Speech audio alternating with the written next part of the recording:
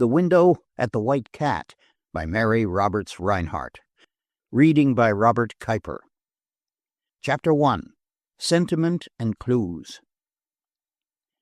In my criminal work, anything that wears skirts is a lady until the law proves her otherwise. From the frayed and slovenly petticoats of the woman who owns a poultry stand in the market and who has grown wealthy by selling chickens at 12 ounces to the pound, or the silk sweep of Mamie Tracy, whose diamonds have been stolen down on the avenue, or the staidly respectable black and middle-aged skirt of the client whose husband has found an affinity partial to laces and fripperies and has run off with her. All the wearers are ladies, and as such announced by Hawes. In fact, he carries it to excess.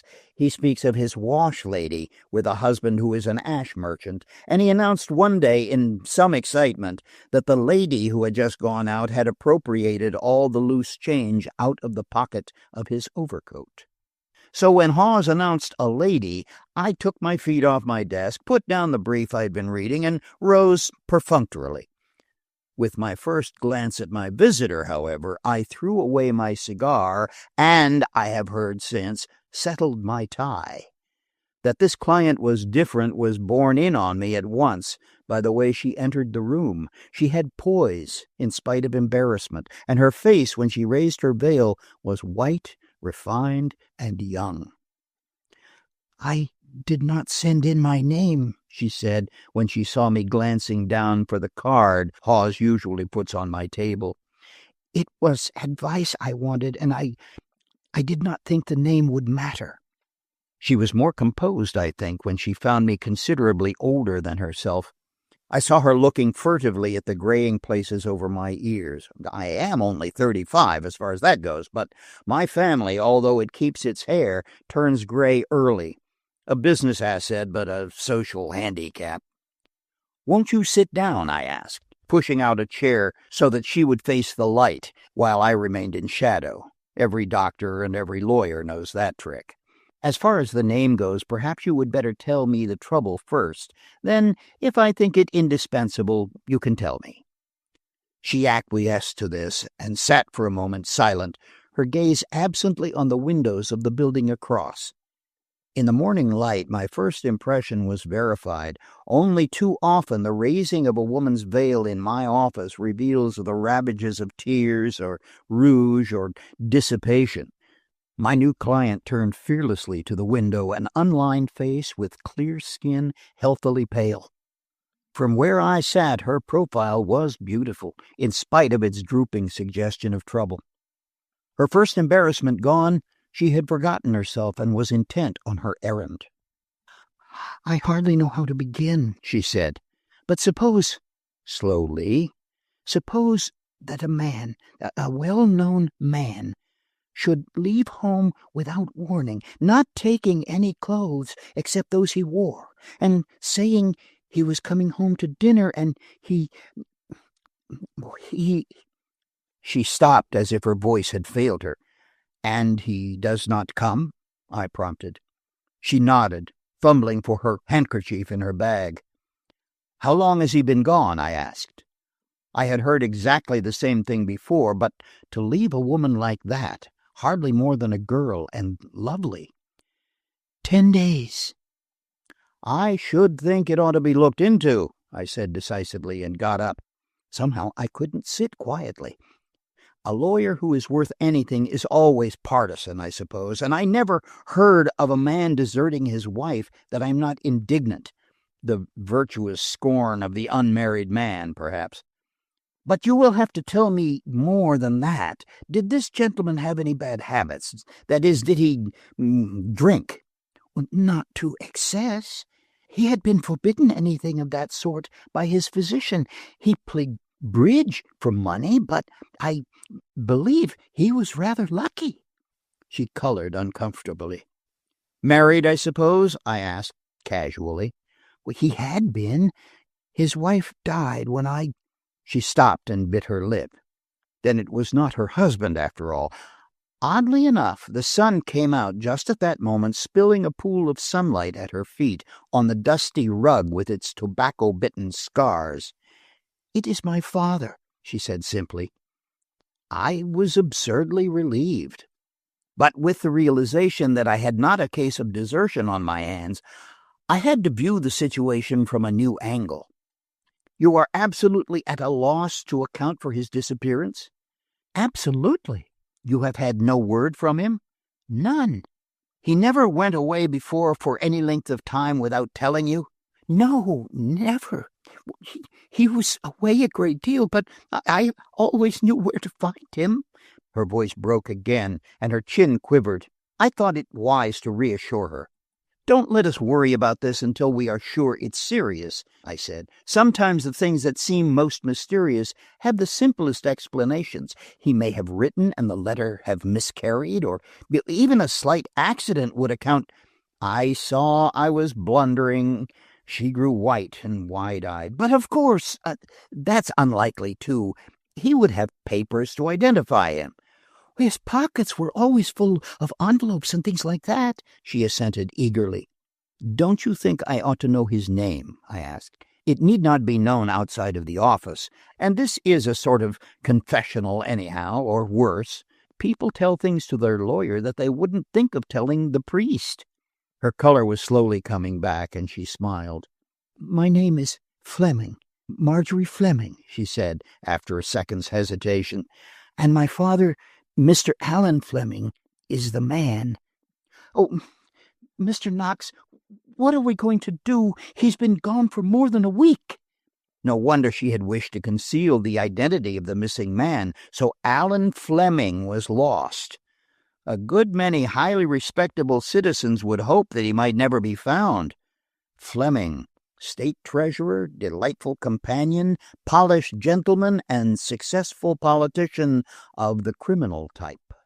Outside in the corridor, the office boy was singing under his breath. Oh, once there was a miller, he sang, who lived in a mill. It brought back to my mind instantly the reform meeting at the city hall a year before, where for a few hours we had blown the feeble spark of protest against machine domination to a flame. We had sung a song to that very tune, and with this white-faced girl across from me, its words came back with revolting truth. It had been printed and circulated through the hall. Oh, once there was a capital that sat on a hill. As it's too big to steal away, it's probably there still. The ring hands in the treasury, and Fleming with a sack. They take it out in wagon loads and never bring it back. I put the song out of my mind with a shudder. I am more than sorry, I said. I was, too. Whatever he may have been, he was her father. And, of course, there are a number of reasons why this ought not to be known, for a time at least. After all, as I say, there may be a dozen simple explanations, and there are exigencies in politics. I hate politics, she broke in suddenly. The very name makes me ill. When I read of women wanting to vote and all that, I wonder if they know what it means to have to be polite to dreadful people. People who have even been convicts and all that. Why, our last butler had been a prize fighter. She sat upright with her hands on the arms of the chair. That's another thing, too, Mr. Knox. The day after Father went away, Carter left, and he has not come back. Carter was the butler. Yes. A white man. Oh, yes. And he left without giving you any warning? Yes. He served luncheon the day after Father went away, and the maids say he went away immediately after. He was not there that evening to serve dinner, but he came back late that night and got into the house using his key to the servants' entrance. He slept there, the maids said, but he was gone before the servants were up, and we have not seen him since. I made a mental note of the butler. We'll go back to Carter again, I said. Your father has not been ill, has he? I mean recently? She considered. I cannot think of anything except that he had a tooth pulled. She was quick to resent my smile. Oh, I know, I'm not helping you, she exclaimed. But I have thought over everything until I cannot think any more.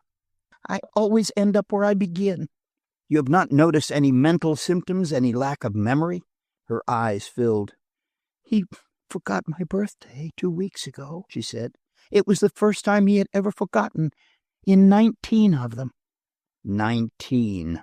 19 from 35 leaves 16. What I meant was this, I explained. People sometimes have sudden and unaccountable lapses of memory, and at those times they are apt to stray away from home. Has your father been worried lately? He has not been himself at all. He has been irritable even to me and terrible to the servants. Only to Carter, he was never ugly to Carter, but I do not think it was a lapse of memory. When I remember how he looked that morning, I believe that he meant then to go away. It shows how he had changed when he could think of going away without a word and leaving me there alone. Then you have no brothers or sisters? None. I came to you. There she stopped. Please tell me how you happened to come to me, I urged. I think you know that I am both honored and pleased. I didn't know where to go, she confessed. So I took the telephone directory, the classified part under attorneys, and after I shut my eyes, I put my finger haphazardly on the page. It pointed to your name. I'm afraid I flushed at this, but it was a wholesome douche, and in a moment I laughed.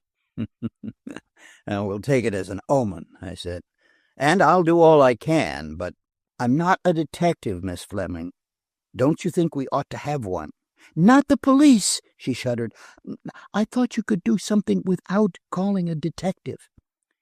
Suppose you tell me what happened the day your father left, and how he went away. Tell me the little things, too. They may be straws that point in a certain direction. In the first place, she began, we live on Monmouth Avenue. There are just the two of us and the servants, a cook, 2 housemaids, a laundress, a butler, and a chauffeur. My father spends much of his time at the capital, and in the last 2 years, since my old governess went back to Germany, at those times I usually go to Mother's sisters at Bellwood, Miss Letitia and Miss Jane Maitland. I nodded. I knew the Maitland ladies well. I had drawn 4 different wills for Miss Letitia in the last year. My father went away on the 10th of May. You say to tell you all about his going, but there's nothing to tell. We have a machine, but it was being repaired. Father got up from breakfast, picked up his hat, and walked out of the house. He was irritated at a letter he had read at the table. Could you find that letter? I asked quickly. He took it with him. I knew he was disturbed, for he did not even say he was going. He took a car, and I thought he was on his way to his office. He did not come home that night, and I went to the office the next morning. The stenographer said he had not been there.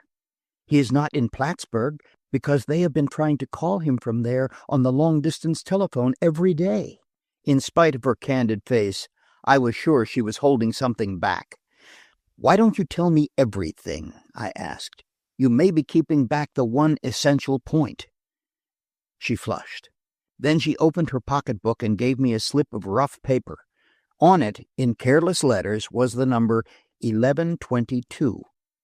That was all. I was afraid you would think it silly, she said.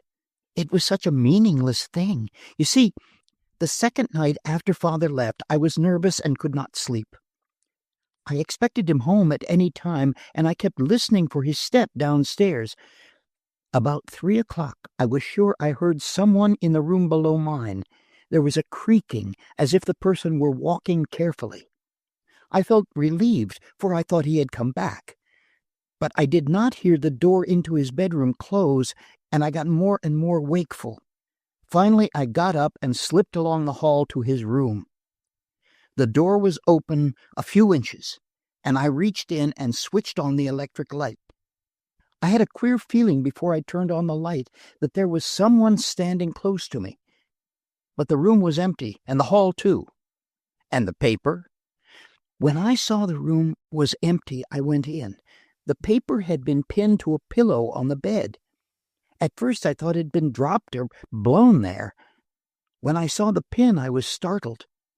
I went back to my room and rang for Annie, the second housemaid, who is also a sort of personal maid of mine. It was 3:30 when Annie came down. I took her into Father's room and showed her the paper. She was sure it was not there when she folded back the bedclothes for the night at 9 o'clock. 11:22, I repeated. Twice 11 is 22, but that isn't very enlightening. No, she admitted. I thought it might be a telephone number, and I called up all the 11:22s in the city. In spite of myself, I laughed, and after a moment she smiled in sympathy. "Oh, we're not brilliant, certainly," I said at last. "In the first place, Miss Fleming, if I thought the thing was very serious, I would not laugh. But no doubt a day or two will see everything straight. But to go back to this 11:22, did you rouse the servants and have the house searched?" "Yes. Annie said Carter had come back, and she went to waken him, but although his door was locked inside, he did not answer.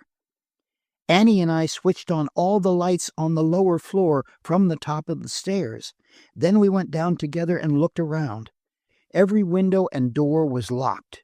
But in Father's study on the first floor, 2 drawers of his desk were standing open.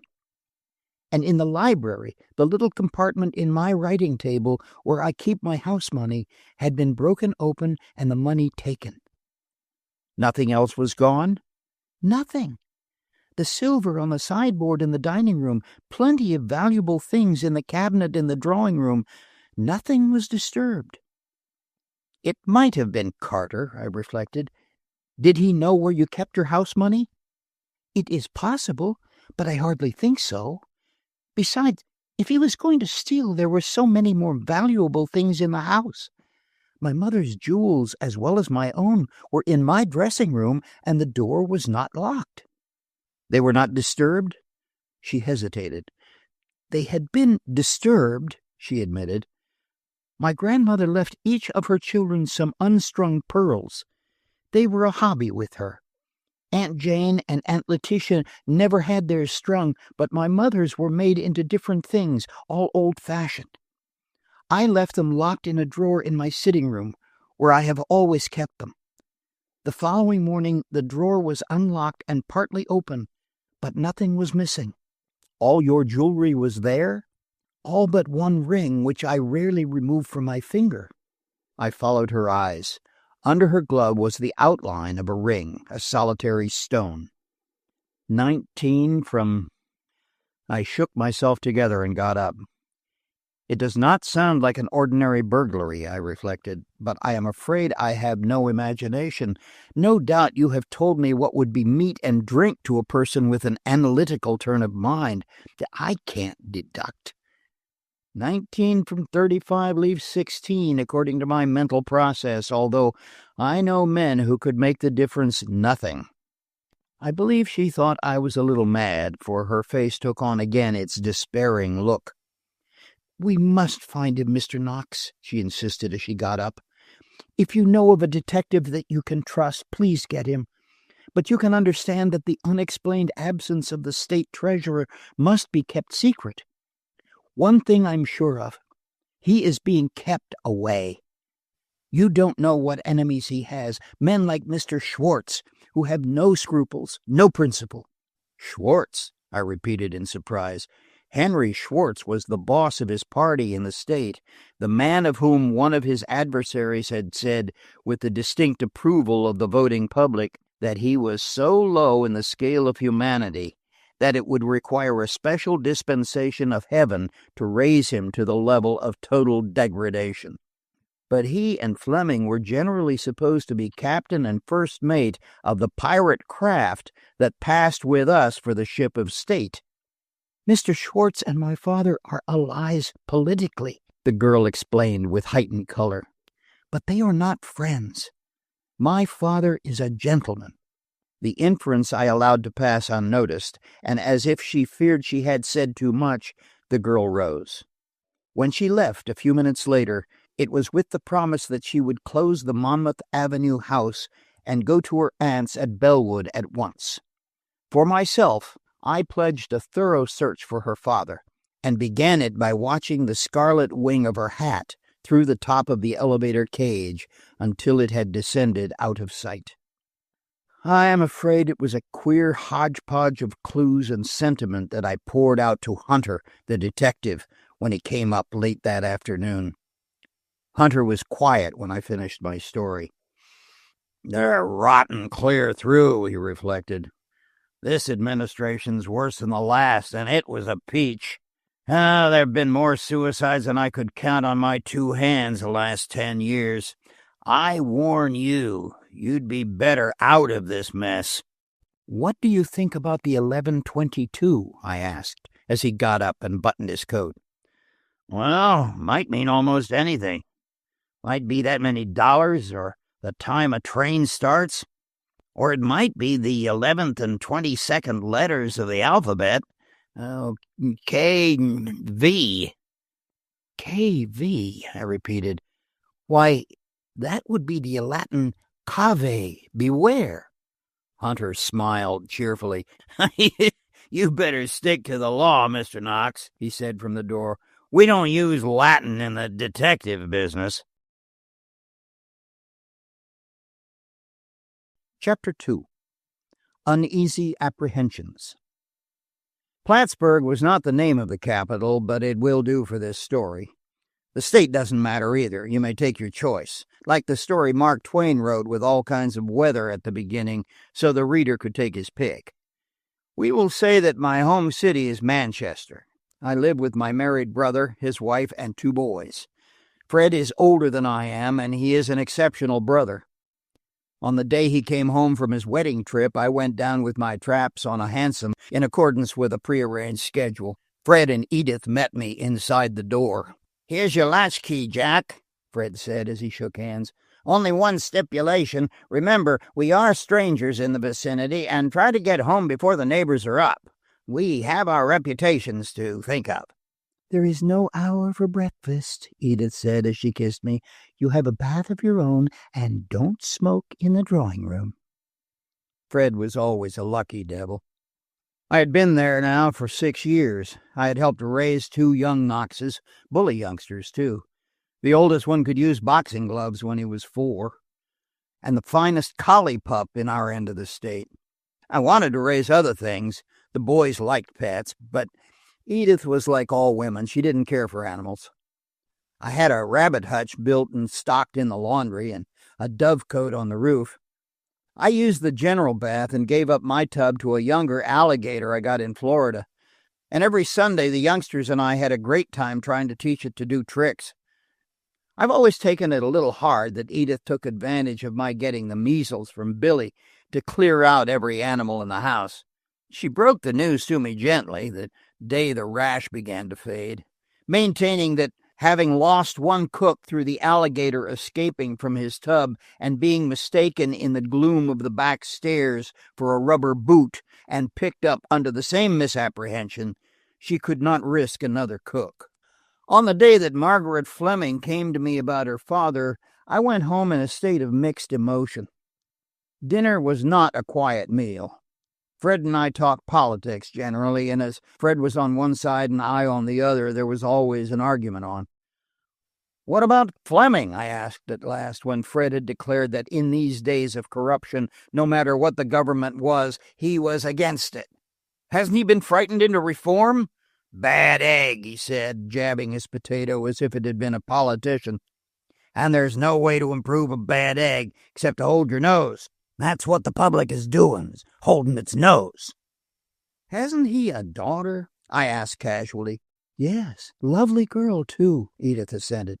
"It is his only redeeming quality." "Fleming is a rascal, daughter or no daughter," Fred persisted. "Ever since he and his gang got poor Butler into trouble and then left him to kill himself as the only way out, I have felt that there was something coming to all of them, Hanson, Schwartz, and the rest. I saw Fleming on the street today." "What?" I exclaimed, almost jumping out of my chair. Fred surveyed me quizzically over his coffee cup. "Hasn't he a daughter?" he quoted. "Yes, I saw him, Jack, this very day, in an unromantic 4-wheeler, and he was swearing at a policeman." "Where was it?" "Chestnut and Union. His cab had been struck by a car, badly damaged, but the gentleman refused to get out. No doubt you could get the details from the corner man." Look here, Fred, I said earnestly, keep that to yourself, will you? And you too, Edith? It's a queer story, and I'll tell you sometime. As we left the dining room, Edith put her hand on my shoulder. Don't get mixed up with those people, Jack, she advised. Margery's a dear girl, but her father practically killed Henry Butler, and Henry Butler married my cousin. You needn't make it a family affair, I protested. I've only seen the girl once. But Edith smiled. I know what I know, she said. How extravagant of you to send Bobby that enormous hobby horse. Boy has to learn to ride sometime. In 4 years he can have a pony, and I'm going to see that he has it. He'll be 8 by that time, Edith laughed. In 4 years, she said. Why, in 4 years you'll... And then she stopped. I'll what? I demanded, blocking the door to the library. You'll be 40, Jack. And it's a mighty unattractive man who gets past 40 without being sought and won by some woman. You'll be buying... I'll be 39, I said with dignity. And as far as being sought and won goes, I am so overwhelmed by Fred's misery that I don't intend to marry at all. If I do, it will be to some girl who turns and runs the other way every time she sees me. The oldest trick in the box, Edith scoffed. What's that thing Fred's always quoting? A woman is like a shadow. Follow her, she flies. Fly from her, she follows. Upon my word, I said indignantly, and you are a woman. I'm different, she retorted. I'm only a wife and mother. In the library, Fred got up from his desk and gathered up his papers. I can't think with you two whispering there, he said. I'm going into the den. As he slammed the door into his workroom, Edith picked up her skirts and scuttled after him. How dare you run away like that, she called. You promised me... The door closed behind her. I went over and spoke through the panels. Follow her, she flies. Fly from her, she follows. Oh, wife and mother, I called. For heaven's sake, Edith, Fred's voice rose irritably. If you and Jack are going to talk all evening, go and sit on his knee and let me alone. Way you two flirt under my nose is a scandal. You hear that, Jack? Good night, Edith, I called. I have left you a kiss on the upper left panel of the door, and I want to ask you one more question. What if I fly from the woman and she doesn't follow? Thank your lucky stars, Fred called in a muffled voice, and I left them to themselves. I had some work to do at the office, work that the interview with Hunter had interrupted, and 8:30 that night found me at my desk. But my mind strayed from the papers before me. After a useless effort to concentrate, I gave it up as, useless.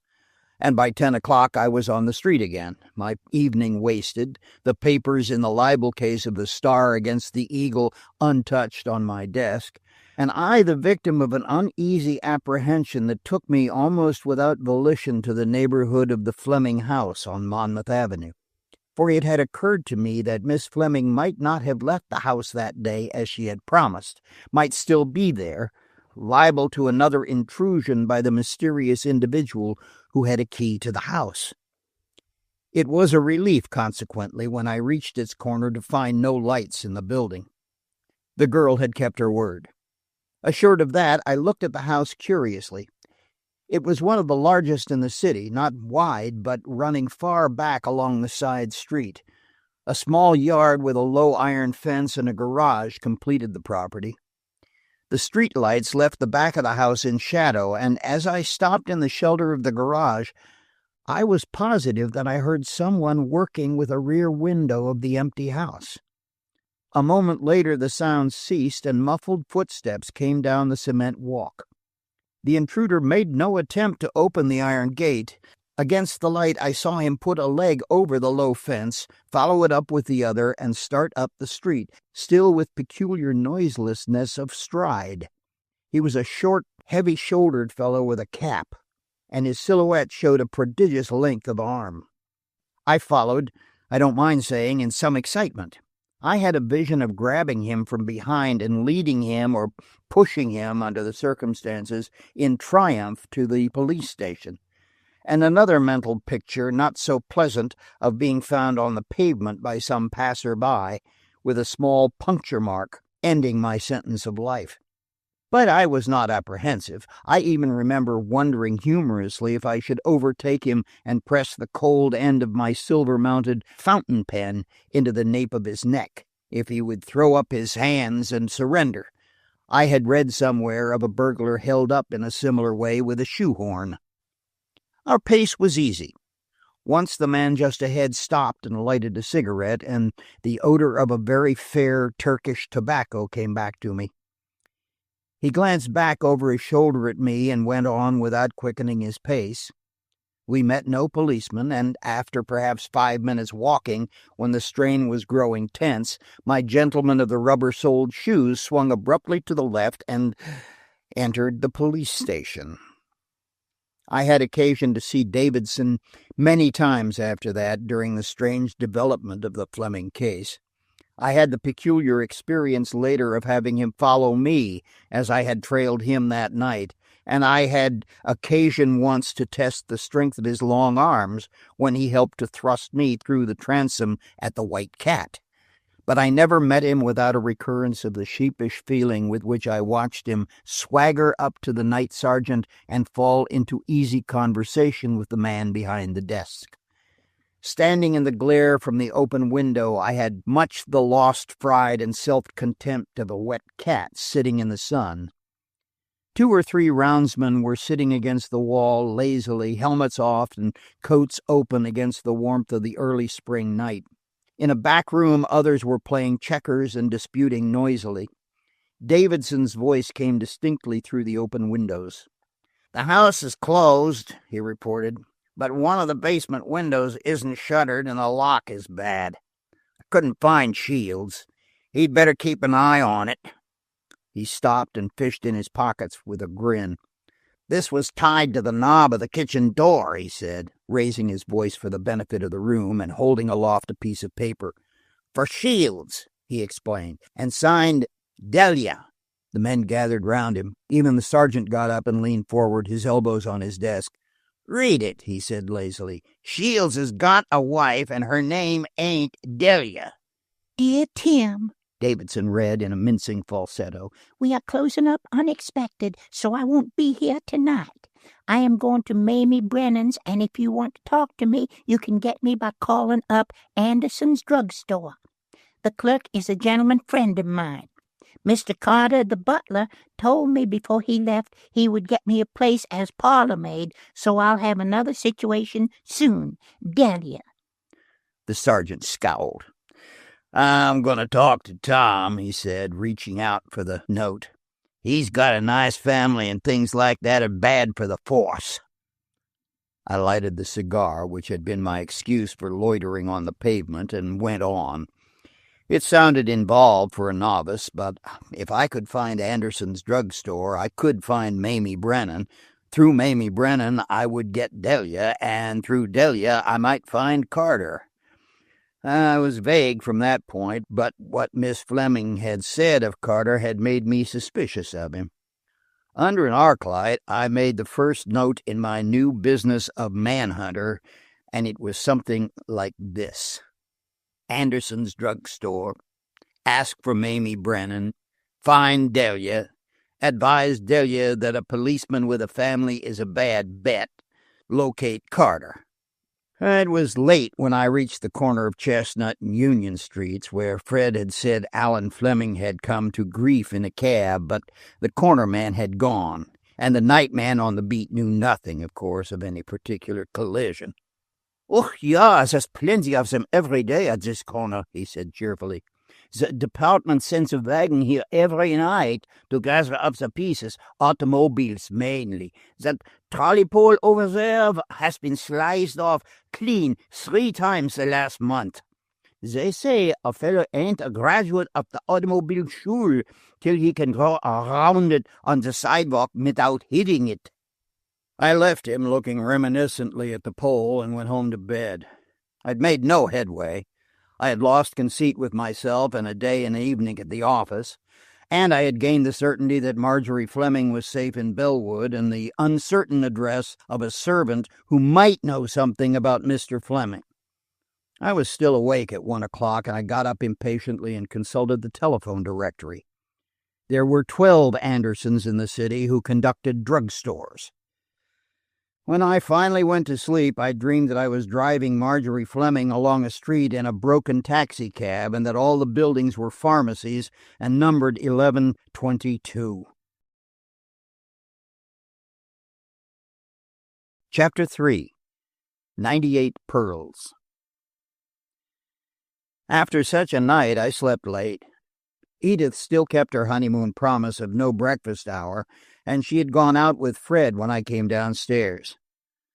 I have great admiration for Edith, for her tolerance with my uncertain hours, for her cheery breakfast room, and the smiling good nature of the servants she engages. I have a theory that show me a sullen servant and I will show you a sullen mistress. Although Edith herself disclaims all responsibility and lays credit for the smile with which Katie brings in my eggs and coffee to largesse on my part. Be that as it may, Katie is a smiling and personable young woman, and I am convinced that had she picked up the alligator on the back stairs and lost part of the end of her thumb, she would have told Edith that she cut it off with a bread knife, and thus have saved to us Bessie the Beloved and her fascinating trick of taking the end of her tail in her mouth and spinning. On that particular morning, Katie also brought me a letter, and I recognized the cramped and rather uncertain writing of Miss Jane Maitland. Dear Mr. Knox, Sister Letitia wishes me to ask you if you can dine with us tonight, informally. She has changed her mind in regard to the Colored Orphans' Home and would like to consult you about it. Very truly yours, Susan Jane Maitland. It's a very commonplace note, and I had had one like it after every board meeting of the orphans' home, Miss Maitland being on principle an aggressive minority. Also having considerable mind, changing it became almost as ponderous an operation as moving a barn, although not nearly so stable. Fred accuses me here of a very bad pun and reminds me quite undeservedly that the pun is the lowest form of humor. I came across Miss Jane's letter the other day when I was gathering the material for this narrative, and I sat for a time with it in my hand, thinking over again the chain of events in which it had been the first link. A series of strange happenings that began with my acceptance of the invitation and that led through ways as dark and tricks as vain as Bret Hart's heathen Chinese ever dreamed of, to the final scene at the White Cat. With the letter, I had filed away a half-dozen articles, and I arranged them all on the desk in front of me. The letter, the bit of paper with 1122 on it that Margery gave me the first time I saw her, a notebook filled with jerky characters that looked like Arabic and were newspaper shorthand, a railroad schedule, a bullet, the latter slightly flattened, a cube-shaped piece of chalk which I put back in its box with a shutter and labeled poison, and a small gold buckle from a slipper at which I did not shudder. I did not need to make the climaxes of my story. They lay before me. I walked to the office that morning, and on the way I found and interviewed the corner man at Chestnut and Union, but he was small assistance. He remembered the incident, but the gentleman in the taxicab had not been heard and refused to give his name, saying he was merely passing through the city from one railroad station to another and did not wish any notoriety. At 11 o'clock, Hunter called up. He said he was going after the affair himself, but that it was hard to stick a dip net into the political puddle without pulling out a lot more than you went after, or than it was healthy to get. He was inclined to be facetious and wanted to know if I had come across any more KVs. Whereupon I put away the notes I had made about Delia and Mamie Brennan, and I heard him chuckle as I rang off. I went to Bellwood that evening. It was a suburban town a dozen miles from the city, with a picturesque station, surrounded by lawns and cement walks. Streetcars had so far failed to spoil its tree-bordered streets. and it was exclusive to the point of stagnation. The Maitland place was at the head of the main street, which at one time had been its drive. Miss Letitia, who was 70, had had sufficient commercial instinct some years before to cut her ancestral acres, their ancestral acres, although Miss Jane hardly counted, into building lots, except perhaps an acre which surrounded the house. Thus the Maitland ladies were reputed to be extremely wealthy, and as they never spent any money, no doubt they were. The homestead, as I knew it, was one of impeccable housekeeping and unmitigated gloom. There was a chill that rushed from the old-fashioned center hall to greet the newcomer on the porch, and that seemed to freeze up whatever in him was spontaneous and cheerful. I had taken dinner at Bellwood before, and the memory was not hilarious. Miss Letitia was deaf, but chose to ignore the fact. With supreme indifference, she would break into the conversation with some wholly alien remark that necessitated a reassembling of one's ideas, making the meal a series of mental gymnastics. Miss Jane, through long practice and because she only skimmed the surface of conversation, took her cerebral flights easily, but I am more unwieldy of mind. Nor was Miss Letitia's dominance wholly conversational. Her sister Jane was her creature, alternately snubbed and bullied. To Miss Letitia, Jane, in spite of her 65 years, was still a child, and sometimes a bad one. Indeed, many a child of 10 is more sophisticated.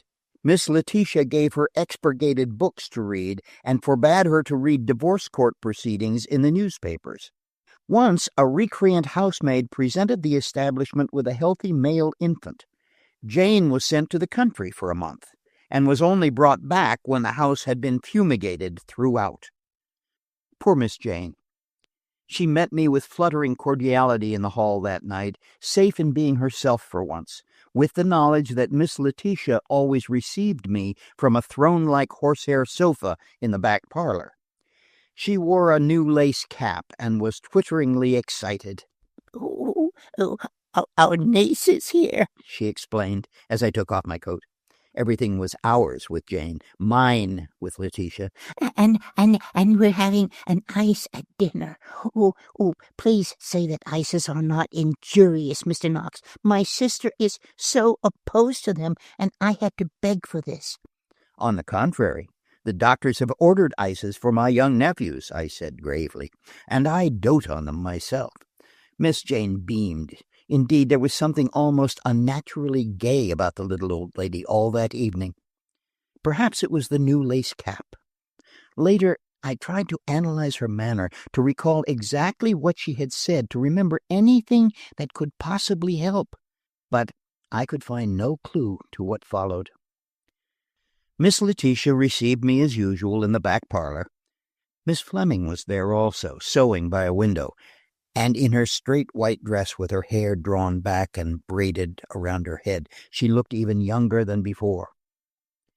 There was no time for conversation. Miss Letitia launched at once into the extravagance of both molasses and butter on the colored orphan's bread, and after a glance at me and a quick comprehension from my face that I had no news for her, the girl at the window bent over her sewing again.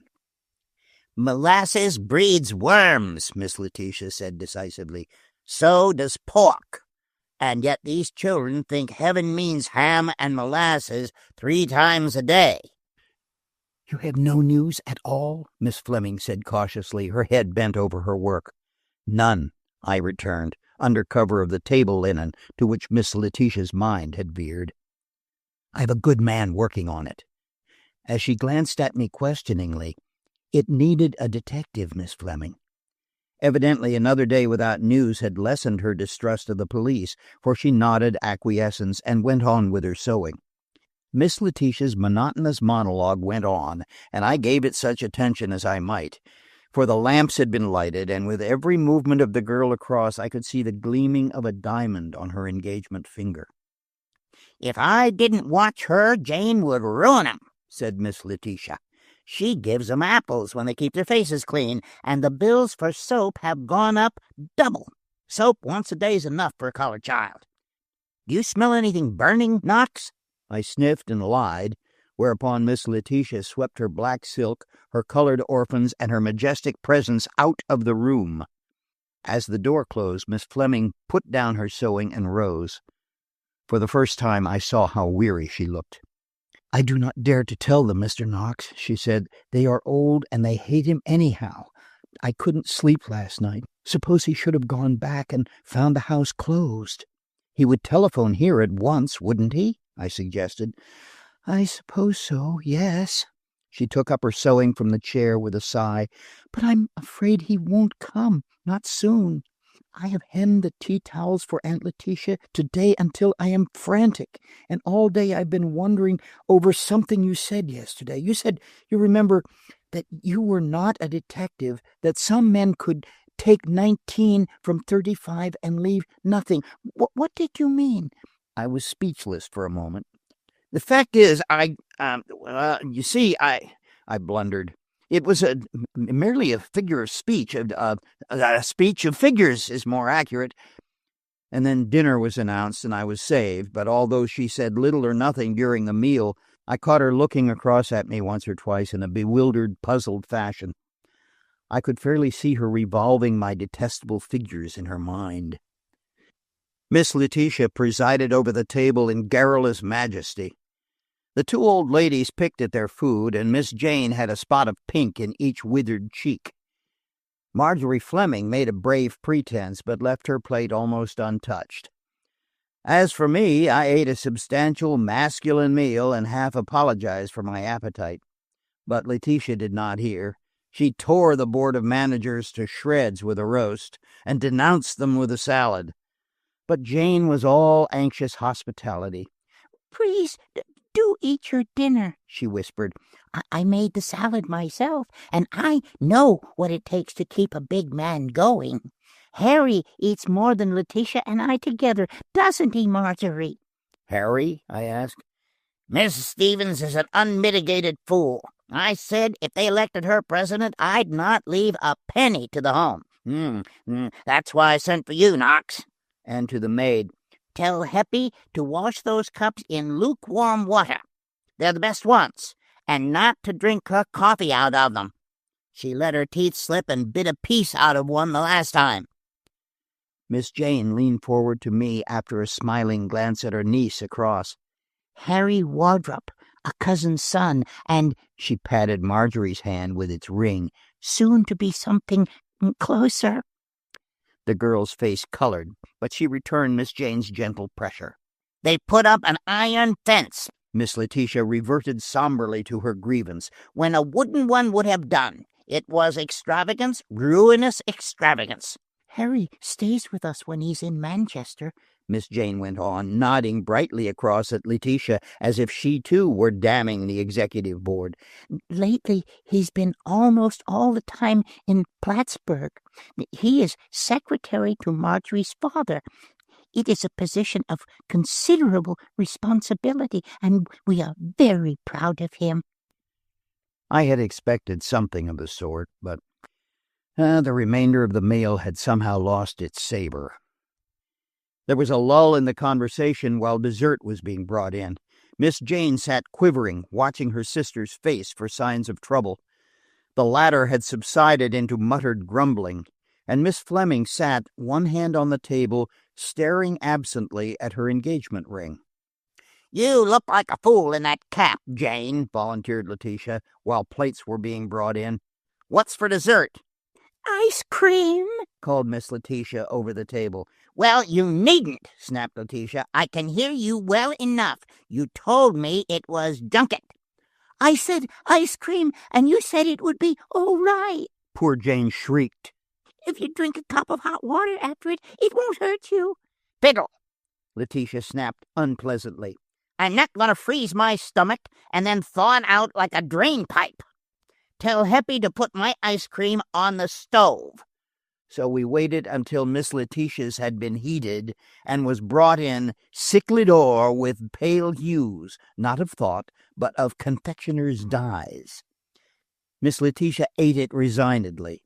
"Like as not, I'll break out. I did the last time," she said gloomily. "I only hope I don't break out in colors." The meal was over finally, but if I had hoped for another word alone with Margery Fleming that evening, I was foredoomed to disappointment.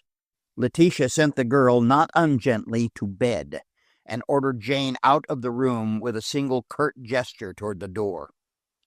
"You'd better wash those cups yourself, Jane," she said. "I don't see any sense anyhow in getting out the best china unless there's real company. Besides, I'm going to talk business." Poor, meek, spiritless Miss Jane. The situation was absurd in spite of its pathos. She confided to me once that never in her 65 years of life had she bought herself a gown or chosen the dinner. She was snubbed with painstaking perseverance and sent out of the room when subjects requiring frank handling were under discussion. She was as unsophisticated as a baby, as poor Miss Jane again. When the door was closed behind her, Miss Letitia listened for a moment, got up suddenly, and crossed the room with amazing swiftness for her years, pounced on the knob, and threw it open once again, but the passage was empty. Miss Jane's slim little figure was disappearing into the kitchen. The older sister watched her out of sight, and then returned to her sofa without deigning explanation. "I didn't want to see you about the will, Mr. Knox," she began without prelude. "The will can wait. I ain't gonna die just yet, not if I know anything. But although I think you'd look a heap better and more responsible if you wore some hair on your face, still in most things I think you're a man of sense. And you're not too young.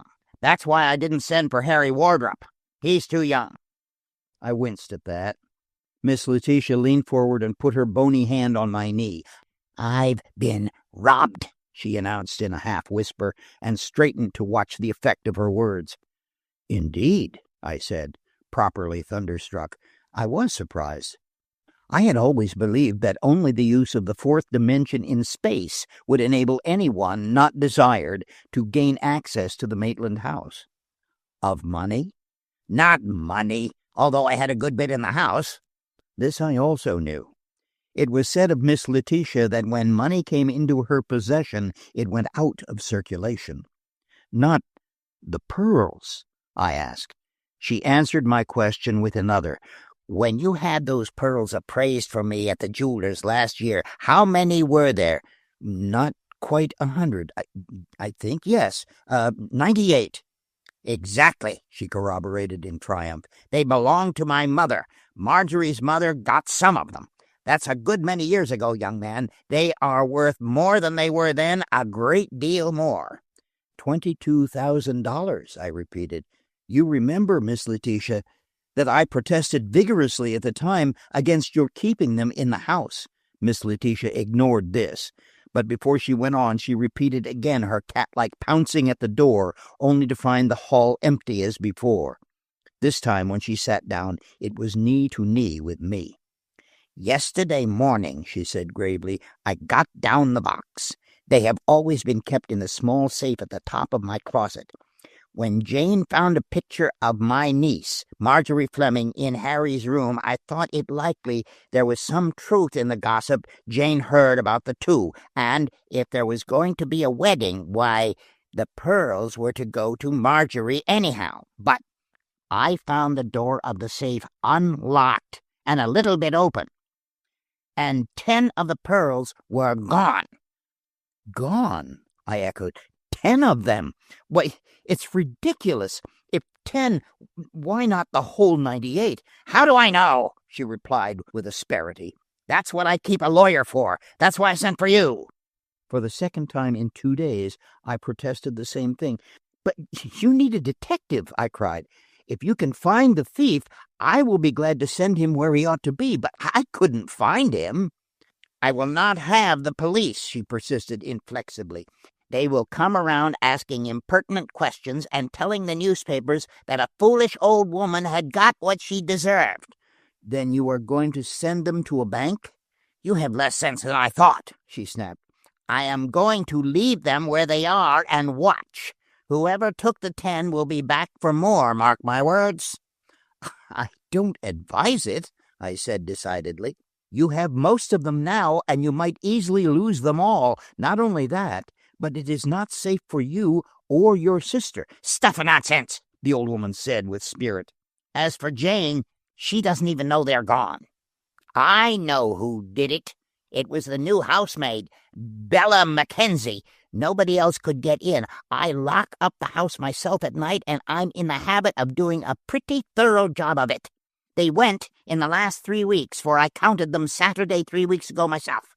The only persons in the house in that time except ourselves were Harry, Bella, and Hepzibah, who's been here for 40 years and wouldn't know a pearl from a pickled onion. Then what do you want me to do? I asked. Have Bella arrested and her trunk searched? I felt myself shrinking in the old lady's esteem every minute. Her trunk, she said scornfully. I turned it inside out this morning, pretending I thought she was stealing the laundry soap. Like as not, she has them buried in the vegetable garden. What I want you to do is stay here for 3 or 4 nights to be on hand.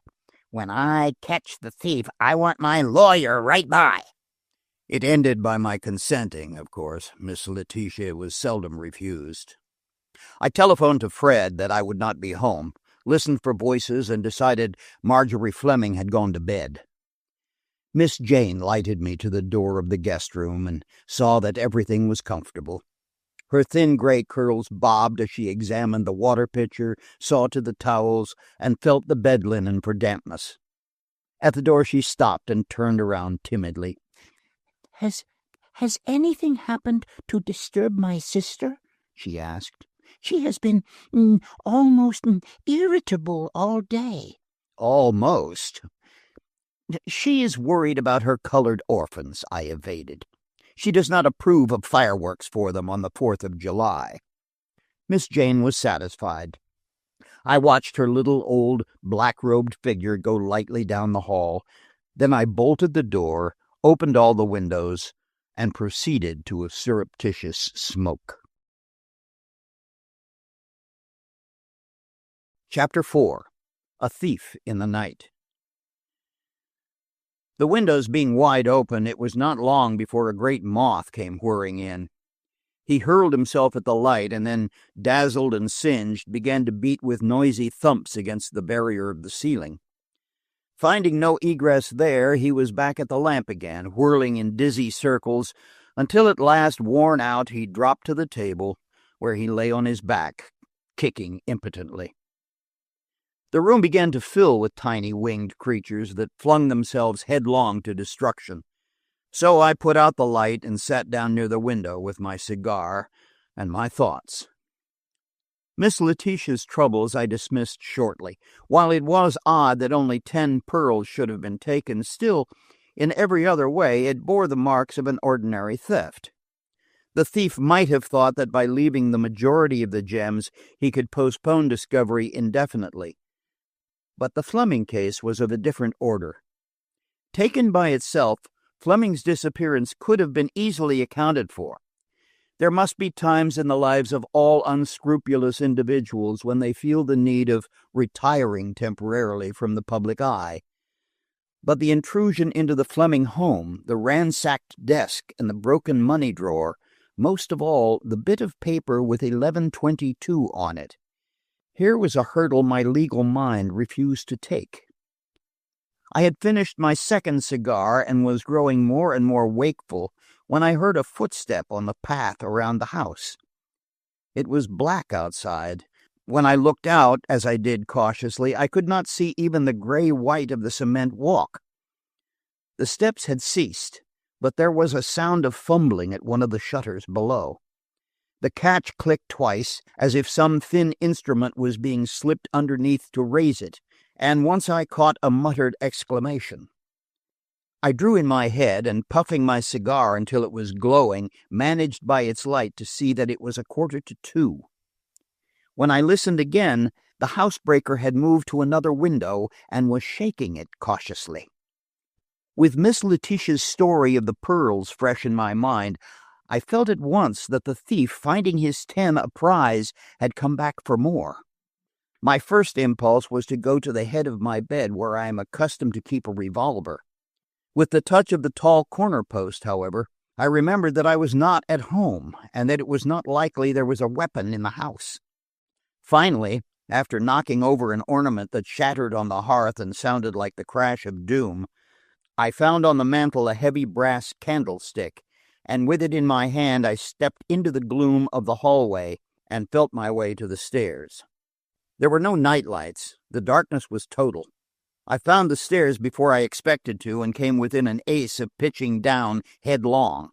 I had kicked off my shoes, a fact which I regretted later. Once down the stairs, I was on more familiar territory. I went at once into the library, which was beneath my room, but the sounds at the window had ceased. I thought I heard steps on the walk, going toward the front of the house. I wheeled quickly and started for the door, when something struck me a terrific blow on the nose. I reeled back and sat down, dizzy and shocked. It was only when no second blow followed the first that I realized what had occurred. With my two hands out before me in the blackness, I had groped, one hand on either side of the open door, which, of course, I had struck violently with my nose. Afterward, I found it had bled considerably, and my collar and tie must have added to my ghastly appearance. My candlestick had rolled under the table, and after crawling around on my hands and knees, I found it. I had lost, I suppose, 3 or 4 minutes, and I was raging at my awkwardness and stupidity. No one, however, seemed to have heard the noise. For all her boasted watchfulness, Miss Letitia must have been asleep. I got back into the hall from there to the dining room. Someone was fumbling at the shutters there, and as I looked, they swung open. It was so dark outside, with the trees and the distance from the street, that only the creaking of the shutter told it had opened. I stood in the middle of the room with one hand firmly clutching my candlestick, but the window refused to move. The burglar seemed to have no proper tools. He got something under the sash, but it snapped, and through the heavy plate glass I could hear him swearing. Then he abruptly left the window and made for the front of the house. I blundered in the same direction, my unshod feet striking on projecting furniture and causing me agonies, even through my excitement.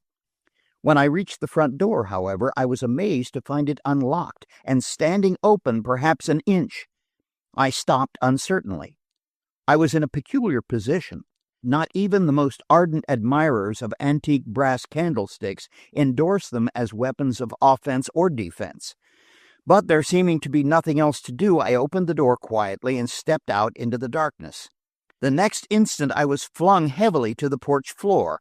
I'm not a small man by any means, but under the fury of that onslaught I was a child.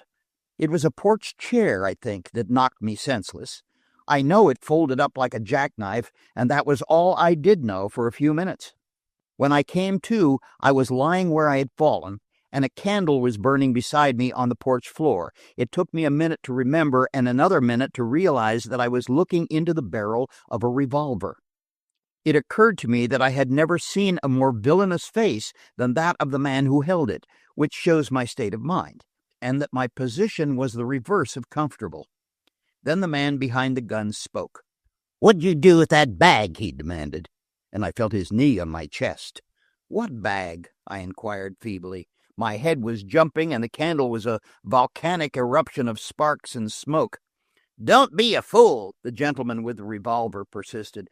"If I don't get that bag within 5 minutes, I'll fill you as full of holes as a cheese."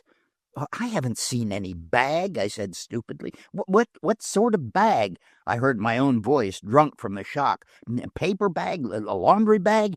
"You've hidden it in the house," he said, bringing the revolver a little closer with every word. My senses came back with a jerk, and I struggled to free myself. "Go in and look," I responded. "Let me up from here, and I'll take you in myself." The man's face was a study in amazement and anger. "You'll take me in, you—" He got up without changing the menacing position of the gun. "You walk in there. Here, carry the candle and take me to that bag. Quick, do you hear?" I was too bewildered to struggle.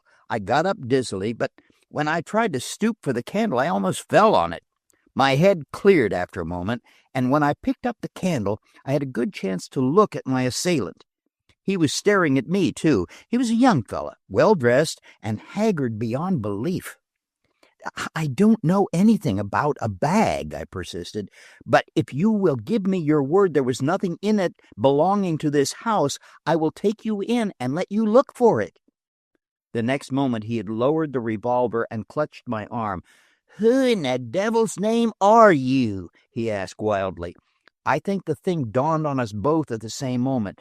"My name is Knox," I said coolly, feeling for my handkerchief. My head was bleeding from a cut over the ear. "John Knox." "Knox?" Instead of showing relief, his manner showed greater consternation than ever. He snatched the candle from me and, holding it up, searched my face. "Then, good God, where is my traveling bag?" "I have something in my head where you hit me," I said. "Perhaps that is it." But my sarcasm was lost on him. "I am Harry Wardrop," he said, "and I've been robbed, Mr. Knox.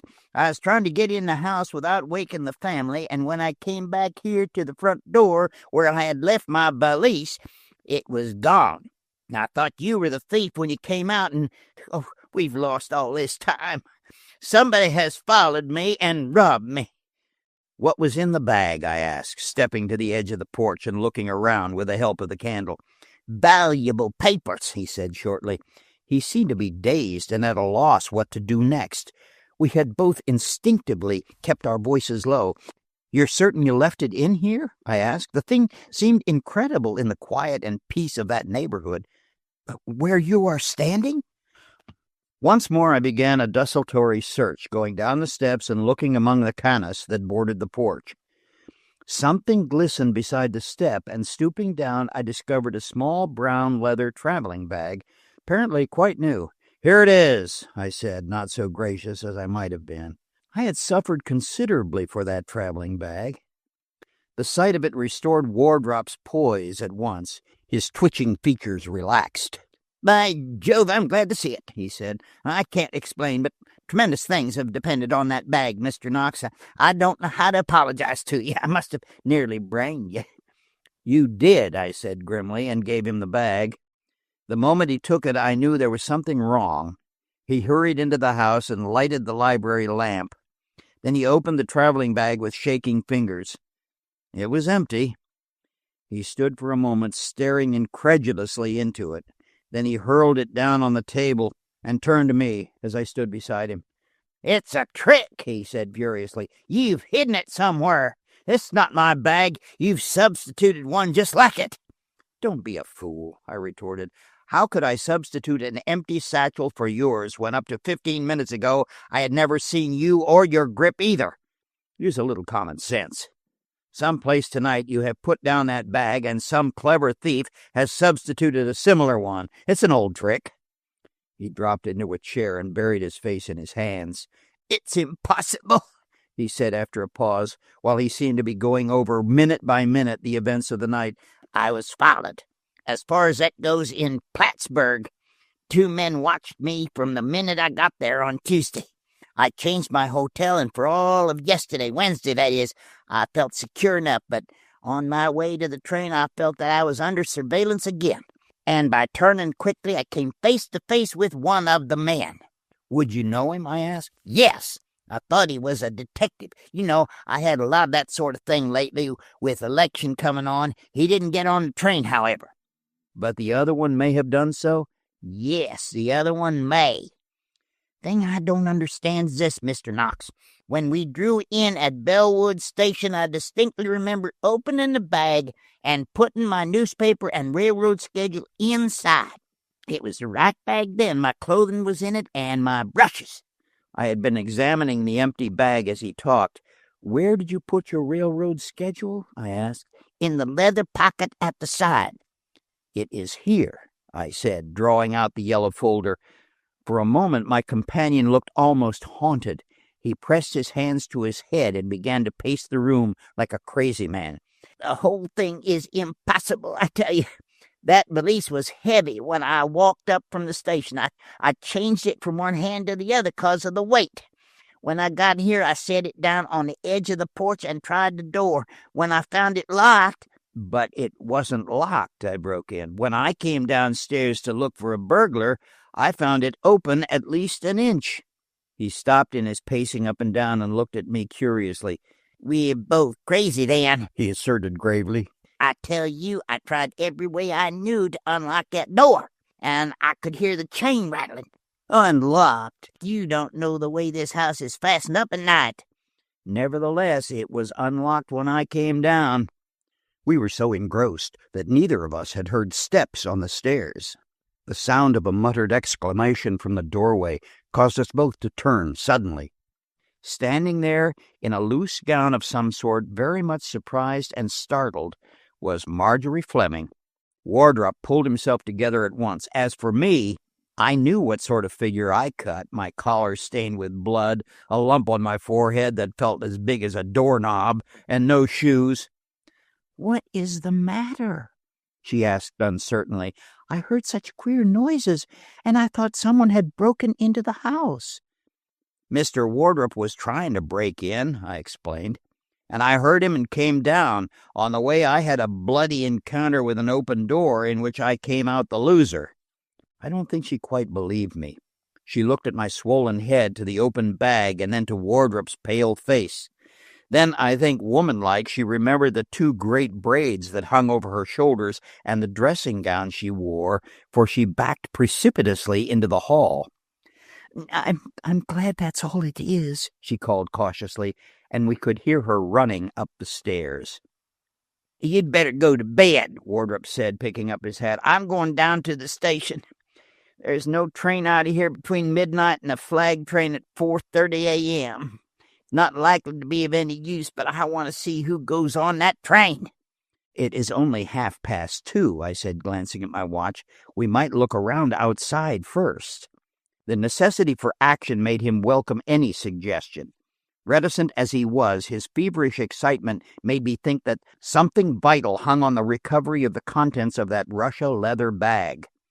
I found a lantern somewhere in the back of the house, and together we went over the grounds. It did not take long, and we found nothing. As I look back on that night, the key to what had passed and to much that was coming was so simple, so direct, and yet we missed it entirely. Nor, when bigger things developed and Hunter's trained senses were brought into play, did he do much better. It was some time before we learned the true inwardness of the events of that night. At 5 o'clock in the morning, Wardrop came back exhausted and nerveless. No one had taken the 4:30. The contents of the bag were gone, probably beyond recall. I put my dented candlestick back on the mantel and prepared for a little sleep, blessing the deafness of old age, which had enabled the Maitland ladies to sleep through it all. I tried to forget the queer events of the night, but the throbbing of my head kept me awake, and through it all one question obtruded itself. Who had unlocked the front door and left it open? Chapter 5. Little Miss Jane. I was almost unrecognizable when I looked at myself in the mirror the next morning, preparatory to dressing for breakfast. My nose boasted a new arch, like the back of an angry cat, making my profile Roman and ferocious, and the lump on my forehead from the chair was swollen, glassy, and purple.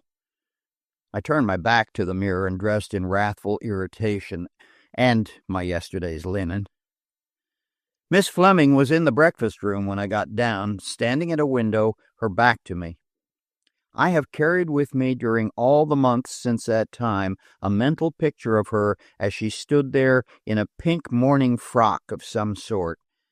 But only the other day, having mentioned this to her, she assured me that the frock was blue, that she didn't have a pink garment at the time of this story opens, and that if she did, she positively didn't have it on. And thus, having flouted my eye for color, she maintains that she did not have her back to me, for she distinctly saw my newly raised bridge as I came down the stairs. So I amend this. Miss Fleming, in a blue frock, was facing the door when I went into the breakfast room. Of one thing I am certain, she came forward and held out her hand. "Good morning," she said. "What a terrible face." "It isn't mine," I replied meekly. "My own face is beneath these excrescences. I tried to cover the bump on my forehead with French chalk, but it only accentuated the thing, like snow on a mountain top." "The purple peaks of Darien," she quoted, pouring me my coffee. "Do you know, I feel so much better since you have taken hold of things. Aunt Letitia thinks you are wonderful." I thought ruefully of the failure of my first attempt to play the sleuth, and I disclaimed any right to Miss Letitia's high opinion of me. From my dogging the watchman to the police station to Delia and her note was a short mental step. "Before anyone comes down, Miss Fleming," I said, "I want to ask a question or two. What was the name of the maid who helped you search the house that night?" "Annie." "And what other maids did you say there were?" "Delia and Rose." "Do you know anything about them? Where they come from, or where they went?" She smiled a little. "What does one know about new servants?" she responded. "They bring you references, but references are the price most women pay to get rid of their servants without a fuss. Rose was fat and old, but Delia was pretty. I thought she rather liked Carter." "Carter as well as Shields, the policeman. I put Miss Delia down as a flirt." "And you have no idea where Carter went?" "None." Wardrop came in then, and we spoke of other things. The two elderly ladies, it seemed, had tea and toast in their rooms when they wakened, and the three of us breakfasted together. But conversation languished with Wardrop's appearance. He looked haggard and worn, avoided Miss Fleming's eyes, and after ordering eggs instead of his chop, looked at his watch and left without touching anything. "I want to get to 9:30, Margie," he said, coming back with his hat in his hand. "I may not be out to dinner. Tell Miss Letitia, will you?" He turned to go, but on second thought came back to me and held out his hand. "I may not see you again," he began. "Not if I see you first," I interrupted. He glanced at my mutilated features and smiled. "I have made you a Maitland," he said. "I didn't think anything but a prodigal nature could duplicate Miss Letitia's nose. I'm honestly sorry, Mr. Knox, and if you do not want Miss Jane at that bump with a cold silver knife and some butter, you better duck before she comes down. Goodbye, Margie." I think the girl was as much baffled as I was by the change in his manner when he spoke to her. His smile faded, and he hardly met her eyes. I thought his aloofness puzzled rather than hurt her. When the house door was closed behind him, she dropped her chin in her hand and looked across the table. "You did not tell me the truth last night, Mr. Knox," she said. "I have never seen Harry look like that. Something has happened to him." "Well, he was robbed of his traveling bag," I explained on Fred's theory that half a truth is better than a poor lie. "It's a humiliating experience, I believe. A man will throw away thousands or gamble them away with more equanimity than he'll see someone making off with his hairbrushes or his clean collars." "His traveling bag," she repeated scornfully. "Mr. Knox, something has happened to my father, and you and Harry are hiding it from me." "On my honor, it is nothing of the sort," I hastened to assure her. "I saw him for only a few minutes, just long enough for him to wreck my appearance." "He did not speak of father?" "No." She got up and crossed to the wooden mantel, put her arms upon it, and leaned her head against them. "I wanted to ask him," she said drearily, "but I'm afraid to. Suppose he doesn't know, and I should tell him. He would go to Mr. Schwartz at once, and Mr. Schwartz is treacherous. The papers would get it, too." Her eyes filled with tears, and I felt as awkward as a man always does when a woman begins to cry. If he knows her well enough, he can go over and pat her on the shoulder and assure her it's going to be all right. If he does not know her, and there are two maiden aunts likely to come in at any minute, he sits still, as I did, and waits until the storm clears.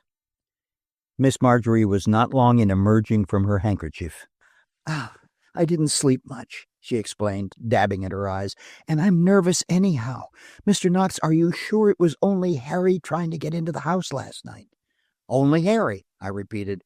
"If Mr. Wardrop's attempt to get into the house leaves me in this condition, what would a real burglar have done to me?" She was too intent to be sympathetic over my disfigured face. "There was someone moving about upstairs not long before I came down," she said slowly. "You heard me. I almost fell down the stairs." "Did you brush past my door and strike the knob?"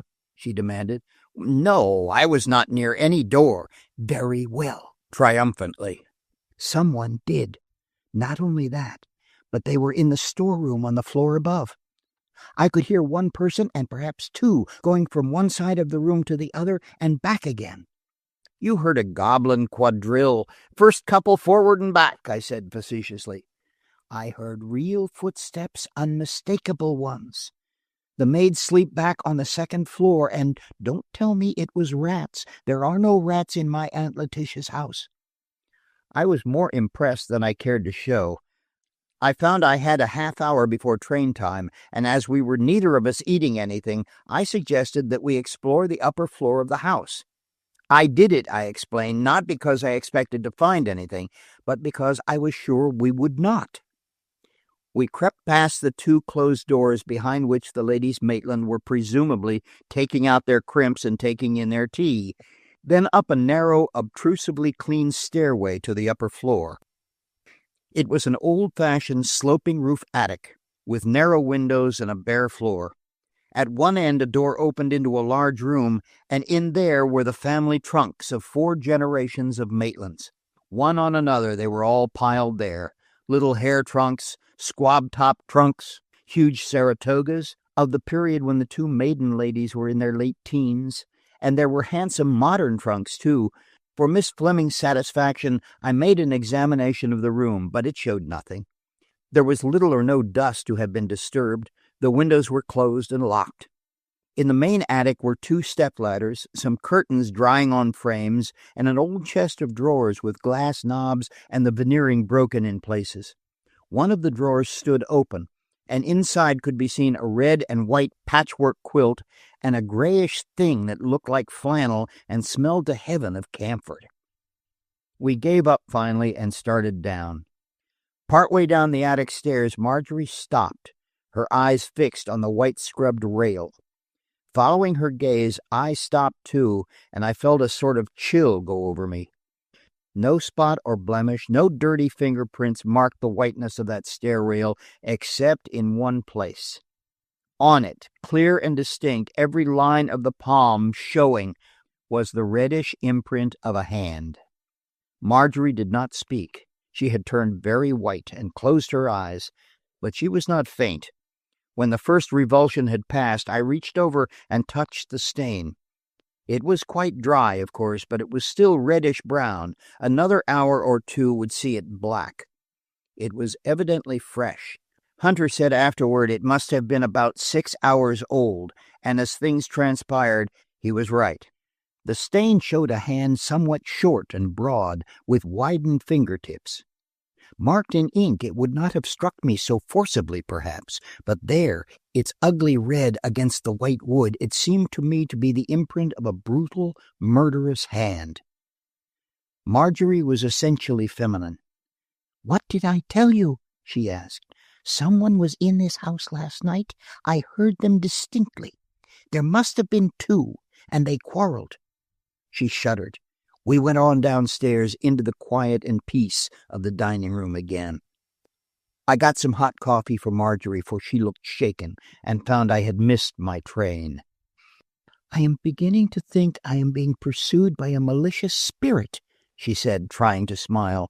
"I came away from home because people got into the house at night and left queer signs of their visits, and now, here at Bellwood, where nothing ever happens, the moment I arrive things begin to occur. And just as it was at home, the house was so well locked last night."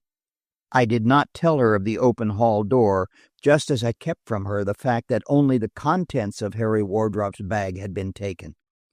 That it had all been the work of one person, and that that person, having in some way access to the house, had also stolen the pearls, was now my confident belief.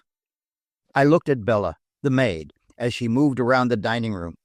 Her stolid face was not even intelligent, certainly not cunning.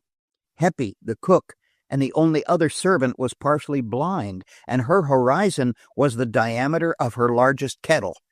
No, it had not been a servant, this mysterious intruder who passed the Maitland silver on the sideboard without an attempt to take it, and who floundered around the attic at night in search of nothing more valuable than patchwork quilts and winter flannels. It was strange to look back and think how quietly we sat there, that we could see nothing but burglary, or an attempt at it, in what we had found. It must have been after 9 o'clock when Bella came running into the room. Ordinarily a slow and clumsy creature, she almost flew. She had a tray in her hand and the dishes were rattling and threatening overthrow at every step. She brought up against a chair and a cup went flying. The breaking of a cup must have been a serious offense in Miss Letitia Maitland's house, but Bella took no notice whatever of it. Miss Jane, she gasped. Miss Jane, she's Hurt? Margery exclaimed, rising and clutching at the table for support. No, gone. She's been run off with. Nonsense, I said, seeing Margery's horrified face. Don't come in here with such a story.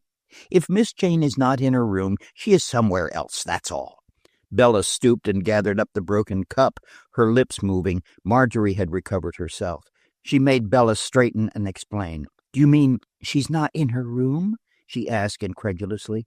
Isn't she somewhere around the house?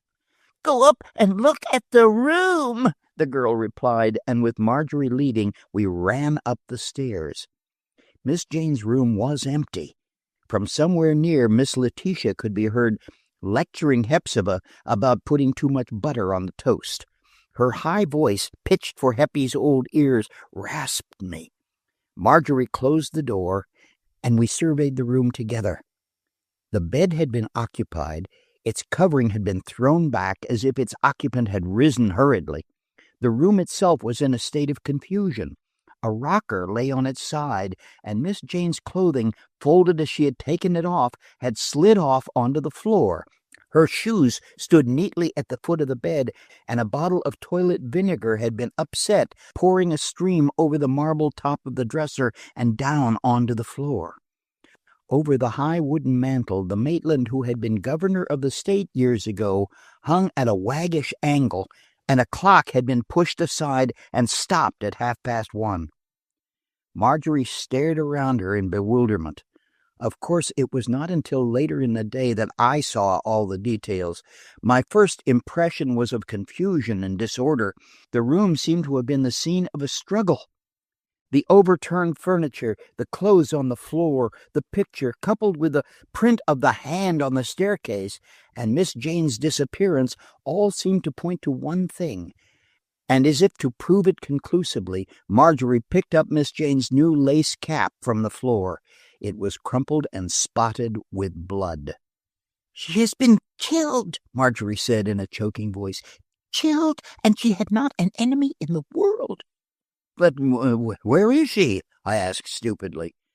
Margery had more presence of mind than I had. I suppose it's because a woman's courage is mental and a man's physical, that in times of great strain women always make the better showing. Yeah, while I was standing in the middle of the room, staring at the confusion around me, Margery was already on her knees looking under the high four-post bed. Finding nothing there, she went to the closet. It was undisturbed. Pathetic rows of limp black dresses, and on the shelves 2 black crepe bonnets, were mute reminders of the little old lady. But there was nothing else in the room. Call Robert the gardener, Margery said quickly, and have him help you search the grounds and cellars. I will take Bella and go through the house. Above everything, keep it from Aunt Letitia as long as possible. It takes a short time to search an acre of lawn and shrubbery. There was no trace of the missing woman anywhere outside the house, and from Bella, as she sat at the foot of the front stairs with her apron over her head, I learned in a monosyllable that nothing had been found in the house. Margery was with Miss Letitia, and from the excited conversation I knew she was telling her not the harrowing details, but that Miss Jane had disappeared during the night. The old lady was inclined to scoff at first. "Look in the fruit closet in the storeroom," I heard her say. "She's let the spring latch shut on her twice. She was black in the face last time I found her." I did look. She's not there, Margery screamed at her. "Then she's out looking for stump water to take that wart off her neck. She said yesterday she was going for some." "But her clothes are all here," Margery persisted. "We think someone must have got in the house." "If all her clothes are there, she's been sleepwalking," Miss Letitia said calmly. "We used to have to tie her by a cord round her ankle and fasten it to the bedpost. when she tried to get up the corded pull and wake her. I think after a time, however, some of Margery's uneasiness communicated itself to the older woman. She finished dressing and fumed when we told her we had locked Miss Jane's door and mislaid the key. Finally, Margery got her settled in the back parlor with some peppermints and her knitting, and she had a feeling, she said, that Jane had gone off after the stump water and lost her way, and I told Margery to keep her in that state of mind as long as she could. I sent for Hunter that morning, and he came at 3:00. I took him through the back entrance to avoid Miss Letitia. I think he had been skeptical until I threw open the door and showed him the upset chair, the old lady's clothing, and the blood-stained lace cap. His examination was quick and thorough. He took a crumpled sheet of notepaper out of the wastebasket and looked at it. Then he stuffed it in his pocket. He sniffed the toilet water, called Margery and asked her if any clothing was missing, and on receiving a negative answer asked if any shawls or wraps were gone from the halls or other rooms. Margery reported nothing missing. Before he left the room, Hunter went back and moved the picture which had been disturbed over the mantel. What he saw made him get a chair and, standing on it, take the picture from its nail. Thus exposed, the wall showed an opening about a foot square and perhaps 18 inches deep. A metal door opening in was unfastened and ajar, and just inside was a copy of a recent sentimental novel and a bottle of some sort of complexion cream. In spite of myself, I smiled. It was so typical of the dear old lady, with the heart of a girl and a skin that was losing its roses. But there was something else in the receptacle, something that made Margery Fleming draw in her breath sharply and made Hunter raise his eyebrows a little and glance at me. The something was a scrap of unruled white paper, and on it the figures 1122. Chapter 6. A Fountain Pen. Harry Wardrop came back from the city at 4:00 while Hunter was in the midst of his investigation. I met him in the hall and told him what had happened, and with this new apprehension added to the shock of the night before, he looked as though his nerves were ready to snap. Wardrop was a man of perhaps 27, as tall as I, although not so heavy, with direct blue eyes and fair hair, altogether a manly and prepossessing sort of fellow. I was not surprised that Margery Fleming had found him attractive. He had the blonde hair and offhand manner the women seem to like. I am dark myself. He seemed surprised to find Hunter there, and not particularly pleased, but he followed us to the upper floor and watched silently while Hunter went over the 2 rooms. Besides the large chest of drawers in the main attic, Hunter found perhaps 6 drops of blood, and on the edge of the open drawer there were traces of more. In the inner room, 2 trunks had been moved out nearly a foot, as he found by the faint dust that had been under them. With a stain on the stair rail, that was all he discovered, and it was little enough. Then he took out his notebook, and there among the trunks we had a little séance of our own, in which Hunter asked questions, and whoever could do so answered them. "Have you a pencil or pen, Mr. Knox?" he asked me, but I had none. Wardrop felt his pockets with no better success. "I've lost my fountain pen somewhere around the house today," he said irritably. "Here's a pencil, not much of a one." Hunter began his interrogations. "How old was Miss Maitland? Miss Jane, I mean?" 65, from Margery. "She'd always seemed rational, not eccentric or childish?" "Not at all. Sanest woman I ever knew." This from Wardrop. "Has she ever, to your knowledge, received any threatening letters?" Never in all her life, from both of them promptly. "You heard sounds, you say, Miss Fleming, at what time?" About 1:30, or perhaps a few minutes later. The clock struck 2 while I was still awake and nervous." "Well, this person who was walking through the attic here, would you say it was a heavy person, a man, I mean?" Margery stopped to think. "Yes," she said finally. "It was very stealthy, but I think it was a man's step." "You heard no sounds of a struggle, no voices, no screams?" "None at all. she said positively, and I added my quota. There could have been no such sounds, I said. I sat in my room and smoked until 1:45. I heard nothing until then, when I heard Mr. Wardrop trying to get into the house. I went down to admit him, and I found the front door open about an inch.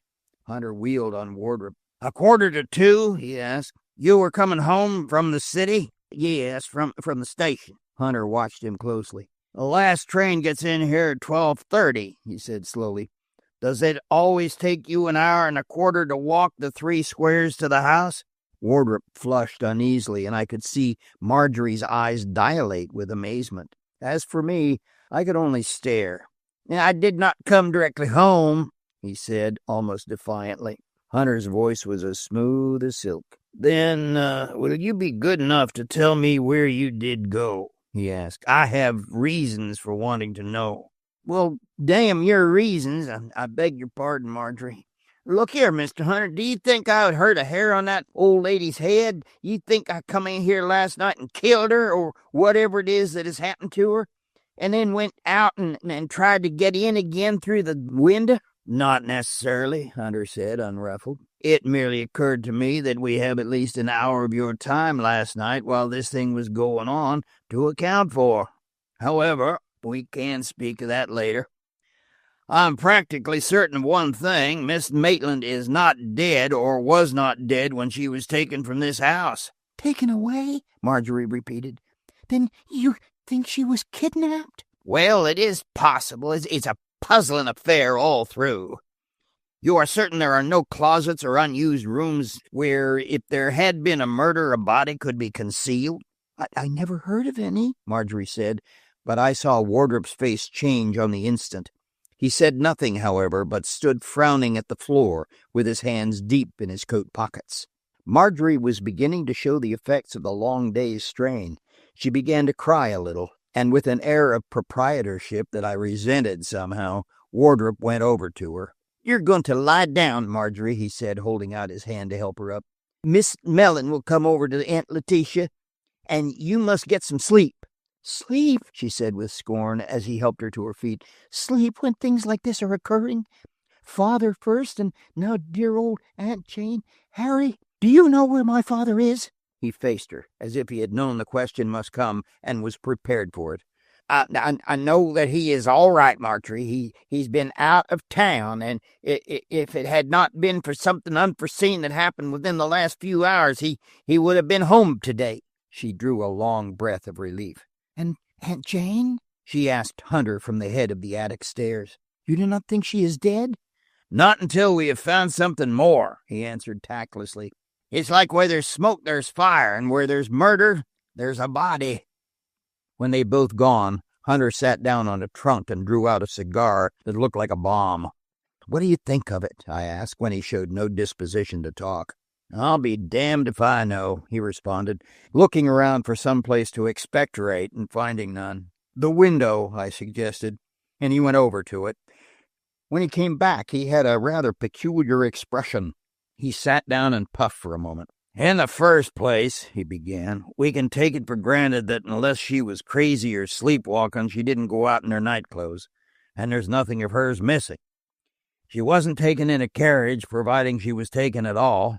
There's not a mark of wheels on that drive newer than a week. Besides, you say you heard nothing. Nothing, I said positively. Then, unless she went away in a balloon where it wouldn't matter what she had on, she is still around the premises. Depends on how badly she was hurt. Are you sure it was she who was hurt? I asked. That print of a hand, that is not Miss Jane's. In reply, Hunter led the way down the stairs to the place where the stain on the stair rails stood out, ugly and distinct. He put his own heavy hand on the rail just below it. Suppose you grip something very hard. What happens to your hand? It spreads, I acknowledged, seeing what he meant. Now, look at that stain. Look at the short fingers. Why, it's a child's hand next to mine. The breadth is from pressure. It might be figured out this way. The fingers, you notice, point down the stairs. In some way, let us say the burglar, for want of a better name, gets into the house.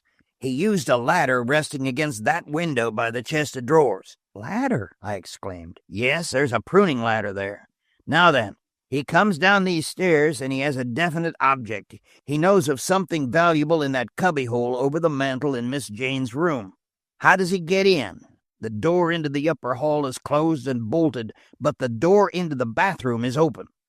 From there, another door leads into the bedroom, and it has no bolt, only a key. Now, that kind of lock is only a 3 minutes delay, or less.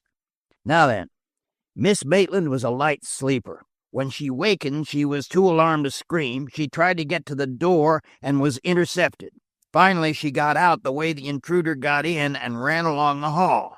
Every door was locked. In a frenzy, she ran up the attic stairs and was captured up there, which bears out Miss Margery's story of the footsteps back and forward. Good heavens, what an awful thing, I gasped. And I was sitting smoking just across the hall. He brings her down the stairs again, probably half dragging her. Once, she catches hold of the stair rail and holds desperately to it, leaving the stain there.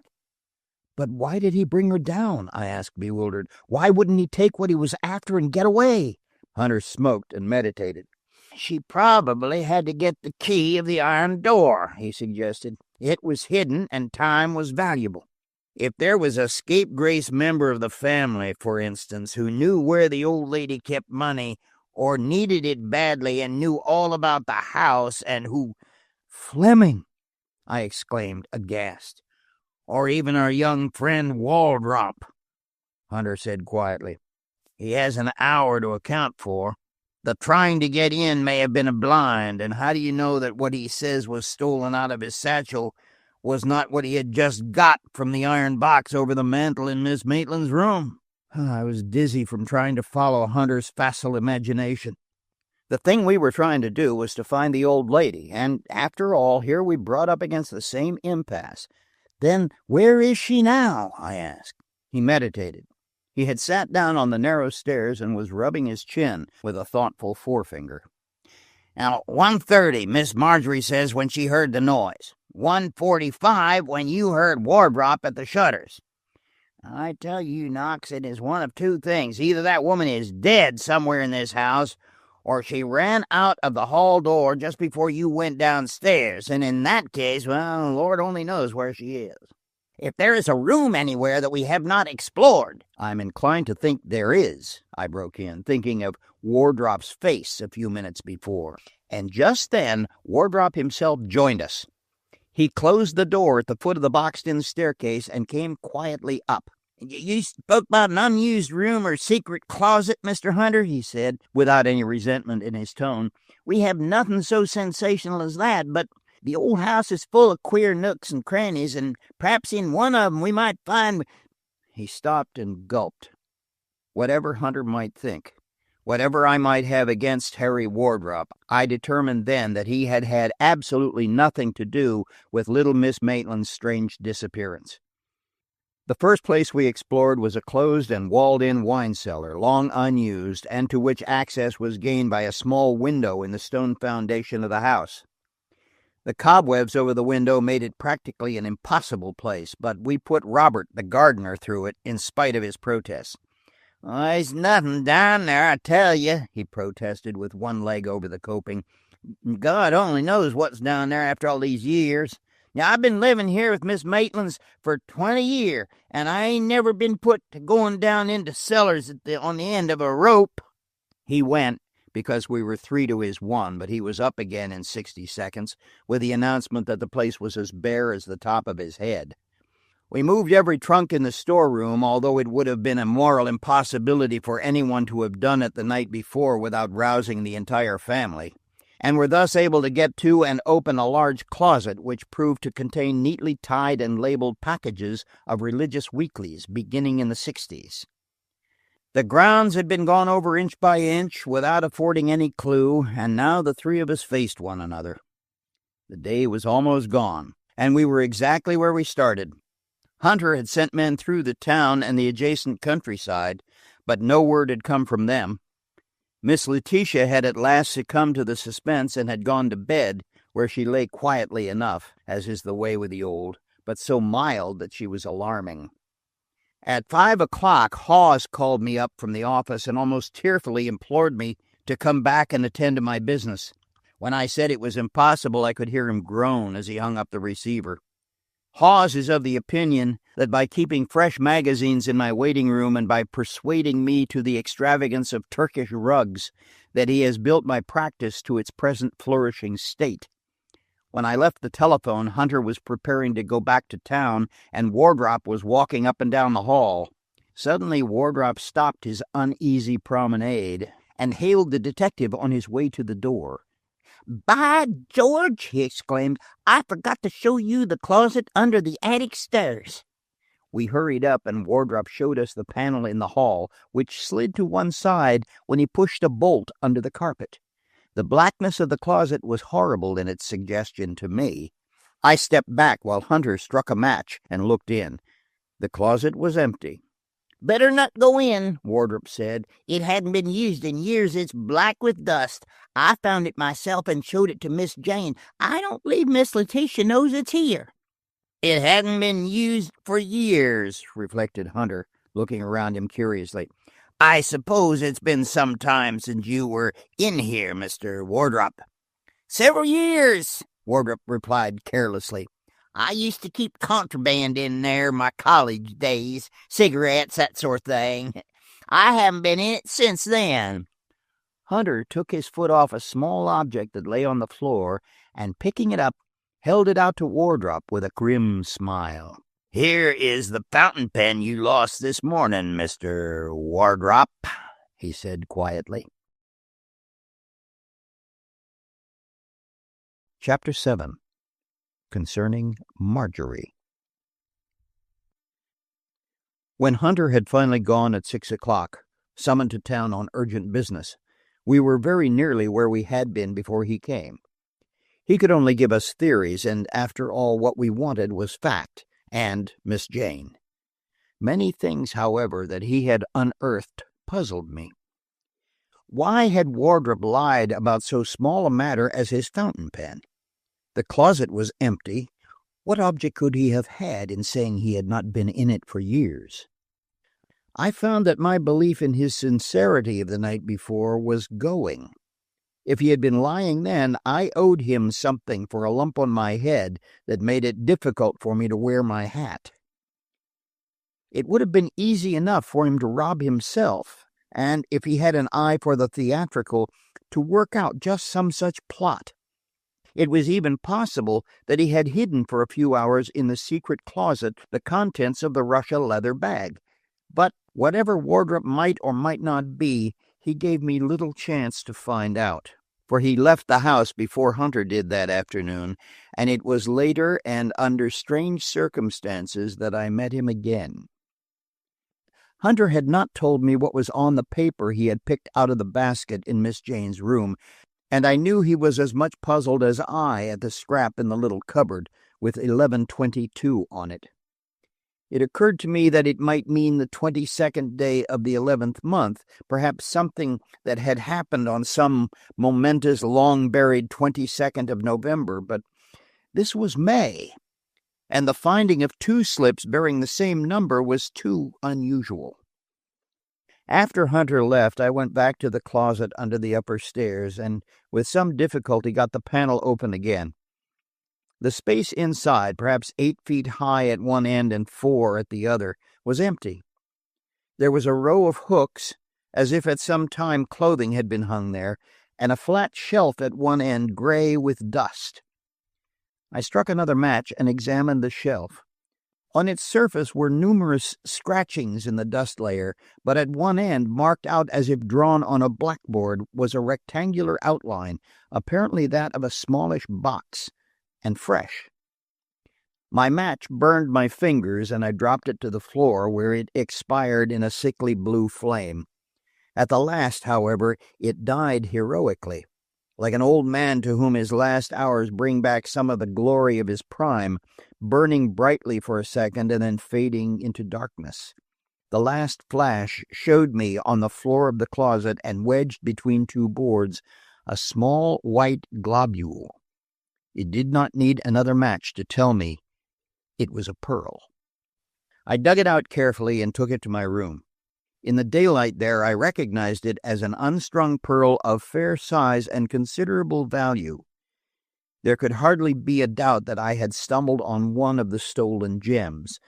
But a pearl was only a pearl to me, after all.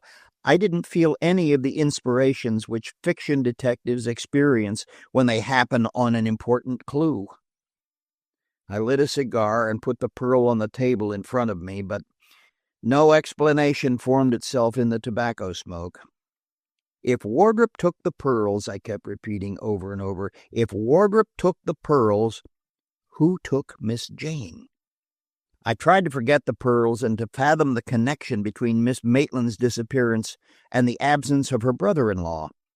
The scrap of paper, 11:22, must connect them, but how? A family scandal? Dismissed on the instant. There could be nothing that would touch the virginal remoteness of that little old lady. Insanity? Well, Miss Jane might have had a sudden aberration and wandered away, but that would leave Fleming out, and the paper dragged him in. A common enemy. I smoked and considered some time over this. An especially malignant foe might rob or even murder, but it was almost ludicrous to think of his carrying away by force Miss Jane's 90 pounds of austere flesh. The solution, had it not been for the bloodstains, might have been a peaceful one, leaving out the pearls altogether, but later developments showed that the pearls refused to be omitted. To my mind, however, at that time, the issue seemed a double one. I believed that someone, perhaps Harry Wardrop, had stolen the pearls, hidden them in the secret closet, and disposed of them later. I made a note to try to follow up the missing pearls. Then I clung to the theory that Miss Maitland had been abducted and was being held for ransom. If I could have found traces of a vehicle of some sort near the house, I would almost have considered my contention proved. That anyone could have entered the house, intimidated and even slightly injured the old lady, and taken her quietly out the front door while I sat smoking in my room with a window open, and Wardrop trying the shutters at the side of the house, seemed impossible. Yet there were the stains, the confusion, the open front door to prove it. But, and I stuck here, the abductor who would steal an old woman and take her out into the May night without any covering, not even shoes, clad only in her nightclothes, would run an almost certain risk of losing his prize by pneumonia. For a second search had shown not an article of wearing apparel missing from the house. Even the cedar chests were undisturbed. Not a blanket was gone. Just before dinner, I made a second round of the grounds, this time looking for traces of wheels. I found none nearby, and it occurred to me that the boldest highwayman would hardly drive up to the door for his booty. When I had extended my search to cover the unpaved lane that separated the back of the Maitland place from its nearest neighbor, I was more fortunate. The morning delivery wagons had made fresh trails, and at first I despaired. I sauntered up the lane to the right, however, and about 100 feet beyond the boundary hedge, I found circular tracks, broad and deep, where an automobile had backed and turned. The lane was separated by high hedges of Osage orange from the properties on either side, and each house in that neighborhood had a drive of its own, which entered from the main street, circled the house, and went out as it came. There was no reason, or as far as I could see, no legitimate reason why a car should have stopped there, yet it had stopped, and for some time. Deeper tracks in the sand at the side of the lane showed that. I felt that I had made some progress. I had found where the pearls had been hidden after the theft, and this put Bella out of the question. And I had found, or thought I had, the way in which Miss Jane had been taken away from Bellwood. I came back past the long rear wing of the house, which contained, I presumed, the kitchen and the other mysterious regions which only women and architects comprehend. A long porch ran the length of the wing, and as I passed, I heard my name called. "In here, in the old laundry," Margery's voice repeated, and I retraced my steps and went up on the porch. At the very end of the wing, piled at the sides with firewood and broken furniture, was an old laundry. Its tubs were rusty, its walls mildewed and streaked, and it exhaled the musty odor of empty houses. On the floor in the middle of the room, undeniably dirty and disheveled, sat Margery Fleming. "I thought you were never coming," she said petulantly. "I have been here alone for an hour." "I'm sure I never guessed it," I apologized. "I should have been only too glad to come and sit with you." She was fumbling with her hair, which threatened to come down any minute, and which hung loosely knotted over one small ear. "I hate to look ridiculous," she said sharply, "and I detest being laughed at. I've been crying, and I haven't any handkerchief." I proffered mine gravely, and she took it. She wiped the dusty streaks off her cheeks and pinned her hair in a funny knob on top of her head that would have made any other woman look like a caricature. But still she sat on the floor. "Now," she said, when she had jabbed the last hairpin into place and tucked my handkerchief into her belt, "if you have been sufficiently amused, perhaps you will help me out of here." "Out of where?" "Do you suppose I'm sitting here because I like it?" "You have sprained your ankle," I said with sudden alarm. In reply, she brushed back her gown, and for the first time I saw what had occurred. She was sitting half over a trap door in the floor, which had closed on her skirts and held her fast.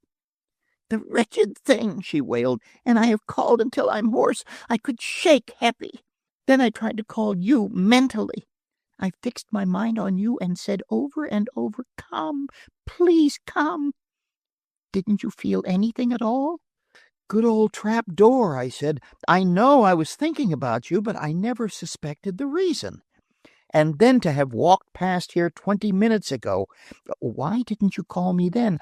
I was tugging at the door, but it was fast, with the skirts to hold it tight. "I looked such a fright," she explained. "Can't you pry it up with something?" I tried several things without success while Margery explained her plight. "I was sure Robert had not looked carefully in the old wine cellar," she said, "and then I remembered this trap door opened into it. It was the only place we hadn't explored thoroughly. I put a ladder down and looked around. Yuh." "What did you find?" I asked, as my third broomstick lever snapped. "Nothing. Only I know now where Aunt Letitia's Edwin Booth went to. He was a cat," she explained. "And Aunt Letitia made the railroad pay for killing him." I gave up finally and stood back. "Couldn't you get out of your garments and I could go out and close the door?" I suggested delicately. "You see, you're sitting on the trap door and—" But Margery scouted the suggestion with the proper scorn and demanded a pair of scissors. She cut herself loose with vicious snips, while I paraphrased the old nursery rhyme, "She cut her petticoats all around about." Then she gathered up her outraged garments and fled precipitately. She was unusually dignified at dinner. Neither of us cared to eat, and the empty places, Wardrop's and Miss Letitia's, Miss Jane's had not been set, were like skeletons at the board. It was Margery who, after our pretense of a meal, voiced the suspicion I think we both felt. "It is a strange time for Harry to go away," she said quietly from the library window. "He probably has a reason." "Why don't you say it?" she said, suddenly turning on me. "I know what you think. You believe he only pretended he was robbed." "I should be sorry to think anything of the—" I began, but she did not allow me to finish. "I saw what you thought," she burst out bitterly. The detective almost laughed in his face. "Oh, you needn't think I don't know. I saw him last night, and the woman, too. He brought her right to the gate. You treat me like a child, all of you." In sheer amazement, I was silent. So a new character had been introduced into the play. A woman, too. "You were not the only person, Mr. Knox, who could not sleep last night," she went on. "Oh, I know a great many things. I know about the pearls and what you think about them, and I know more than that. She stopped then. She had said more than she intended to, and all at once her bravado left her, and she looked like a frightened child. I went over to her and took one trembling hand. "I wish you didn't know all those things," I said, "but since you do, won't you let me share the burden? The only reason I'm still here is on your account." I had a sort of crazy desire to take her in my arms and comfort her, Wardrop or no Wardrop. But at that moment, luckily for me perhaps, Miss Letitia's shrill old voice came from the stairway. "Get out of my way, Hepley," she was saying tartly. "I'm not on my deathbed yet, not if I know it. Where's Knox?" Whereupon I obediently went out and helped Miss Letitia into the room. "I think I know where Jane is," she said, putting down her cane with a jerk. "I don't know why I didn't think about it before. She's gone to get her new teeth. She's been talking of it for a month. Not but what her old teeth would have done well enough." "She would hardly go in the middle of the night," I returned. "She was a very timid woman, wasn't she?" "She wasn't raised right," Miss Letitia said with a shake of her head. "She's the baby, and the youngest's always spoiled." "Have you thought that this might be more than it appears to be?" I was feeling my way. She was a very old woman. "For instance, it might be abduction, kidnapping for a ransom." "Ransom!" Miss Letitia snapped. "Mr. Knox, my father made his money by working hard for it. I haven't wasted it, not that I know of. And if Jane Maitland was fool enough to be abducted, she'll stay a while before I pay anything for her. It looks to me as if this detective business was going to be expensive anyhow." My excuse for dwelling with such attention to detail on the preliminary story, the disappearance of Miss Jane Maitland, and the peculiar circumstances surrounding it, will have to find its justification in the events that followed it. Miss Jane herself, and the solution of that mystery, solved the even more tragic one in which we were about to be involved. I say we because it was borne in on me at about that time that the things that concern Margery Fleming must concern me henceforth, whether I willed it so or otherwise. For the first time in my life, a woman's step on the stair was like no other sound in the world. Chapter 8. Too Late. At 9 o'clock that night, things remained about the same. The man Hunter had sent out to investigate the neighborhood and the country just outside of the town came to the house about 8 and reported nothing discovered. Miss Letitia went to bed early and Margery took her upstairs. Hunter called me by telephone from town. "Can you take the 9:30 up?" he asked. I looked at my watch. "Yes, I think so. Is there anything new?" "Not yet, but there may be. Take a cab at the station and come to the corner of Mulberry Street and Park Lane. You'd better dismiss your cab there and wait for me." I sent word upstairs by Bella, who was sitting in the kitchen, her heavy face sodden with grief, and taking my hat and raincoat, it was raining a light spring drizzle, I hurried to the station.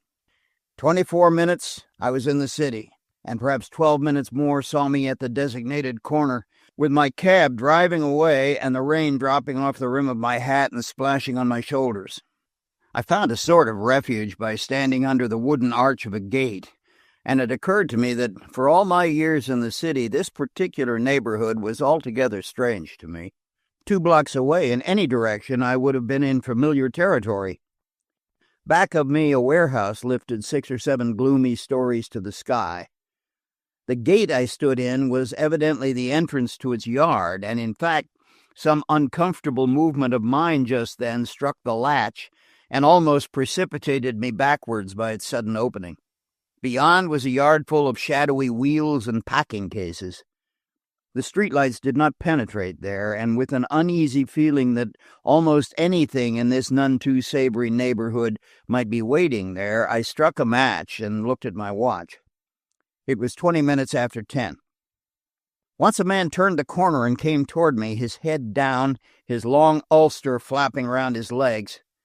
Confident that it was Hunter, I stepped out and touched him on the arm. He wheeled instantly, and in the light which shone on his face, I saw my error. "Excuse me," I mumbled. "I mistook my man." He went on again without speaking, only pulling his soft hat down lower on his face. I looked after him until he turned the next corner, and I knew I had not been mistaken. It was Wardrop. The next minute Hunter appeared from the same direction, and we walked quickly together. I told him who the man just ahead had been, and he nodded without surprise. But before we turned the next corner, he stopped. "Did you ever hear of the White Cat?" he asked. "Little political club?" "Never." "I'm a member of it," he went on rapidly. "It's run by the city ring, or rather, it runs itself. Be a good fellow while you're there and keep your eyes open. It's a queer joint." The corner we turned found us on a narrow, badly paved street. The broken windows of the warehouse still looked down on us, and across the street was an ice factory with 2 deserted wagons standing along the curb. As well as I could see for the darkness, a lumber yard stretched beyond the warehouse, its piles of boards giving off in the rain the aromatic odor of fresh pine. At a gate in the fence beyond the warehouse, Hunter stopped. It was an ordinary wooden gate, and it opened with a thumb latch.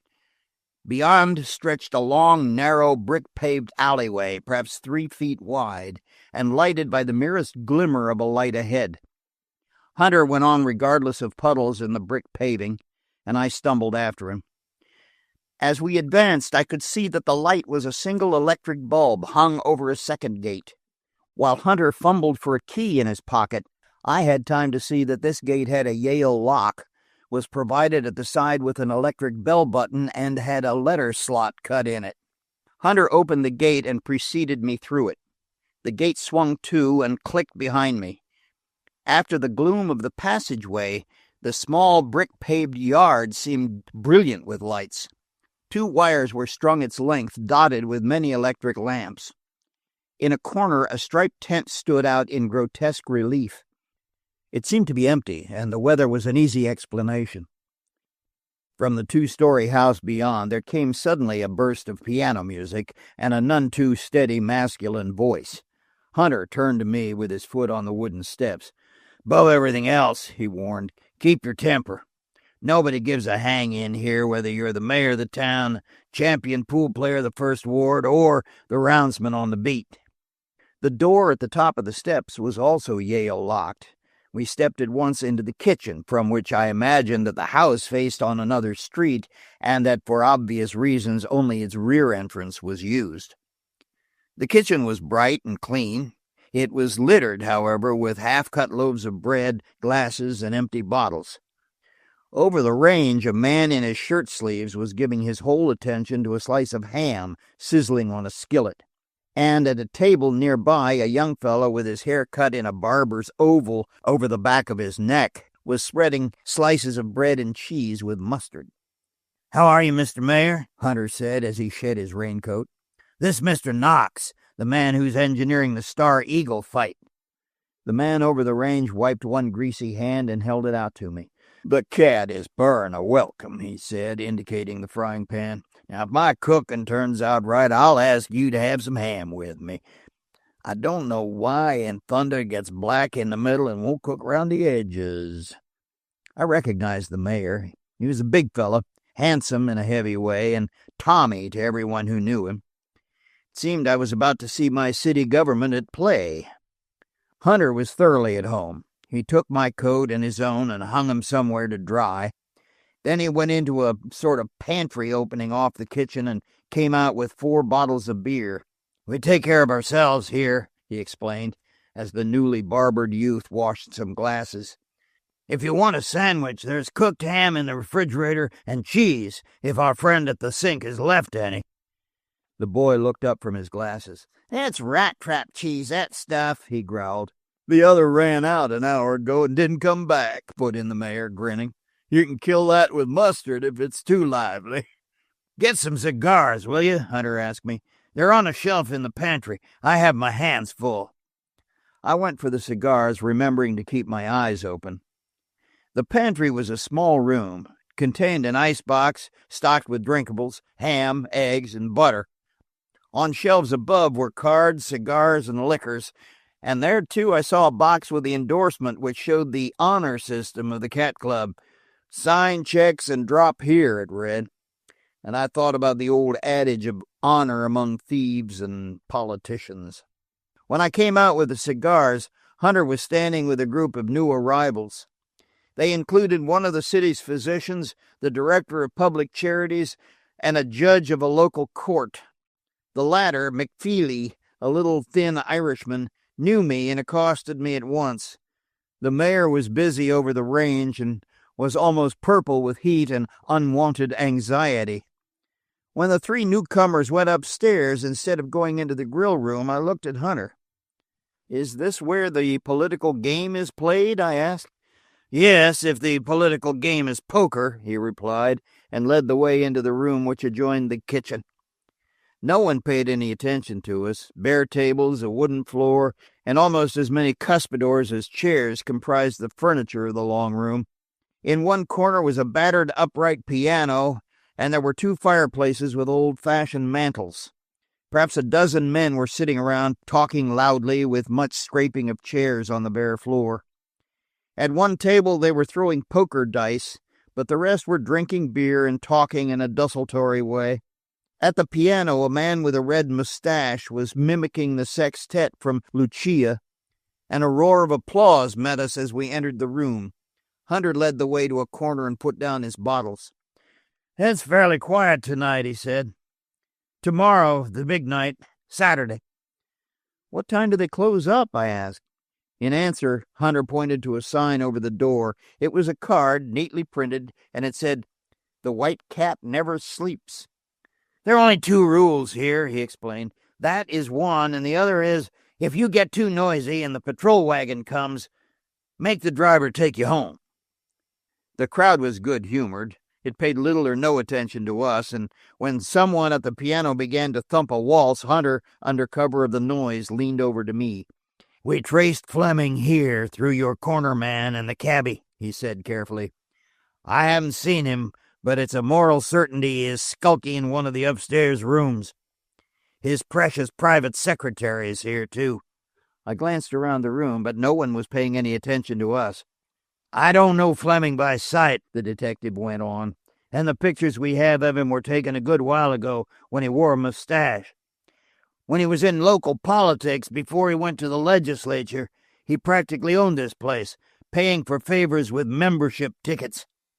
A man could hide here for a year safely.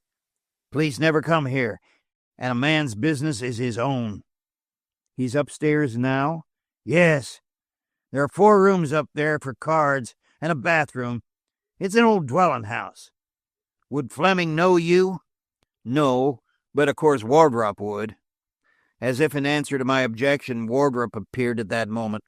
He ran down the painted wooden stairs and hurried through the room without looking to right or left.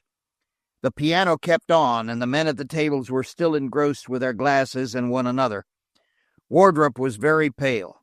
He bolted into a man at the door and pushed him aside without ceremony. "You might go up now," Hunter said, rising.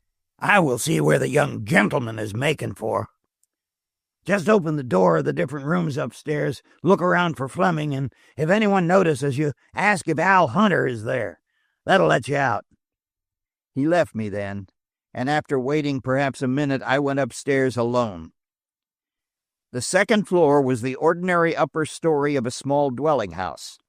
The doors were closed, but loud talking, smoke, and the rattle of chips floated out through open transoms. From below, the noise of the piano came up the staircase, unmelodious but rhythmical, and from the street on which the house faced, an automobile was starting its engine, with a series of shot-like explosions. The noise was confusing, disconcerting.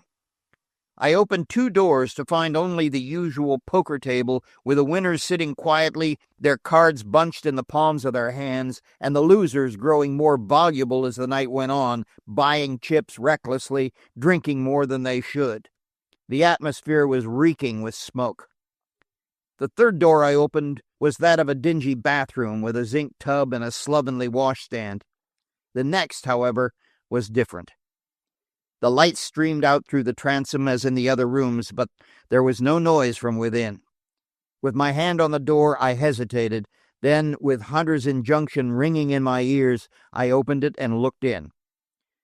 A breath of cool night air from an open window met me. There was no noise, no smoke, no sour odor of stale beer. A table had been drawn to the center of the small room and was littered with papers, pen, and ink. At one corner was a tray containing the remnants of a meal. A pillow and a pair of blankets on a couch at one side showed the room had been serving as a bedchamber. But none of these things caught my eye at first. At the table, leaning forward, his head on his arms, was a man. I coughed, and receiving no answer, stepped into the room. "I beg your pardon," I said, "but I'm looking for—" Then the truth burst on me, overwhelmed me. A thin stream was spreading over the papers on the table, moving slowly, sluggishly, as is the way with blood when the heart pump is stopped. I hurried over and raised the heavy, wobbling gray head. It was Alan Fleming, and he had been shot through the forehead. Chapter 9. Only one eye closed. My first impulse was to rouse the house, my second, to wait for Hunter. To turn loose that mob of half-drunken men in such a place seemed profanation. There was nothing of the majesty or panoply of death here, but the very sordidness of the surroundings made me resolve to guard the new dignity of that figure. I was shocked, of course. It would be absurd to say that I was emotionally unstrung. On the contrary, I was conscious of a distinct feeling of disappointment. Fleming had been our key to the Bellwood affair, and he had put himself beyond helping to solve any mystery. I locked the door and stood wondering what to do next. I should have called a doctor, no doubt, but I had seen enough of death to know that the man was beyond aid of any kind. It was not until I had bolted the door that I discovered the absence of any weapon. Everything that had gone before had pointed to a position so untenable that suicide seemed its natural and inevitable result. With the discovery that there was no revolver on the table or floor, the thing was more ominous. I decided at once to call the young city physician in the room across the hall, and with something approximating panic, I threw open the door to face Harry Wardrop, and behind him, Hunter. I do not remember that anyone spoke. Hunter jumped past me into the room and took in a single glance what I had labored to acquire in 3 minutes. As Wardrop came in, Hunter locked the door behind him, and we three stood staring at the prostrate figure over the table. I watched Wardrop. I have never seen so suddenly abject a picture. He dropped into a chair and, feeling for his handkerchief, wiped his shaking lips. Every particle of color left his face, and he was limp, unnerved. "Did you hear the shot?" Hunter asked me. "It's been a matter of minutes since it happened." "I don't know," I said, bewildered. "I heard a lot of explosions, but I thought it was an automobile out in the street." Hunter was listening while he examined the room, peering under the table, lifting the blankets that had trailed off the couch onto the floor. Someone outside tried the doorknob and, finding the door locked, shook it slightly. "Fleming," he called under his breath. "Fleming!" We were silent in response to a signal from Hunter, and the steps retreated heavily down the hall. The detective spread the blankets decently over the couch, and the three of us moved the body there. Wardrop was almost collapsing. "Now," Hunter said quietly, "before I call Dr. Gray from the room across, what do you know about this thing, Mr. Wardrop?" Wardrop looked dazed. "Well, he was in a bad way when I left this morning," he said huskily. "There isn't much use now trying to hide anything. God knows I've done all I could. But he's been using cocaine for years, and today he ran out of the stuff. When I got here about half an hour ago, he was on the verge of killing himself. I got the revolver from him. He was like a crazy man. As soon as I dared to leave him, I went out to try to find a doctor." "To get some cocaine?" "Yes." "Not because he was already wounded and you were afraid it was fatal?" Wardrop shuddered. Then he pulled himself together, and his tone was more natural. "Well, what's the use lying about it?" he said wearily. "You won't believe me if I tell the truth either, but he was dead when I got here. I heard something like the bang of a door as I went upstairs, but the noise was terrific down below, and I couldn't tell. When I went in, he was just dropping forward, and—" He hesitated. "The revolver?" Hunter queried, lynx-eyed. Was in his hand. He was dead then." "Where is the revolver?" I will turn it over to the coroner." "You will give it to me," Hunter replied sharply, and after a little fumbling, Wardrop produced it from his hip pocket. It was an ordinary .38. The detective opened it and glanced at it. 2 chambers were empty. "And you waited, say, 10 minutes before you called for help, and even then you went outside hunting a doctor. What were you doing in those 10 minutes?" Wardrop shut his lips and refused to reply. "If Mr. Fleming shot himself," the detective pursued relentlessly, "there would be powder marks around the wound. Then, too, he was in the act of writing a letter. It was a strange impulse, this. You see, he had only written a dozen words." I glanced at the paper on the table. The letter had no superscription. It began abruptly, "I shall have to leave here. The numbers have followed me. Tonight—" That was all. "This is not suicide," Hunter said gravely. "It is murder. And I warn you, Mr. Wardrop, to be careful what you say. Will you ask Dr. Gray to come in, Mr. Knox?" I went across the hall to the room where the noise was loudest. Fortunately, Dr. Gray was out of the game. He was opening a can of caviar at a table in the corner and came out in response to a gesture. He did not ask any questions, and I let him go into the death chamber unprepared. The presence of death apparently had no effect on him, but the identity of the dead man almost stupefied him.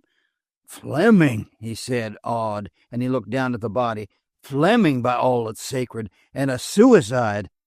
Hunter watched him grimly. "How long's he been dead?" he asked. The doctor glanced at the bullet wound in the forehead and from there significantly to the group around the couch. "Not an hour. Probably less than half," he said. "It's strange we heard nothing across the hall there." Hunter took a clean folded handkerchief from his pocket and, opening it, laid it gently over the dead face. I think it was a relief to all of us. The doctor got up from his kneeling posture beside the couch and looked at Hunter inquiringly. "What about getting him away from here?" he said. "There is sure to be a lot of noise about it, and you remember what happened when Butler killed himself here." "He was reported as being found dead in the lumber yard," Hunter said dryly. "Well, doctor, this body stays where it is, and I don't give a hoop if the whole city government wants it moved. It won't be. This is murder, not suicide." The doctor's expression was curious. "Murder?" he repeated. "Why, who—" But Hunter had many things to attend to. He broke in ruthlessly on the doctor's amazement. "See if you can get the house empty, doctor. Just tell him he's dead. The story will get out soon enough." As the doctor left the room, Hunter went to the open window, through which a fresh burst of rain was coming, and closed it. The window gave me an idea, and I went over and tried to see through the streaming pane.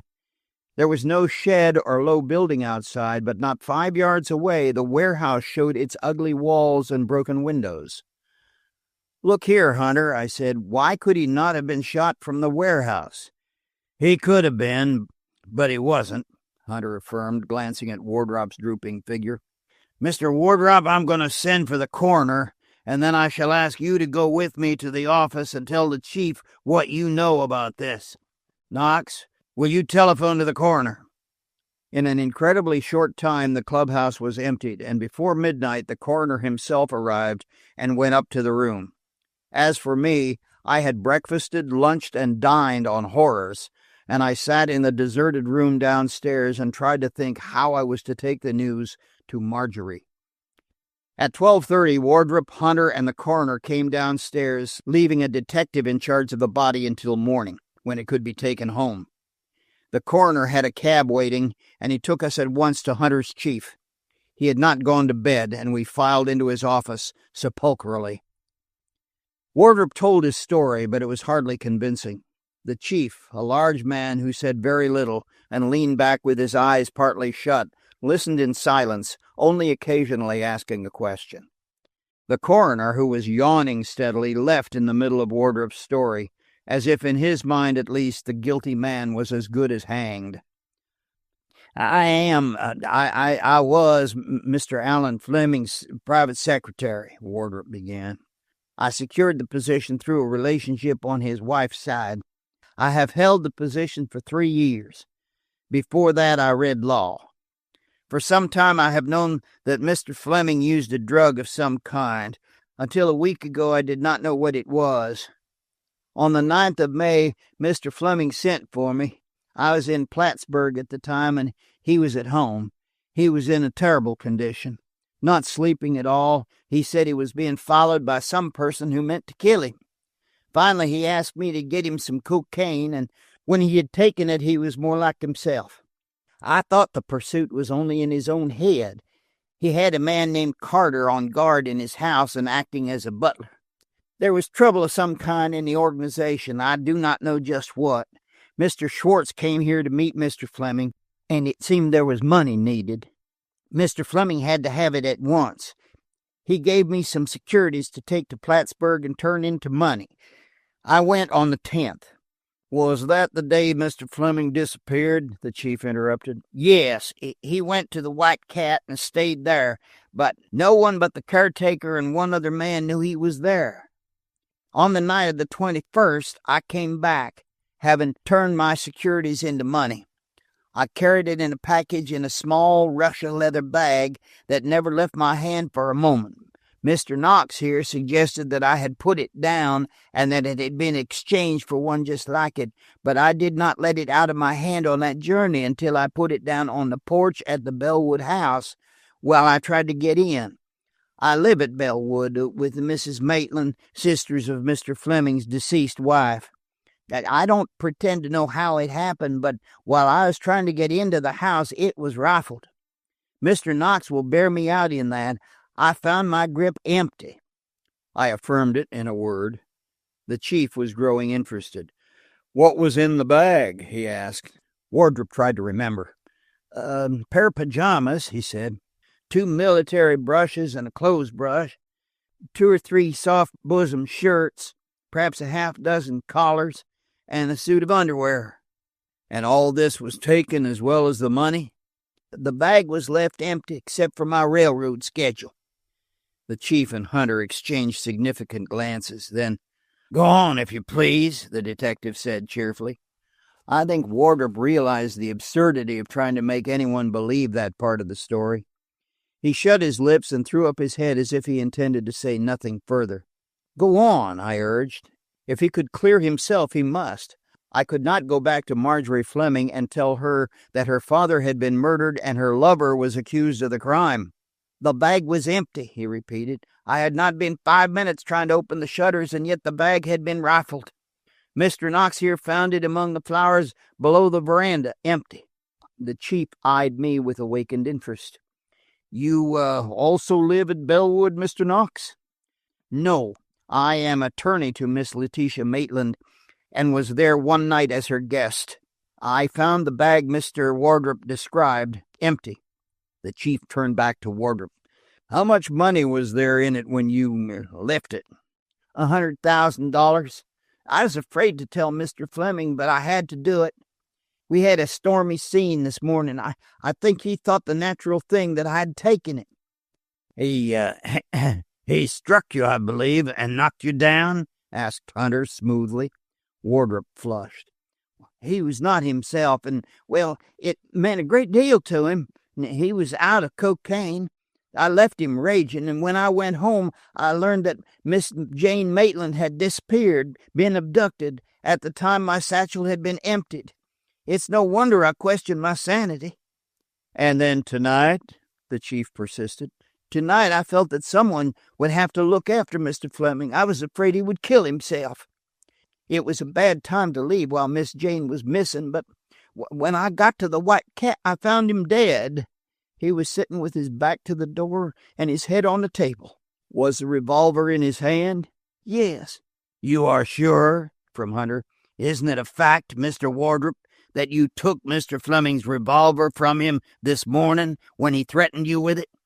Wardrop's face twitched nervously.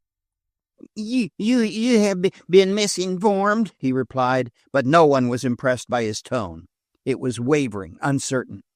From Hunter's face, I judged it had been a random shot and had landed unexpectedly well. "How many people knew that Mr. Fleming had been hiding at the White Cat?" from the chief. "Very few, besides myself. Only a man who looks after the clubhouse in the mornings, and Clarkson, the cashier of the Borough Bank, who met him there once by appointment." The chief made no comment. "Now, Mr. Knox, how about you?"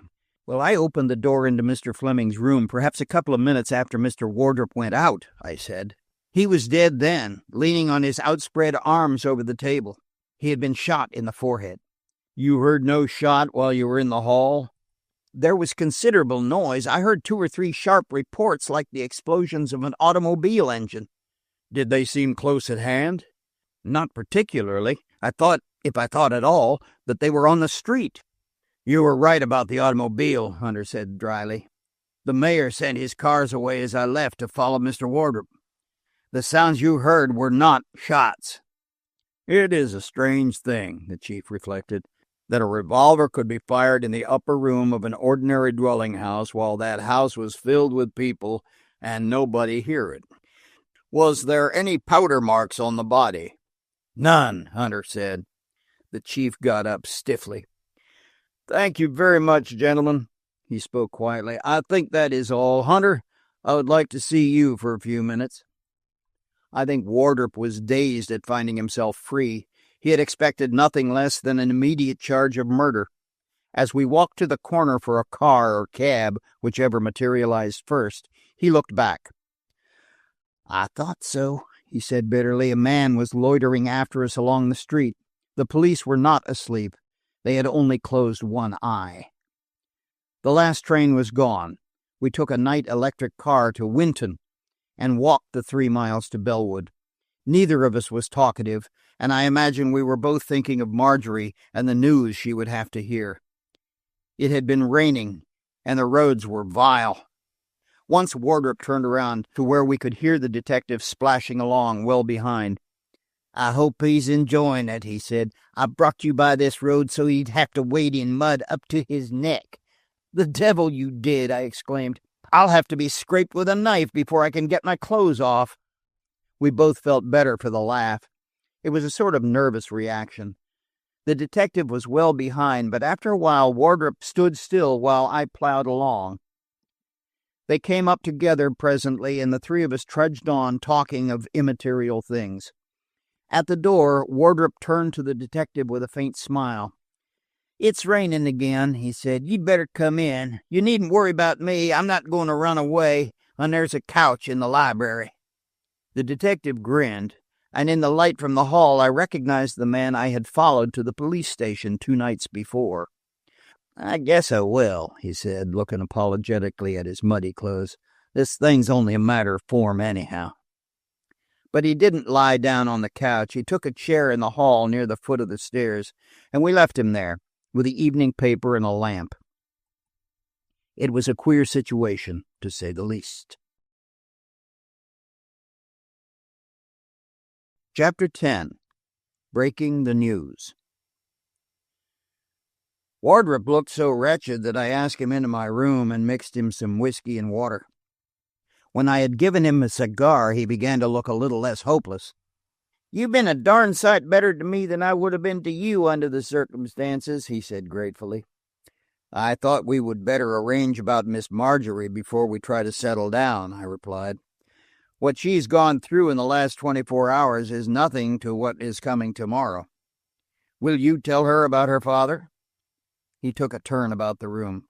"I believe it would come better from you," he said finally. "I am in a peculiar position of having been suspected by her father of robbing him, by you of carrying away her aunt, and now by the police and everybody else of murdering her father." "Now, I do not suspect you of anything," I justified myself. "I don't think you're entirely open, that's all, Wardrop. I think you're damaging yourself to shield someone else." His expressive face was on his guard in a moment. He ceased his restless pacing, pausing impressively before me. "I give you my word as a gentleman, I do not know who killed Mr. Fleming, and that when I first saw him dead, my only thought was that he had killed himself. He had threatened to that day. Why, if you think I killed him, you would have to think I robbed him, too, in order to find a motive." I did not tell him that that was precisely what Hunter did think. I evaded the issue. "Mr. Wardrop, Did you ever hear of the figures 1122? I inquired. 1122, he repeated. No, never in any unusual connection. You never heard Mr. Fleming use them? I persisted. He looked puzzled.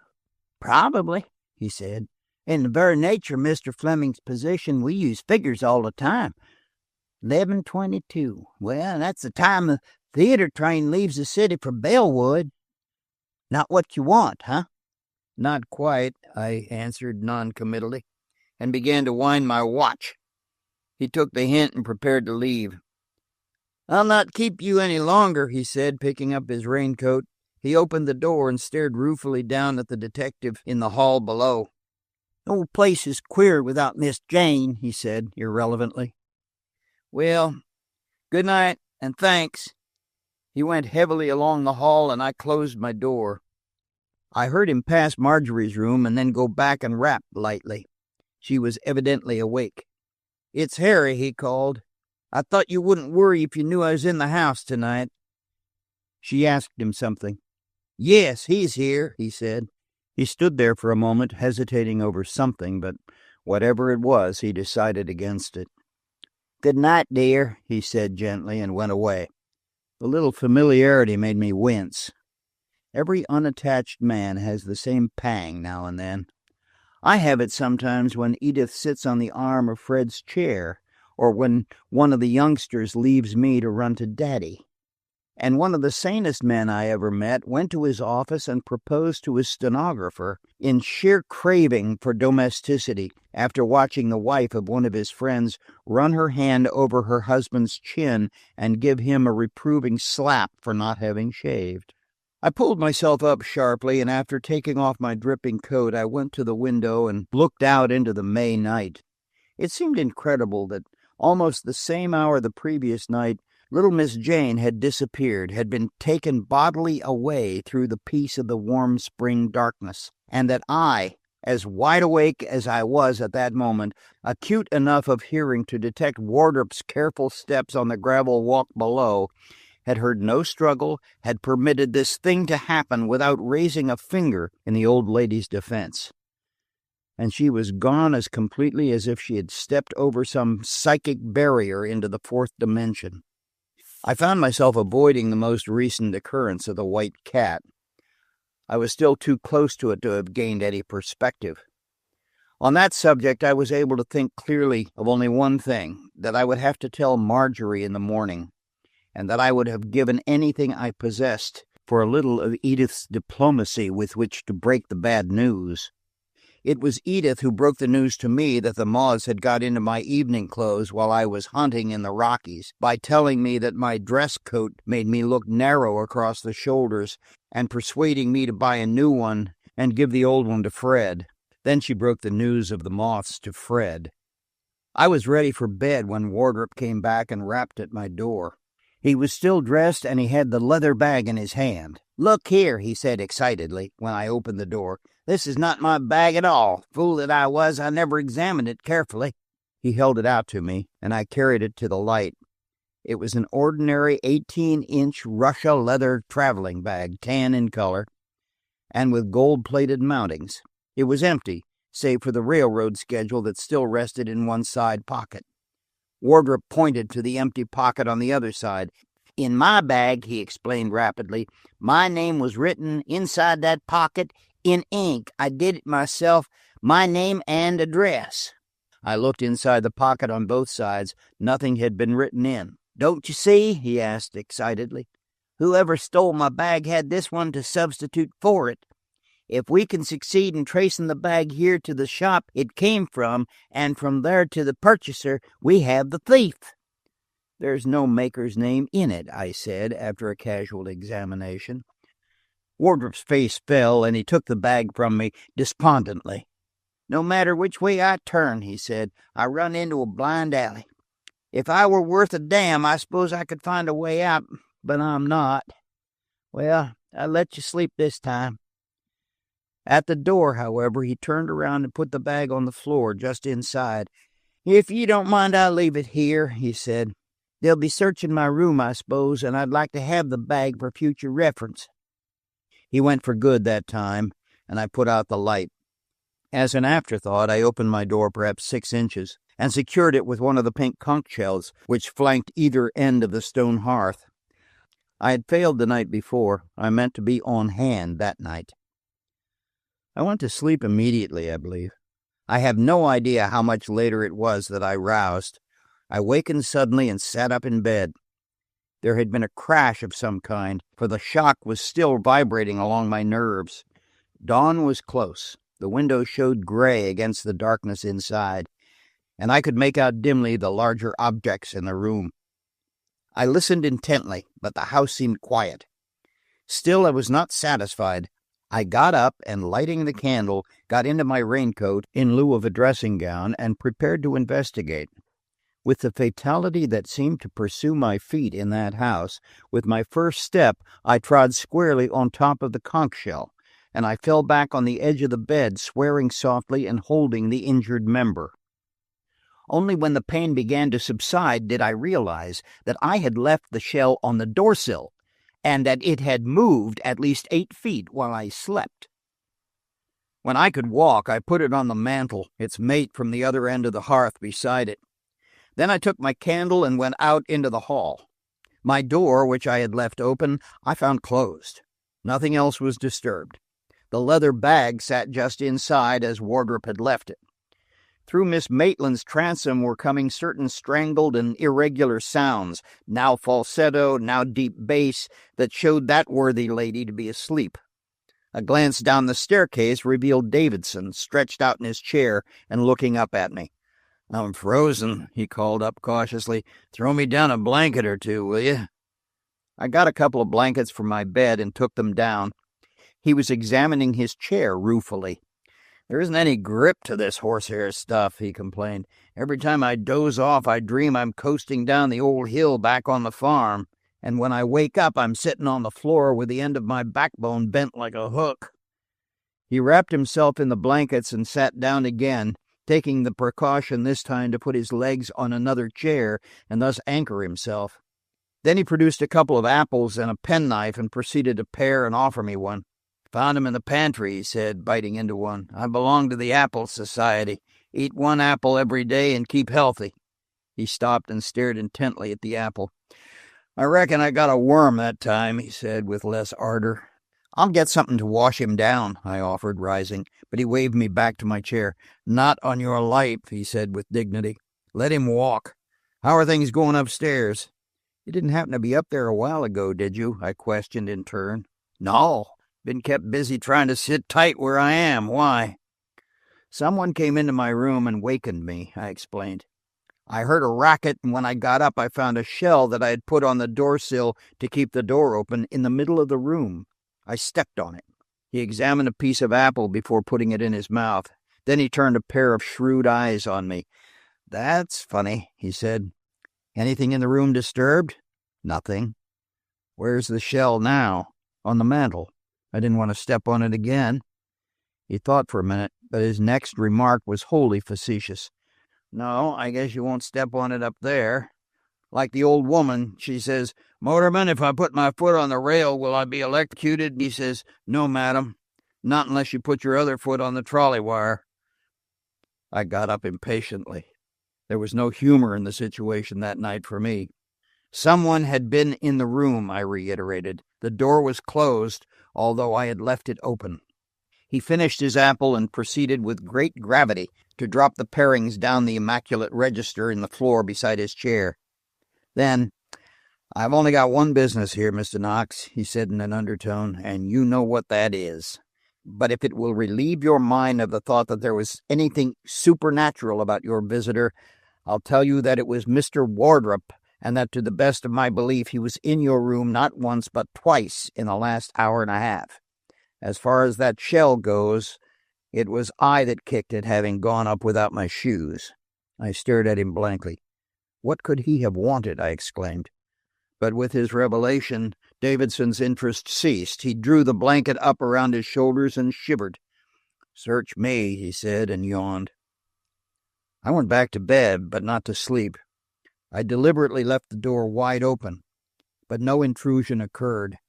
Once I got up and glanced down the stairs. For all his apparent drowsiness, Davidson heard my cautious movements and saluted me in a husky whisper. "Have you got any quinine?" he said. "I'm freezing my head off." But I had none. I gave him a box of cigarettes, and after partially dressing, I threw myself across the bed to wait for daylight. I was roused by the sun beating on my face, to hear Miss Letitia's tones from her room across. "Nonsense," she was saying querulously. "Don't you suppose I can smell? Do you think because I'm a little hard of hearing that I've lost my other senses? Somebody's been smoking." "It's me," Happy shouted. You," Miss Letitia snarled. "What are you smoking for? That ain't my shirt, it's my—" "I ain't smoking," yelled Hippy. "You won't let me tell you. I spilled dinner on the stove. That's what you smell." Miss Letitia's sardonic chuckle came through the door. "Vinegar," she said with scorn. "Next thing you'll be telling me it's vinegar that Harry and Mr. Knox carry around little boxes in their pocket. You pinned my cap to my scalp." I hurried downstairs to find Davidson gone. My blanket lay neatly folded on the lower step, and the horsehair chairs were ranged along the wall as before. I looked around anxiously for the telltale ashes, but there were none, save at the edges of the spotless register a trace. Evidently they had followed the apple parings. It grew cold a day or so later, and Miss Letitia had the furnace fired, and although it does not belong to my story, she and Heppy searched the house over to account for the odor of baking apples, a mystery that was never explained. Wardrop did not appear at breakfast. Margery came downstairs as Bella was bringing me my coffee, and dropped languidly into her chair. She looked tired and white. "Another day," she said wearily. "Did you ever live through such an eternity as the last 36 hours? I responded absently. The duty I had assumed hung heavy over me. I had a frantic impulse to shirk the whole thing, to go to Wardrop and tell him it was his responsibility, not mine, to make this sad-eyed girl sadder still. That I had not his privilege of comforting her, neither should I shoulder his responsibility of telling her. But the issue was forced on me sooner than I had expected, for at that moment I saw the glaring headlines of the morning paper laid open at Wardrop's plate. She must have followed my eyes, for we reached for it simultaneously. She was nearer than I, and her quick eye caught the name. Then I put my hand over the heading, and she flushed with indignation. "You are not to read it now," I said, meeting her astonished gaze as best I could. "Please let me have it. I promise you I will give it to you almost immediately." "You are very rude," she said without relinquishing the paper.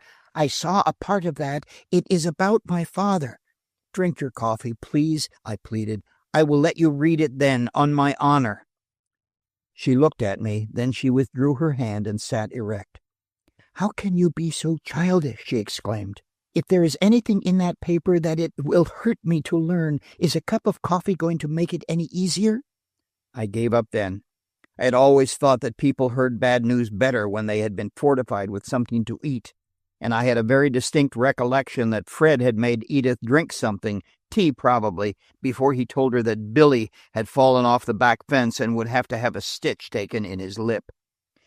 Perhaps I should have offered Margery tea instead of coffee, but as it was, she sat stonily erect, staring at the paper, and feeling that evasion would be useless, I told her what had happened, breaking the news as gently as I could. I stood by her helplessly through the tearless agony that followed, and cursed myself for a blundering ass. I had said that he had been accidentally shot, and I said it with the paper behind me, but she put the evasion aside bitterly. "Accidentally? Accidentally?" she repeated. The first storm of grief over, she lifted her head from where it had rested on her arms and looked at me, scorning my subterfuge. "He was murdered. That's the word I didn't have time to read. Murdered. And you sat back and let it happen. I went to you in time, and you didn't do anything. No one did anything." I did not try to defend myself. How could I? And afterwards, when she sat up and pushed back the damp strands of hair from her eyes, she was more reasonable. "I did not mean what I said about your not having done anything," she said, almost childishly. "No one could have done more.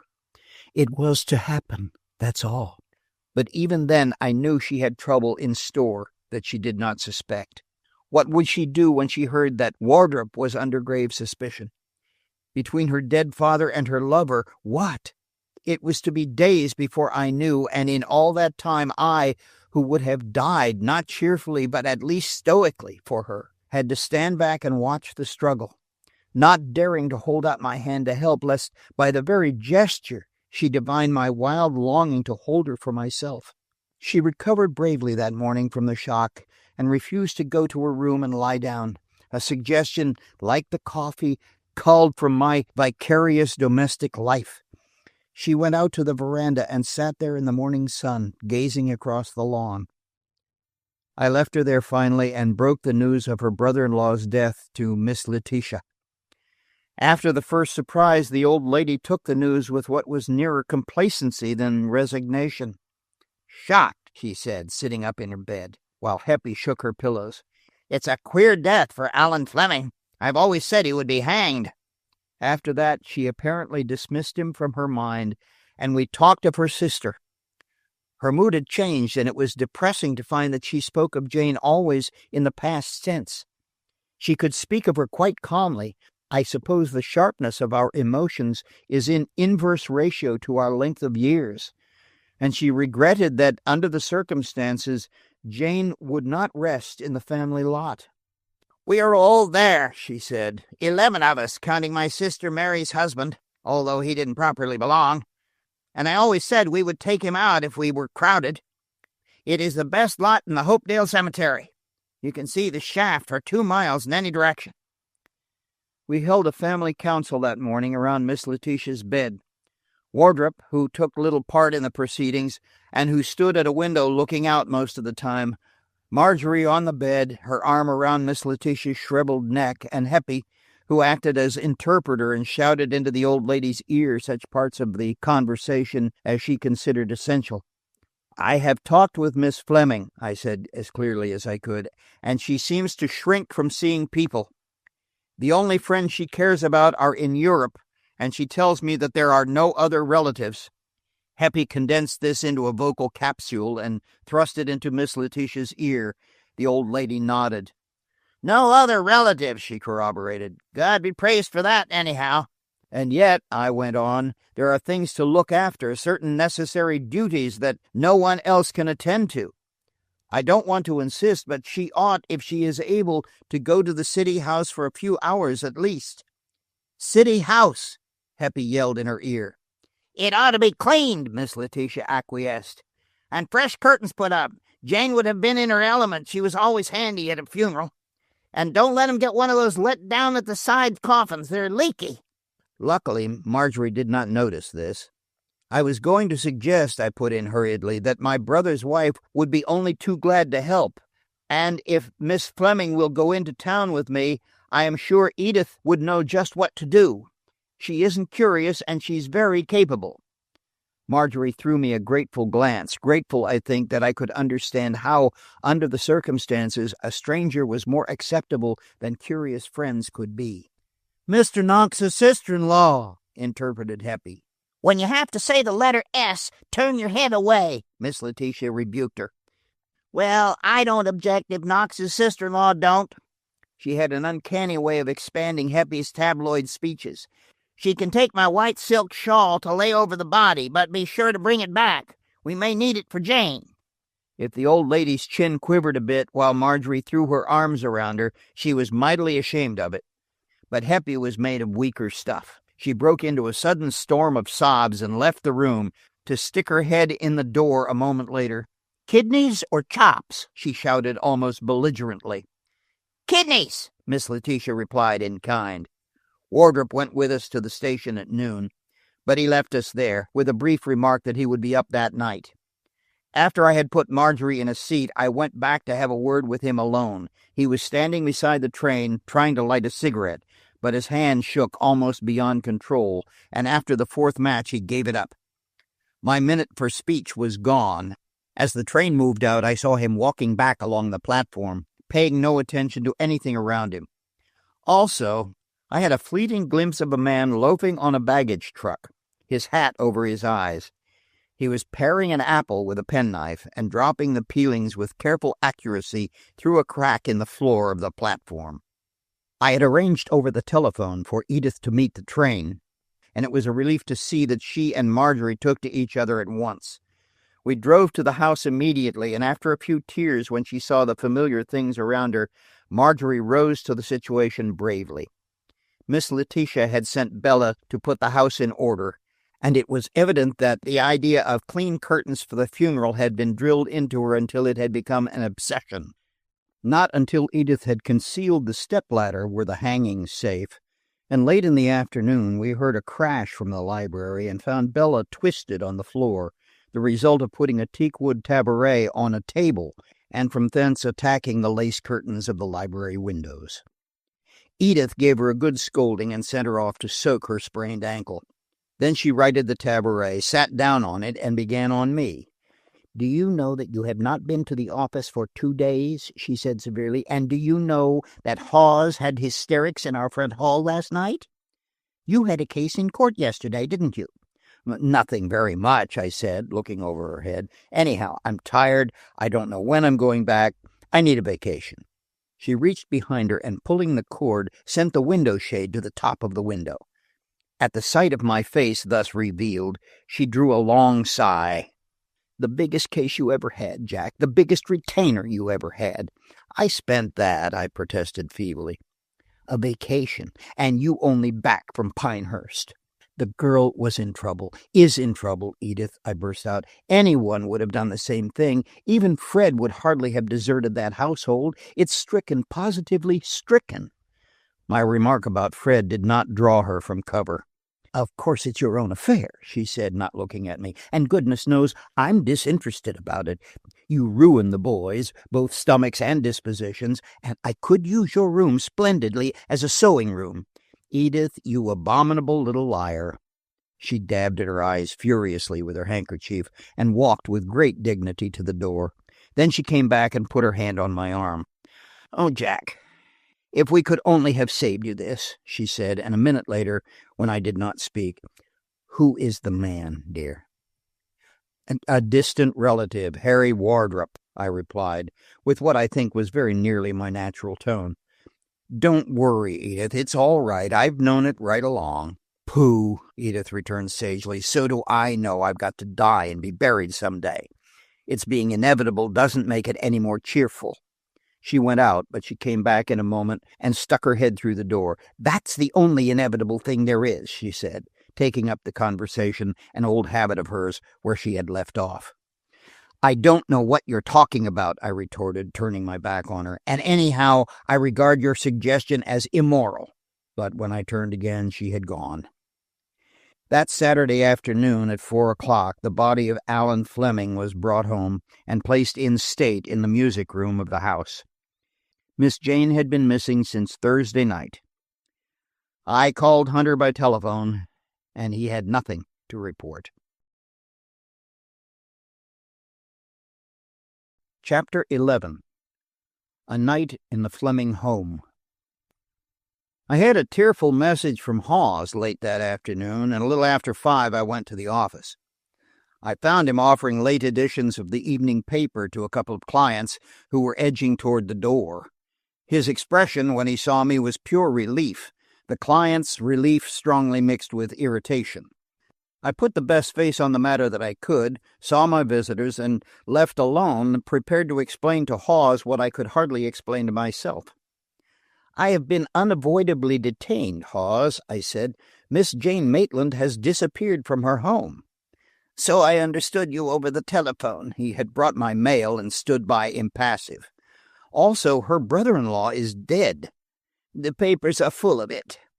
"There was no one to do anything, Hawes. I was obliged to stay," I apologized. I was ostentatiously examining my letters, and Hawes said nothing. I looked up at him sideways, and he looked down at me. Not a muscle in his face quivered save one eye, which has a peculiar twitching of the lid when he's excited. It gave him a sardonic appearance of winking. He winked at me then. "Don't wait, Hawes," I said guiltily, and he took his hat and went out. Every line of his back was accusation. The sag of his shoulders told me I had let my biggest case go by default that day. The forward tilt of his head that I was probably insane, the very grip with which he seized the doorknob, his good night from around the door that he knew there was a woman at the bottom of it all. As he closed the door behind him, I put down my letters and dropped my face in my hands. Hawes was right. No amount of professional zeal could account for the interest I had taken. Partly through force of circumstances, partly of my own volition, I had placed myself in the position of first friend to a family with which I had had only professional relations. I had even enlisted Edith when my acquaintance with Margery Fleming was only 3 days old. And at the thought of the girl, of Wardrop's inefficiency and my own hopelessness, I groaned aloud. I had not heard the door open. I forgot to tell you that a gentleman was here 6 times today to see you. He didn't give any name. I dropped my hands. From around the door, Hawes' nervous eye was winking wildly. You're not sick, Mr. Knox? Never felt better. I thought I heard I was singing. I lied, looked at him straight in the eye. He backed nervously to the door. I have a little sherry in my office, Mr. Knox. 26 years in the wood. If you... For God's sake, Hawes, there's nothing the matter with me, I exclaimed. And he went, but I heard him stand a perceptible time outside the door before he tiptoed away. Almost immediately after, someone entered the waiting room, and the next moment I was facing in the doorway a man I had never seen before. He was a tall man with thin, colorless beard trimmed to a Van Dyke point, and pale eyes blinking behind glasses. He had a soft hat crushed in his hand, and his whole manner was one of subdued excitement. Mr. Knox? He asked from the doorway. Yes, come in. I've been here 6 times since noon, he said, dropping rather than sitting in a chair. My name is Lightfoot. I was Mr. Fleming's cashier. Yes? I was terribly shocked at the news of his death, he stumbled on, getting no help from me. I was in town, and if I had known in time, I could have kept some of the details out of the papers. Poor Fleming, to think he would end it that way. End it? Shoot himself. He watched me closely. But he didn't, I protested. It was not suicide, Mr. Lightfoot. According to the police, it was murder. His cold eyes narrowed like a cat's. Murder is an ugly word, Mr. Knox. Don't let us be sensational. Mr. Fleming had threatened to kill himself more than once. Ask young Wardrop. He was sick and despondent. He left his home without a word, which points strongly to emotional insanity. He could have gone to any one of a 6 large clubs here or at the Capitol. Instead, he goes to a little third-rate political club where, presumably, he does his own cooking and hides in a dingy room. Is that sane? Murder? It was suicide, and that puppy Wardrop knows it well enough. I wish I had him by the throat. He had worked himself into quite a respectable rage, but now he calmed himself. I have seen the police, he went on. They agree with me that it was suicide, and the party newspapers will straighten it out tomorrow. It is only unfortunate that the murder theory was given so much publicity. The Times Post, which is democratic, of course, I could not handle. I sat stupefied. Suicide, I said finally, with no weapon, no powder marks, and with a half-finished letter at his elbow? He brushed my interruption aside. Mr. Fleming had been careless, he said. I can tell you in confidence that some of the state funds had been deposited in the Borough Bank of Manchester, and the Borough Bank closed its doors at 10 o'clock today. I was hardly surprised at that, but the whole trend of events was amazing. I arrived here last night, he said, and I searched the city for Mr. Fleming. This morning I heard the news. I have just come from the house. His daughter referred me to you. After all, what I want is a small matter. Some papers, state documents are missing, and no doubt are among Mr. Fleming's private effects. I would like to go through his papers and leave tonight for the Capitol. I have hardly the authority, I replied doubtfully. Miss Fleming, I suppose, would have no objection. His private secretary, Wardrop, would be the one to superintend such a search. Can you find Wardrop at once? Something in his eagerness put me on my guard. I will make an attempt, I said. Let me have the name of your hotel, and I will telephone you if it can be arranged for tonight. He had to be satisfied with that, but his eagerness seemed to me to be almost desperation. Oddly enough, I could not locate Wardrop after all. I got the Maitland house by telephone to learn that he had left there about 3:00 and had not come back. I went to the Fleming house for dinner. Edith was still there, and we both tried to cheer Margery, a sad little figure in her black clothes. After the meal, I called Lightfoot at his hotel and told him that I could not find Wardrop, that there were no papers at the house, that the office safe would have to wait until Wardrop was found to open it. He was disappointed and furious. Like a good many men who are physical cowards, he said a great deal over the telephone that he would not have dared to say to my face, and I cut him off by hanging up the receiver. From that minute, in the struggle that was coming, like Fred, I was opposite the government. It was arranged that Edith should take Margery home with her for the night. I thought it was a good idea. The very sight of Edith tucking in her babies and sitting down beside the library lamp to embroider me a scarf pin holder for Christmas would bring Margery back to normal again. Except in the matter of Christmas gifts, Edith is the sanest woman I know. I recognized it at the dinner table, where she had the little girl across from her planning her morning hats before the dinner was half finished. When we rose at last, Margery looked toward the music room, where the dead man lay in state. But Edith took her by the arm and pushed her toward the stairs. "Get your hat on right away while Jack calls a cab," she directed. "I must get home, or Fred will keep the boys up till 9:00. He is absolutely without principle." When Margery came down, there was a little red spot burning in each pale cheek, and she ran down the stairs like a scared child. At the bottom, she clutched the newel post and looked behind fearfully. "What's the matter?" Edith demanded, glancing uneasily over her shoulder. "Someone has been upstairs," Margery panted. "Someone has been staying in the house while we were away." "Nonsense," I said, seeing that her fright was infecting Edith. "What makes you think that?" "Come and look," she said, gaining courage, I suppose, from a masculine presence. And so we went up the long stairs, the two girls clutching hands and I leading the way and inclined to scoff. At the door of a small room next to what had been Alan Fleming's bedroom, we paused, and I turned on the light. "Before we left," Margery said more quietly, "I closed this room myself. It had just been done over, and the pale blue soils so easily. I came in the last thing and saw covers put over everything. Now look at it." It was a sort of boudoir, filled with feminine knickknacks and mahogany lounging chairs. Wherever possible, a pale brocade had been used. On the Empire couch, in panels in the wall, covering cushions on the window seat. It was evidently Margery's private sitting room.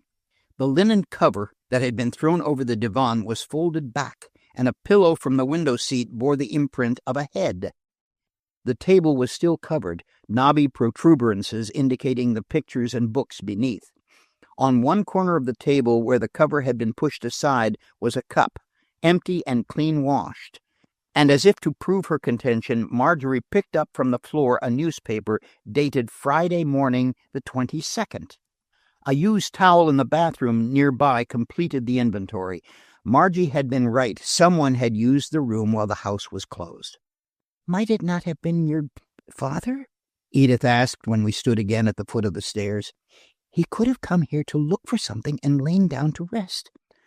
"I don't think so," Margery said wanly. "I left the door so he could get in with his key, but he always used his study couch. I don't think he ever spent 5 minutes in my sitting room in his life." We had to let it go at that finally. I put them in a cab and saw them start away. Then I went back into the house. I had arranged to sleep there and generally to look after things, as I said before. Whatever scruples I had had about taking charge of Margery Fleming and her affairs had faded with Wardrop's defection and the new mystery of the blue boudoir. The lower floor of the house was full of people that night. Local and state politicians, newspaper men, and the usual crowd of the morbidly curious. The undertaker took everything in hand, and late that evening I could hear them carrying in tropical plants and stands for the flowers that were already arriving. Whatever panoply the death scene had lacked, Alan Fleming was lying in state now. At midnight things grew quiet. I sat in the library reading until then, when an undertaker's assistant in a pink shirt and polka-dot cravat came to tell me that everything was done. "Is it customary for somebody to stay up on occasions like this?" I asked. "Isn't there an impression that wandering cats may get into the room or something of that sort?" "I don't think that will be necessary, sir," he said, trying to conceal the smile. "It's all a matter of taste. Some people like to take their troubles hard. Since they don't put money on their eyes anymore, nobody wants to rob the dead." He left with that cheerful remark, and I closed and locked the house after him. I found Bella in the basement kitchen with all the lights burning full, and I stood at the foot of the stairs while she scooted to bed like a scared rabbit. She was a strange creature, Bella. Not so stupid as she looked, but sullen, morose, smoldering, about expresses it. I closed the doors into the dining room and, leaving one light in the hall, went up to bed. A guest room in the third story had been assigned me, and I was tired enough to have slept on the floor. The telephone bell rang just after I got into bed, and I grumbled at my luck. I went down to the lower floor. It was the Times Post, and the man at the telephone was in a hurry. "This the Times Post, Mr. Wardrop there?" "No." "Who's this?" "This is John Knox." "The attorney?" "Yes." "Mr. Knox, are you willing to put yourself on record that Mr. Fleming committed suicide?" "I'm not going to put myself on record at all." "Tonight's Star says you call it suicide and that you found him with a revolver in his hand." "The Star lies," I retorted, and the man at the other end chuckled. "Many thanks," he said, and rang off. I went back to bed, irritated that I had betrayed myself. Loss of sleep for 2 nights, however, had told on me. In a short time I was sound asleep. I wakened with difficulty. My head felt stupid and heavy. I was burning with thirst. I sat up and wondered vaguely if I was going to be ill. Then I remembered that I felt too weary to get a drink. As I roused, however, I found that part of my discomfort came from bad ventilation, and I opened the window and looked out. The window was a side one, opening onto a space perhaps 8 feet wide, which separated it from its neighbor. Across from me was only a blank red wall, but the night air greeted me refreshingly. The wind was blowing hard, and a shutter was banging somewhere below. I leaned out and looked down into the well-like space beneath me. It was one of those apparently chance movements that have vital consequences, and that have always made me believe in the old Calvinistic creed of foreordination. Below me, on the wall across, was a rectangle of yellow light, reflected from the library window of the Fleming home. There was someone in the house. As I still stared, the light was slowly blotted out, not as if the light had been switched off, but by a gradual decreasing in size of the lighted area. The library shade had been drawn. My first thought was burglars. My second, Lightfoot. No matter who it was, there was no one who had business there. Luckily, I had brought my revolver with me from Fred's that day, and it was under my pillow. To get it, to put out the light, and open the door quietly took only a minute. I was in pajamas, barefoot, as on another almost similar occasion, but I was better armed than before. I got to the second floor without hearing or seeing anything suspicious, but from there I could see that the light in the hall had been extinguished. The unfamiliarity of the house, the knowledge of the silent figure in the drawing room at the foot of the stairs, and of whatever might be waiting in the library beyond, made my position uncomfortable, to say the least. I don't believe in the man who is never afraid. He doesn't deserve the credit he gets. It's the fellow who is scared to death, whose knees knock together, and who totters rather than walks into danger, who is the real hero. Not that I was as bad as that, but I would have liked to know where the electric switch was, and to have seen the trap before I put my head in. The stairs were solidly built and did not creak. I felt my way down by the baluster, which required my right hand, and threw my revolver to my left. I got safely to the bottom and around the newel post. There was still a light in the library, and the door was not entirely closed. Then, with my usual bad luck, I ran into a heap of folded chairs that had been left by the undertaker, and if the crash paralyzed me, I don't know what it did to the intruder in the library. The light was out in an instant, and with concealment at an end, I broke for the door and threw it open, standing there with my revolver leveled. We, the man in the room and I, were both in absolute darkness. He had the advantage of me. He knew my location, and I could not guess his. "Who is there?" I demanded. Only silence, except that I seemed to hear rapid breathing. "Speak up, or I'll shoot," I said, not without an ugly feeling that he might be, even probably was, taking careful aim by my voice. The darkness was intolerable. I reached cautiously to the left and found, just beyond the doorframe, the electric switch. As I turned it, the light flashed up. The room was empty, but a portiere in the doorway to my right was still shaking. I leaped for the curtain and dragged it aside, to have a door just close in my face. When I had jerked it open, I found myself in a short hall, and there were footsteps to my left. I blundered along in the semi-darkness into a black void which must have been the dining room, for my outstretched hand skirted the table. The footsteps seemed only beyond my reach, and at the other side of the room the swinging door into the pantry was still swaying when I caught it. I made a misstep in the pantry and brought up against a blank wall. It seemed to me I heard the sound of feet running up steps, and when I found the door at last, I threw it open and dashed in. The next moment the solid earth slipped from under my feet. I threw out my hand and met a cold wall smooth as glass.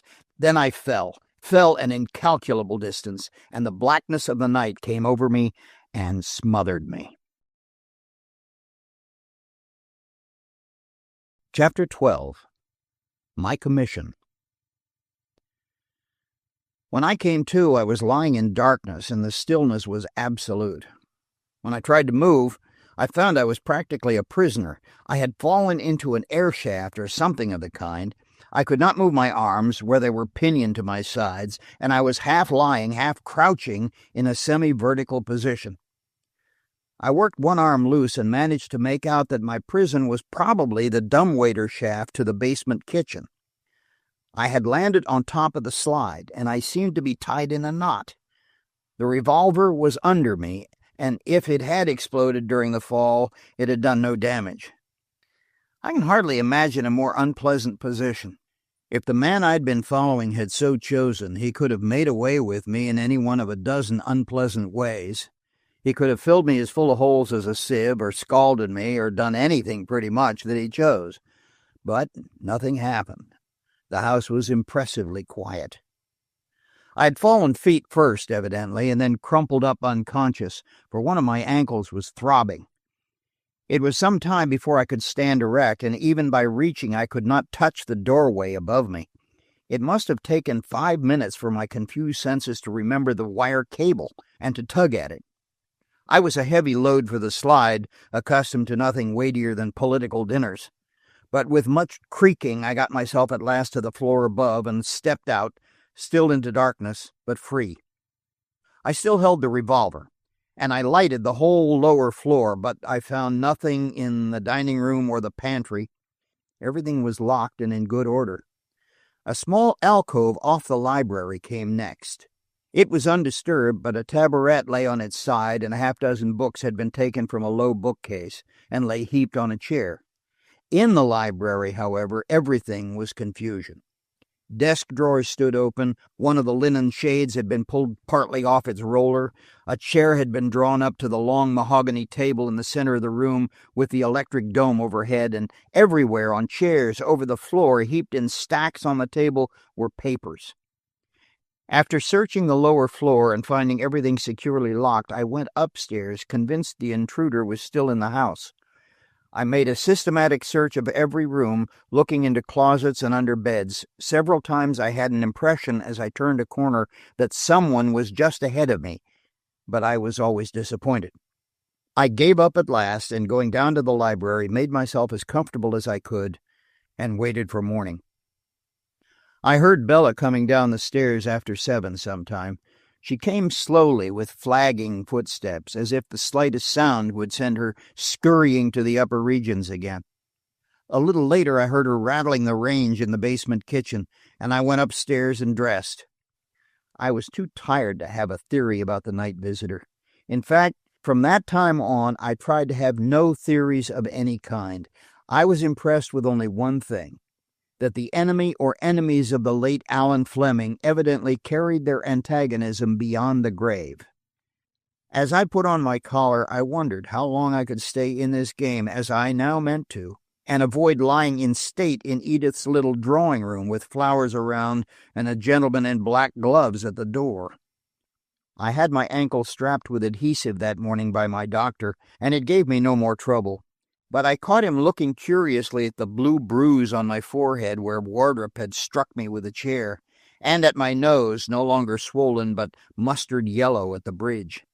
"Been doing any boxing lately?" he said as I laced up my shoe.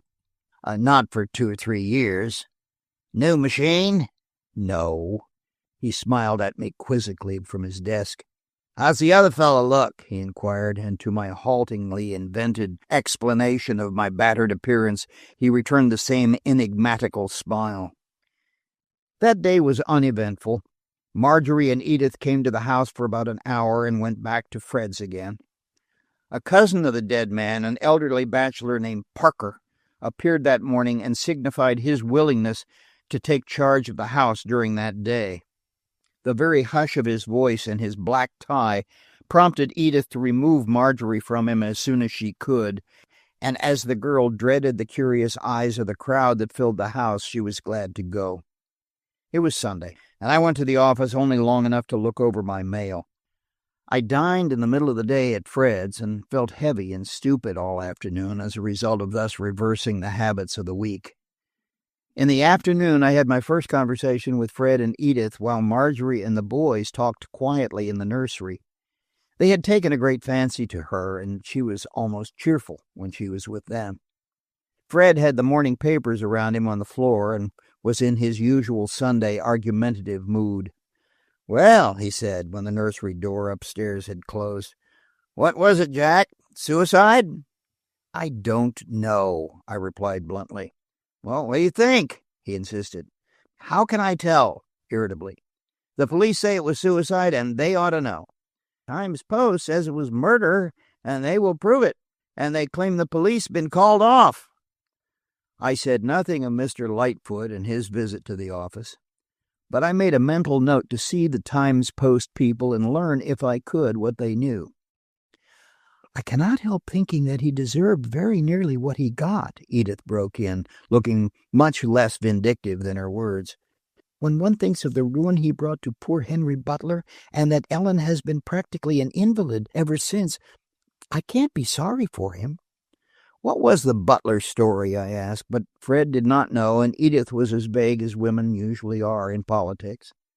"Henry Butler was treasurer of the state, and Mr. Fleming was his cashier.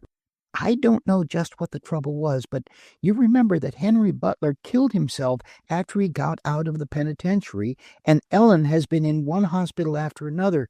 I would like to have her come here for a few weeks, Fred," she said appealingly. "She's in some sanatorium or other now, and we might cheer her a little." Fred groaned. "Have her if you like, Petty," he said resignedly, "but I refuse to be cheerful unless I feel like it. What about this young Wardrop, Jack? Looks to me as if the Times Post reporter had a line on him." "Hush," Edith said softly. "He is Margery's fiancé, and she might hear you." "How do you know?" Fred demanded. "Did she tell you?" "Look at her engagement ring," Edith threw back triumphantly. "And it's a perfectly beautiful solitaire, too." I caught Fred's eye on me, and the very speed with which he shifted his gaze made me uncomfortable. I made my escape as soon as I could on the plea of going out to Bellwood, and in the hall upstairs I met Margery. "I saw Bella today," she said. "Mr. Knox, will you tell me why you stayed up last night? What happened in the house?" "I thought I heard someone in the library," I stammered, "but I found no one." "Is that all the truth or only part of it?" she asked. "Why do men always evade issues with a woman?" Luckily, womanlike, she did not wait for a reply. She closed the nursery door and stood with her hand on the knob, looking down. "I wonder what you believe about all this," she said. "Do you think my father killed himself? You were there. You know. If someone would only tell me everything." It seemed to me it was her right to know. The boys were romping noisily in the nursery. Downstairs, Fred and Edith were having their Sunday afternoon discussion of what in the world had become of the money from Fred's latest book. Margery and I sat down on the stairs, and as well as I could remember the details, I told her what had happened at the White Cat. She heard me through quietly. "And so the police had given up the case?" she said despairingly. "And if they had not, Harry would have been arrested. Is there nothing I can do? Do I have to sit back with my hands folded?" "The police have not exactly given up the case," I told her. "But there is such a thing, of course, as stirring up a lot of dust and then running to cover like blazes before it settles. By the time the public has wiped it out of its eyes and sneezed it out of its nose and coughed it out of its larynx, the dust has settled in a heavy layer, clues are obliterated, and the public lifts its skirts and chooses another direction. The no thoroughfare sign is up."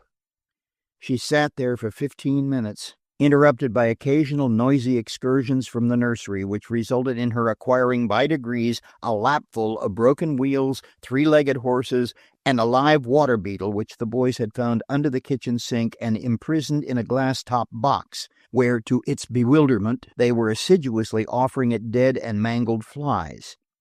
But our last 5 minutes were undisturbed, and the girl brought out with an effort the request she had tried to make all day.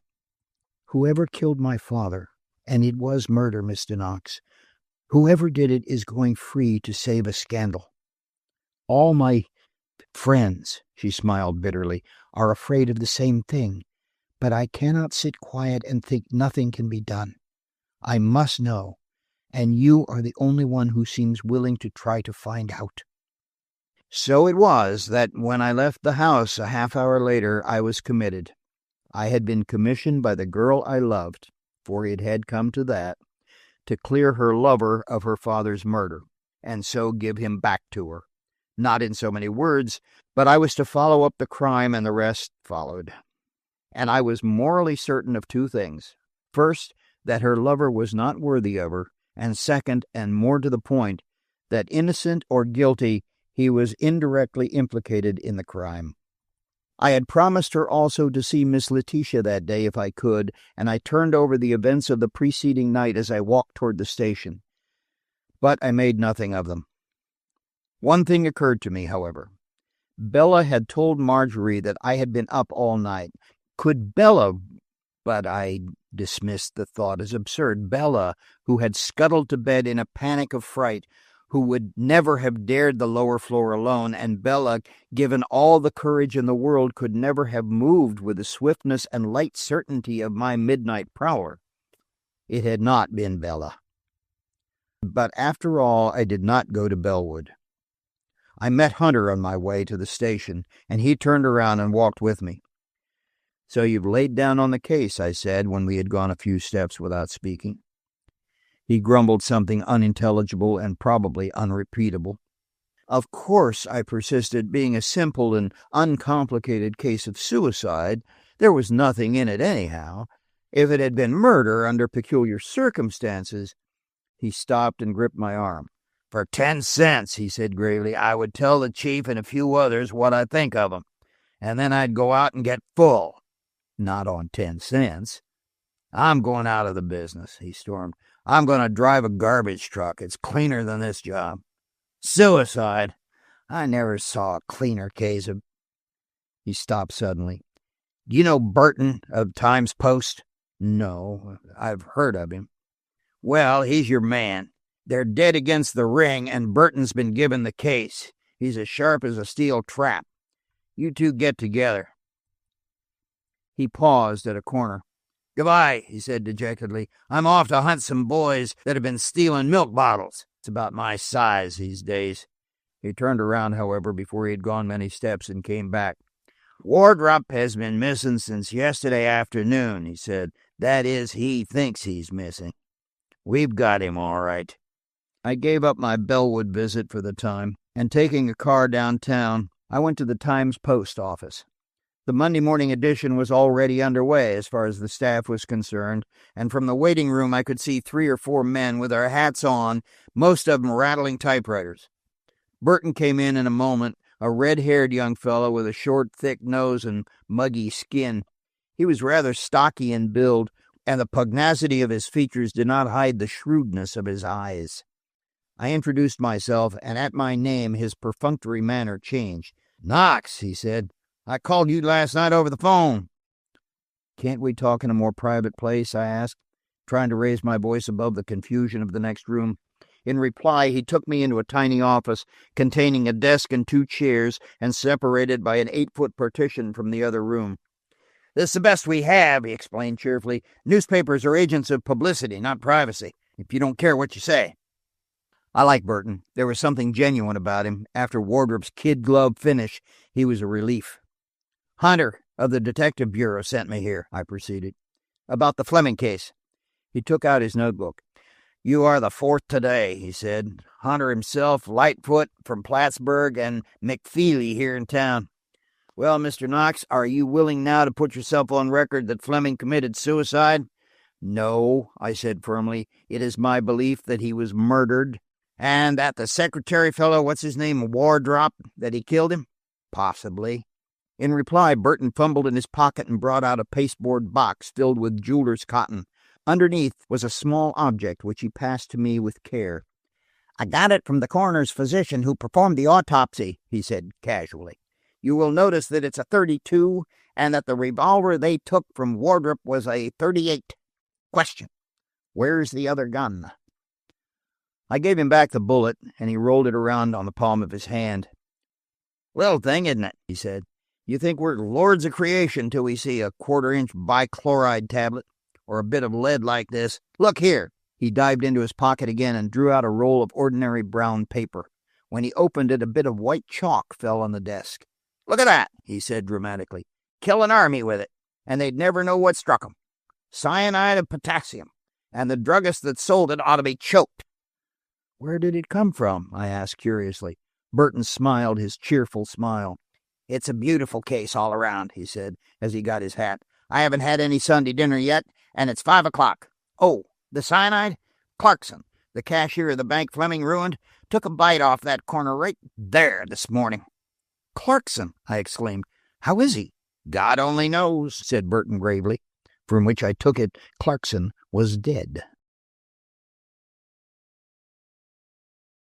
Chapter 13. Sizzling Metal. Burton listened while he ate, and his cheerful comments were welcome enough after the depression of the last few days. I told him after some hesitation the whole thing, beginning with the Maitland pearls and ending with my drop down the dumbwaiter. I knew I was absolutely safe in doing so. There is no person to whom I would rather tell a secret than a newspaper man. He will go out of his way to keep it. He will lock it in the depths of his bosom and keep it until 70 times 7. Also, you may threaten the rack or offer a larger salary, the seal does not come off his lips until the word is given. If then he makes a scarehead of it and gets in 3 columns of space and as many photographs, it is his just reward. So I told Burton everything, and he ate enough beefsteak for 2 men and missed not a word I said. "The money Wardrop had in the grip, that's easy enough explained," he said. "Fleming used the borough bank to deposit state funds in. He must have known it was rotten. He and Clarkson were as thick as thieves. According to a time-honored custom in our land of the brave and home of the free, the state treasurer who is crooked can, in such a case, draw on such a bank without security on his personal note, which is usually worth its value by the pound as old paper. And Fleming did that? He did. Then things got bad at the borough bank. Fleming had to divide with Schwartz, and the Lord only knows who all, but it was Fleming who had to put in the money to avert a crash, the word crash being synonymous with scandal in this case. He scrapes together a paltry 100,000, which Wardrop gets at the Capitol and brings on. Wardrop is robbed, or so he says.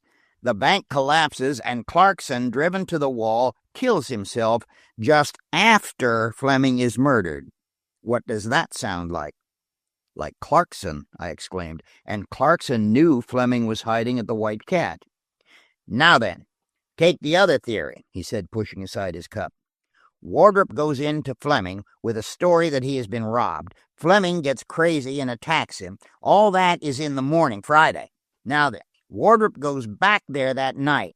Within 20 minutes after he enters the club, he rushes out, and when Hunter follows him, he says he's looking for a doctor to get cocaine for a gentleman upstairs. He is white and trembling. They go back together and find you there and Fleming dead. Wardrop tells two stories. First, he says Fleming committed suicide just before he left. Then he changes it and said he was dead when he arrived there. He produces the weapon with which Fleming is supposed to have killed himself, and which, by the way, Miss Fleming identified yesterday as her father's. But there are two discrepancies. Wardrop practically admitted that he had taken that revolver from Fleming not that night, but the morning before, during the quarrel. And the other discrepancy? The bullet. Nobody ever fired a .32 bullet out of a .38 caliber revolver, unless he was trying to shoot a double compound curve. Now then, who does it look like? Like Wardrop, I confessed. By Jove, they didn't both do it. And he didn't do it himself for two good reasons. He had no revolver that night, and there were no powder marks. And the 11:22 and Miss Maitland's disappearance?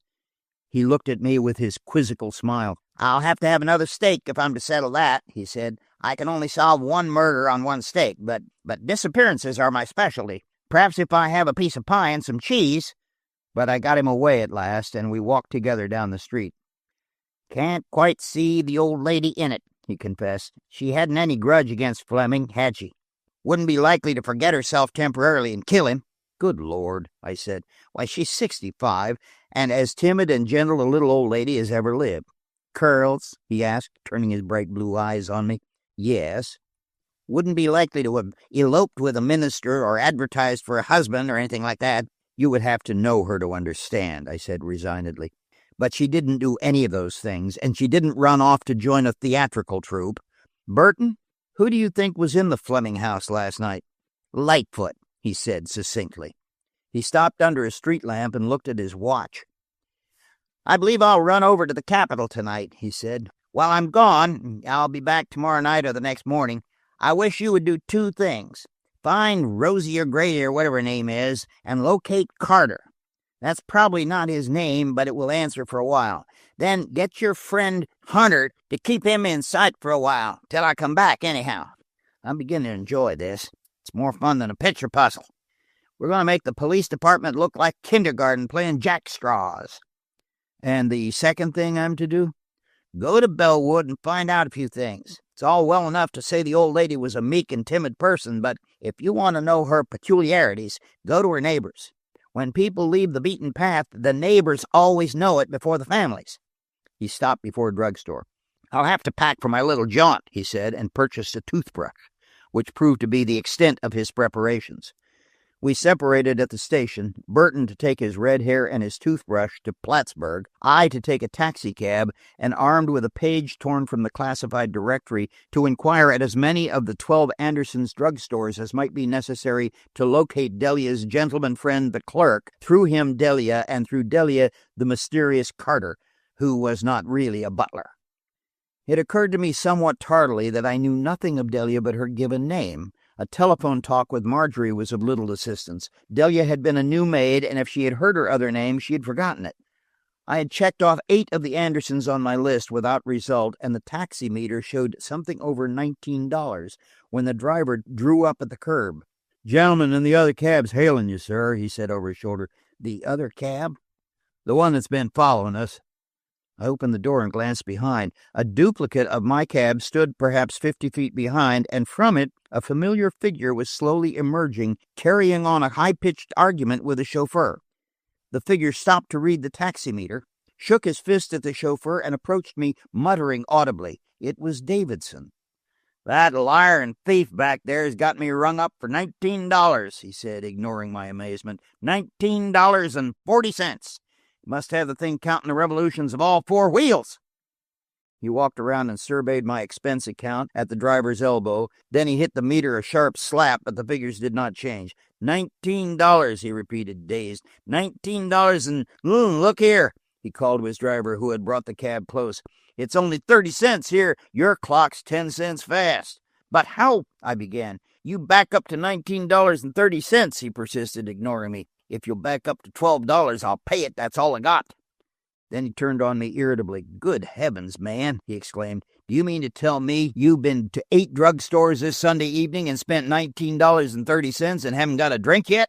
"Do you think I'm after a drink?" I asked him. "Now look here, Davidson, I rather think you know what I'm after. If you don't, it doesn't matter. But since you're coming along anyhow, pay your man off and come with me. I don't like to be followed." He agreed without hesitation, borrowed $8 from me to augment his 12, and crawled in with me.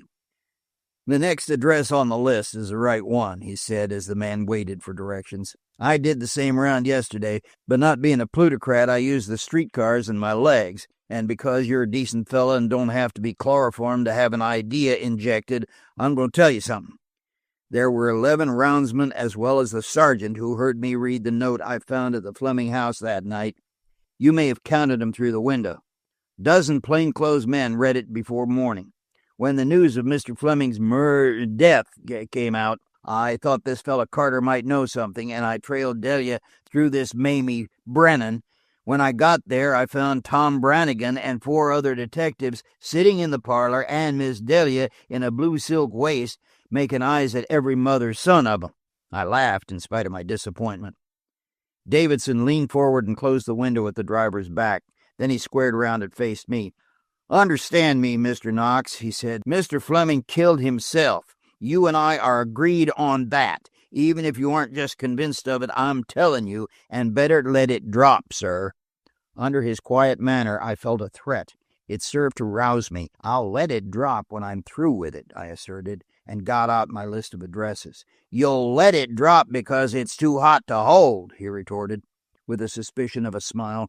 "If you're determined to know about Carter, I can tell you everything that is necessary." The chauffeur stopped his engine with an exasperated jerk and settled down in his seat, every line of his back bristling with irritation. "I prefer learning from Carter himself." He leaned back in his seat and produced an apple from the pocket of his coat. "You'll have to travel some to do it, son," he said. "Carter left for parts unknown last night, taking with him enough money to keep him in comfort for some little time." "Until this blows over," I said bitterly. "The trip was for the benefit of his health. He has been suffering and is still suffering from a curious lapse of memory." Davidson smiled at me engagingly. "He has entirely forgotten everything that occurred from the time he entered Mr. Fleming's employment until that gentleman left home. I doubt he will ever recover." With Carter gone, his retreat covered by the police, supplied with funds from some problematical source, further search for him was worse than useless. In fact, Davidson strongly intimated that it might be dangerous and would be certainly unpleasant. I yielded ungraciously and ordered the cab to take me home. But on the way I cursed my folly for not having followed this obvious clue earlier, and I wondered what this thing could be that Carter knew, that was at least surmised by various headquarters men, and yet was so carefully hidden from the world at large. The party newspapers had come out that day with a signed statement from Mr. Fleming's physician in Plattsburgh that he had been in ill health and inclined to melancholia for some time. The air was thick with rumors of differences with his party. The dust cloud covered everything. Pretty soon it would settle and hide the tracks of those who had hurried to cover under its protection. Davidson left me at a corner downtown. He turned to give me a parting admonition. "There's an old axiom in the mills round here, never sit down on a piece of metal till you spit on it. If it sizzles, don't sit." He grinned. "Your best position just now, young man, is standing with your hands over your head. Confidentially, there ain't anything within expectorating distance just now that ain't pretty well head up." He left me with that, and I did not see him again until the night at the White Cat, when he helped put me through the transom. Recently, however, I have met him several times. He invariably mentions the $8 and his intentions of repaying it. Unfortunately, the desire and the ability have not yet happened to coincide. I took the evening train to Bellwood and got there shortly after 8, in the midst of the Sunday evening calm. And the calm of a place like Bellwood is the peace of death without the hope of resurrection. I walked slowly up the main street, which was lined with residences. The town relegated its few shops to less desirable neighborhoods. My first intention had been to see the Episcopal minister, but the rectory was dark, and a burst of organ music from the church near reminded me again of the Sunday evening services. Promiscuous inquiry was not advisable. So far, Miss Jane's disappearance was known to very few, and Hunter had advised caution. Now I wandered up the street and turned at random to the right. A few doors ahead, a newish red brick building proclaimed itself the post office and gave the only sign of life in the neighborhood. It occurred to me that here inside was one individual who, theoretically at least in a small place, always knows the idiosyncrasies of its people. The door was partly open, for the spring night was sultry. The postmaster proved to be a one-armed veteran of the Civil War, and he was sorting rapidly the contents of a mailbag, emptied on the counter. "No delivery tonight," he said shortly. "Sunday delivery 2 to 3. "I suppose then I couldn't get $1's worth of stamps," I regretted. He looked up over his glasses. "Well, we don't sell stamps on Sunday night," he explained more politely. "But if you're in a hurry for them." "I am," I lied. And after he got them out, counting them with a wrinkled finger and tearing them off the sheet with the deliberation of age, I opened a general conversation. "I suppose you do a good bit of business here?" I asked. "Seems like a thriving place." "Not so bad. Big mail here sometimes. First of the quarter, when bills are coming round, we have a rush, and holidays and Easter, we got to hire an express wagon." It was when I asked him about his empty sleeve, however, that he had told me that he lost his arm at Chancellorsville, that we became really friendly. When he said he had been a corporal in General Maitland's command, my path was one of ease. "The Maitland ladies, I should say I do," he said warmly. "I've been fighting with Letitia Maitland as long as I can remember. That woman will scrap with the angel Gabriel at the resurrection if he wakes her up before she's had her sleep out." "Miss Jane is not that sort, is she?" "Miss Jane, well, she's an angel. She is that.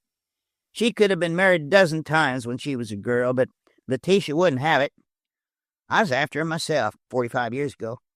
This was the Maitland farm in those days, and my father kept a country store down where the railroad station is now." "I suppose from that the Maitland ladies are wealthy." "Wealthy? Well, they don't know what they're worth. Not that it matters a mite to Jane Maitland. She hasn't called her soul her own for so long that I guess the good Lord won't hold her responsible for it." All of which was entertaining, but it was much like an old-fashioned seesaw. It kept going, but it didn't make much progress. But now at last we took a step ahead. "It's a shameful thing," the old man pursued, "that a woman as old as Jane should have to get her letters surreptitiously. For more than a year now she's been coming here twice a week for mail, and I've been keeping it for her. Rain or shine, Mondays and Thursdays, she's been coming. Sight of letters she's been getting, too." "Did she come last Thursday?" I asked over-eagerly. The postmaster all at once regarded me with suspicion. "I don't know whether she did or not," he said coldly, and my further attempts to beguile him into conversation failed. I pocketed my stamps, and by that time his resentment at my curiosity was fading. He followed me to the door and lowered his voice cautiously. Any news of the old lady?" he asked. "It ain't generally known around here that she's missing, but Heppy, the cook there, is relation to my wife." "We have no news," I replied. "And don't let it get around, will you?" He promised gravely. "I was telling Missus the other day," he said, "that there is an old walled-up cellar under the Maitland place. Have you looked there?" He was disappointed when I said we had, and I was about to go when he called me back. "Miss Jane didn't get her letters on Thursday, but on Friday that niece of hers came for it. 2 letters, one from the city and one from New York." "Thanks," I returned, and went out into the quiet street. I walked past the Maitland place, but the windows were dark and the house closed. Haphazard inquiry being out of the question, I took the 10 o'clock train back to the city. I had learned little enough, and that little I was at a loss to know how to use. For why had Margery gone after Miss Jane's mail after the little lady was missing? And why did Miss Jane carry on a clandestine correspondence? The family had retired when I got home, except Fred, who called from his study to ask for a rhyme for mosque. I could not think of one and suggested that he change the word to temple. At 2 o'clock, he banged on my door in a temper, said he had changed the rhyme to fit and now couldn't find a rhyme for temple. I suggested dimple, drowsily, whereat he kicked the panel of the door and went to bed. Chapter 14. A Walk in the Park.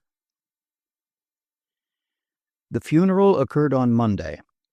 It was an ostentatious affair, with a long list of honorary pallbearers, a picked corps of city firemen in uniform ranged around the casket, and enough money wasted in floral pillows and sheaves of wheat tied with purple ribbon to have given all the hungry children in town a square meal. Amid all this state, Margery moved, stricken and isolated.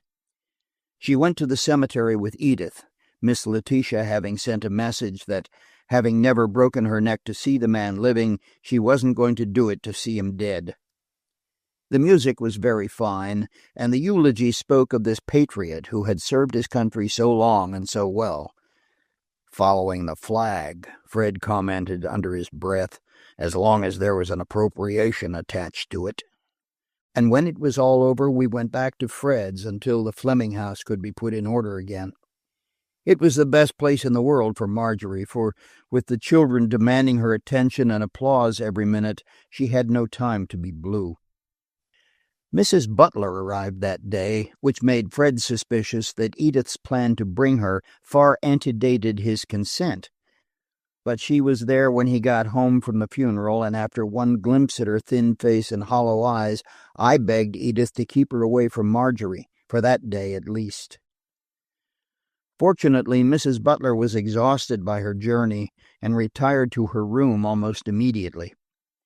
I watched her slender figure go up the stairs, and with her black trailing gown and colorless face, she was an embodiment of all that is lonely and helpless. Fred closed the door behind her and stood looking at Edith and me. "I tell you, honey," he declared, "that, brought into a cheerful home, is sufficient cause for divorce. Isn't it, Jack?" "She is ill," Edith maintained valiantly. "She is my cousin, too, which gives her some claim on me, and my guest, which gives her more." "Lady love," Fred said solemnly, "if you do not give me the key to the cellarette, I shall have a chill. And let me beg this of you, if I ever get tired of this life and shuffle off my mortality in a lumber yard or a political club, and you go around like that, I shall haunt you, I swear it." "Shuffle off," I declared to him. "I shall see that Edith is cheerful and happy." From somewhere above there came a sudden crash, followed by the announcement made by a scared housemaid that Mrs. Butler had fainted. Fred sniffed as Edith scurried upstairs. "Hipped," he said shortly. "For 2 cents I'd go up and give her a good whiff of ammonia, not this aromatic stuff, but the genuine article. That would make her sit up and take notice. 'Pon my word, I can't think what possessed Edith. These spineless, soft-spoken, timid women are leeches on one's sympathies." But Mrs. Butler was really ill, and Margery insisted on looking after her.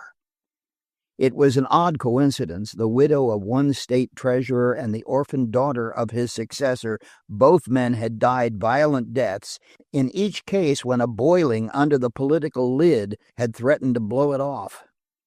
The boys were allowed to have their dinner with the family that evening in honor of Mrs. Butler's arrival, and it was a riotous meal. Margery got back a little of her color. As I sat across from her and watched her expressions change, from sadness to resignation and even gradually to amusement at the boys' antics, I wondered just how much she knew or suspected that she refused to tell me. I remembered a woman, client of mine, who said that whenever she sat near a railroad track and watched an engine thundering toward her, she tortured herself by picturing a child on the track and wondering whether under such circumstances she would risk her life to save the child. I felt a good bit that way. I was firmly embarked on the case now, and I tortured myself with one idea. Suppose I should find Wardrop guilty, and I should find extenuating circumstances. What would I do? Publish the truth? See him hanged or imprisoned, and break Margery's heart? Or keep back the truth, let her marry him, and try to forget that I had had a hand in the whole wretched business? After all, I decided to try to stop my imaginary train. Prove Wardrop innocent, I reasoned with myself, get to the bottom of this thing, and then it would be man and man, a fair field and no favor. I suppose my proper attitude, romantically taken, was to consider Margery's engagement ring an indissoluble barrier. But this was not romance. I was fighting for my life happiness. And as to the ring, well, I'm of the opinion that if a man really loves a woman and thinks he can make her happy, he will tell her so if she is strung with engagement rings to the ends of her fingers. Dangerous doctrine? Well, this is not propaganda. Tuesday found us all more normal. Mrs. Butler had slept some and very commendably allowed herself to be teed and toasted in bed. The boys were started to kindergarten again after 10 minutes of frenzied cap hunting. Margery went with me along the hall when I started for the office. "You have not learned anything?" she asked cautiously, glancing back to Edith at the telephone, calling the grocer frantically for the Monday morning supply of soap and starch. "Not much," I evaded. "Nothing definite, anyhow." "Margery, you're not going back to the Monmouth house again, are you?" "Not just yet. I don't think I could. I suppose later on it will have to be sold, but not at once. I shall go to Aunt Letitia's first." "Very well," I said. "Then you're going to take a walk with me this afternoon in the park. I won't take no. You need the exercise, and I need to talk to you," I finished lamely. When she had agreed, I went to the office. It was not much after 9, but to my surprise, Burton was already there. He had struck up an acquaintance with Miss Grant, the stenographer, and that usually frigid person had melted under the warmth of his red hair and his smile. She was telling him about her sister's baby having whooping cough when I went in. "I wish I'd studied law," he threw at me. "What shall it profit a man to become a lawyer and lose his own soul, as the psalmist says? I like this 10 to 4 business." When we had gone into the inner office and shut out Miss Grant and the whooping cough, he was serious instantly. "Well," he said, sitting on the radiator and dangling his foot, "I guess we've got Wardrop for theft, anyhow." "Theft?" I inquired. "Well, larceny, if you prefer legal terms. I found where he sold the pearls, in Plattsburgh, to a wholesale jeweler named, suggestively, Cash Dollar." "Then," I said conclusively, "if he took the pearls and sold them, as sure as I sit here, he took the money out of that Russia leather bag." Burton swung his foot rhythmically against the pipes. "I'm not so darn sure of it," he said calmly. If he had any reason, he refused to give it. I told him in my turn of Carter's escape, aided by the police, and he smiled. "For a suicide, it's causing a lot of excitement," he remarked. Then I told him the little incident of the post office. He was much interested. "The old lady's in it somehow," he maintained. "She may have been lending Fleming money, for one thing. How do you know it wasn't her 100,000 that was stolen? I don't think she ever had the uncontrolled disposal of $1 in her life." "Well, there's only one thing to do," Burton said finally, "and that is, find Miss Jane. If she's alive, she can tell something. I'll stake my fountain pen on that, and it's my dearest possession on earth, next to my mother. If Miss Jane is dead, well, somebody killed her, and it's time it was being found out. It's easy enough to say find her. It's easy enough to find her," he exploded. "Make a noise about it. Send up rockets. Put a half-column ad in every paper in town. Oh, better still, give the story to the reporters and let them find her for you. I'd do it if I wasn't tied up with this Fleming case. Describe her, how she walked, what she liked to eat, what she wore, in this case what she didn't wear. Lord, I wish I had that assignment. In 48 hours she will have been seen in 100 different places, and one of them will be right. It will be a question of selection, that is, if she is alive." In spite of his airy tone, I knew he was serious, and I felt he was right. The publicity part of it I left to him, and I sent a special delivery that morning to Bellwood asking Miss Letitia to say nothing and to refer reporters to me. I had already been besieged with them since my connection with the Fleming case, and a few more made no difference. Burton attended to the matter thoroughly. The 1 o'clock edition of an afternoon paper contained a short and vivid scarlet account of Miss Jane's disappearance. The evening editions were full, and while vague as to the manner of her leaving, were minute as regards her personal appearance and characteristics. To escape the threatened inundation of the morning paper men, I left the office early, and at 4 o'clock Margery and I stepped from a hill car into the park. She had been wearing a short, crepe-edged veil, but once away from the gaze of the curious, she took it off. I was glad to see she had lost the air of detachment she had worn for the last 3 days. "Hold your shoulders well back," I directed when we had found an isolated path, "and take long breaths. Try breathing in while I count 10. She was very tractable, unusually so, I imagined, for her. We swung along together for almost a half hour, hardly talking.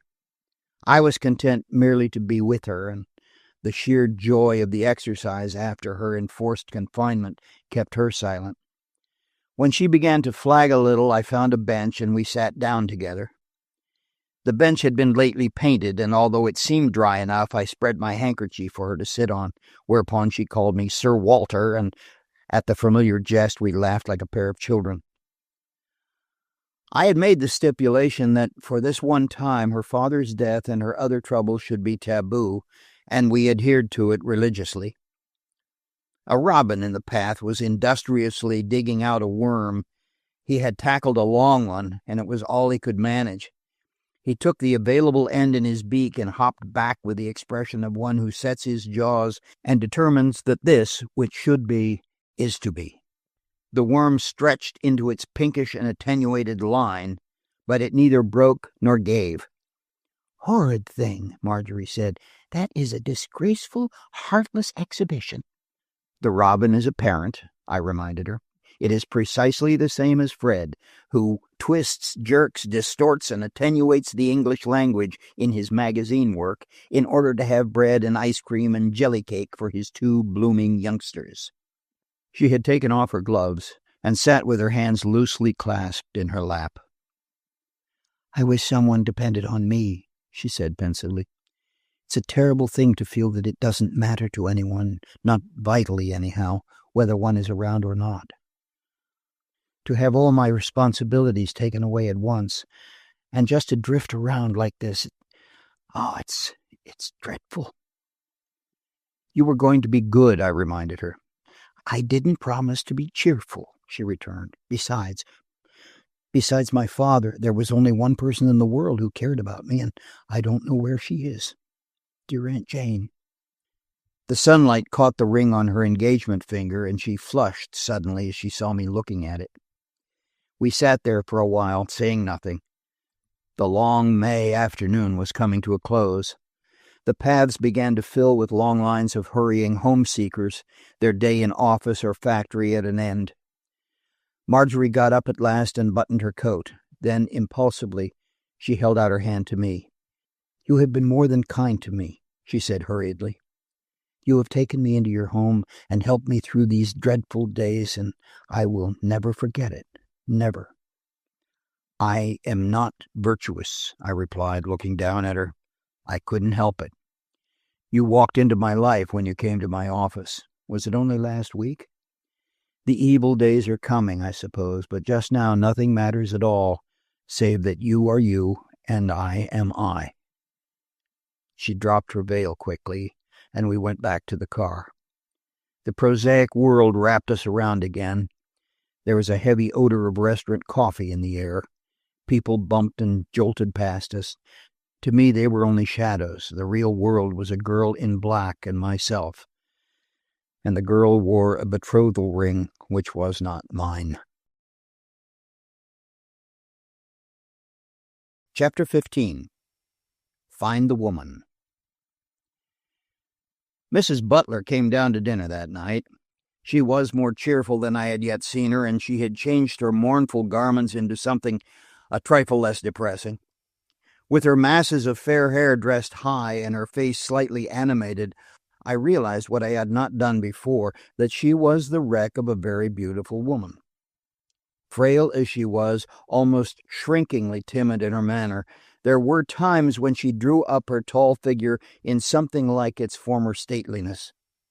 She had beautiful eyebrows, nearly black and perfectly penciled. They were almost incongruous in her colorless face. She was very weak.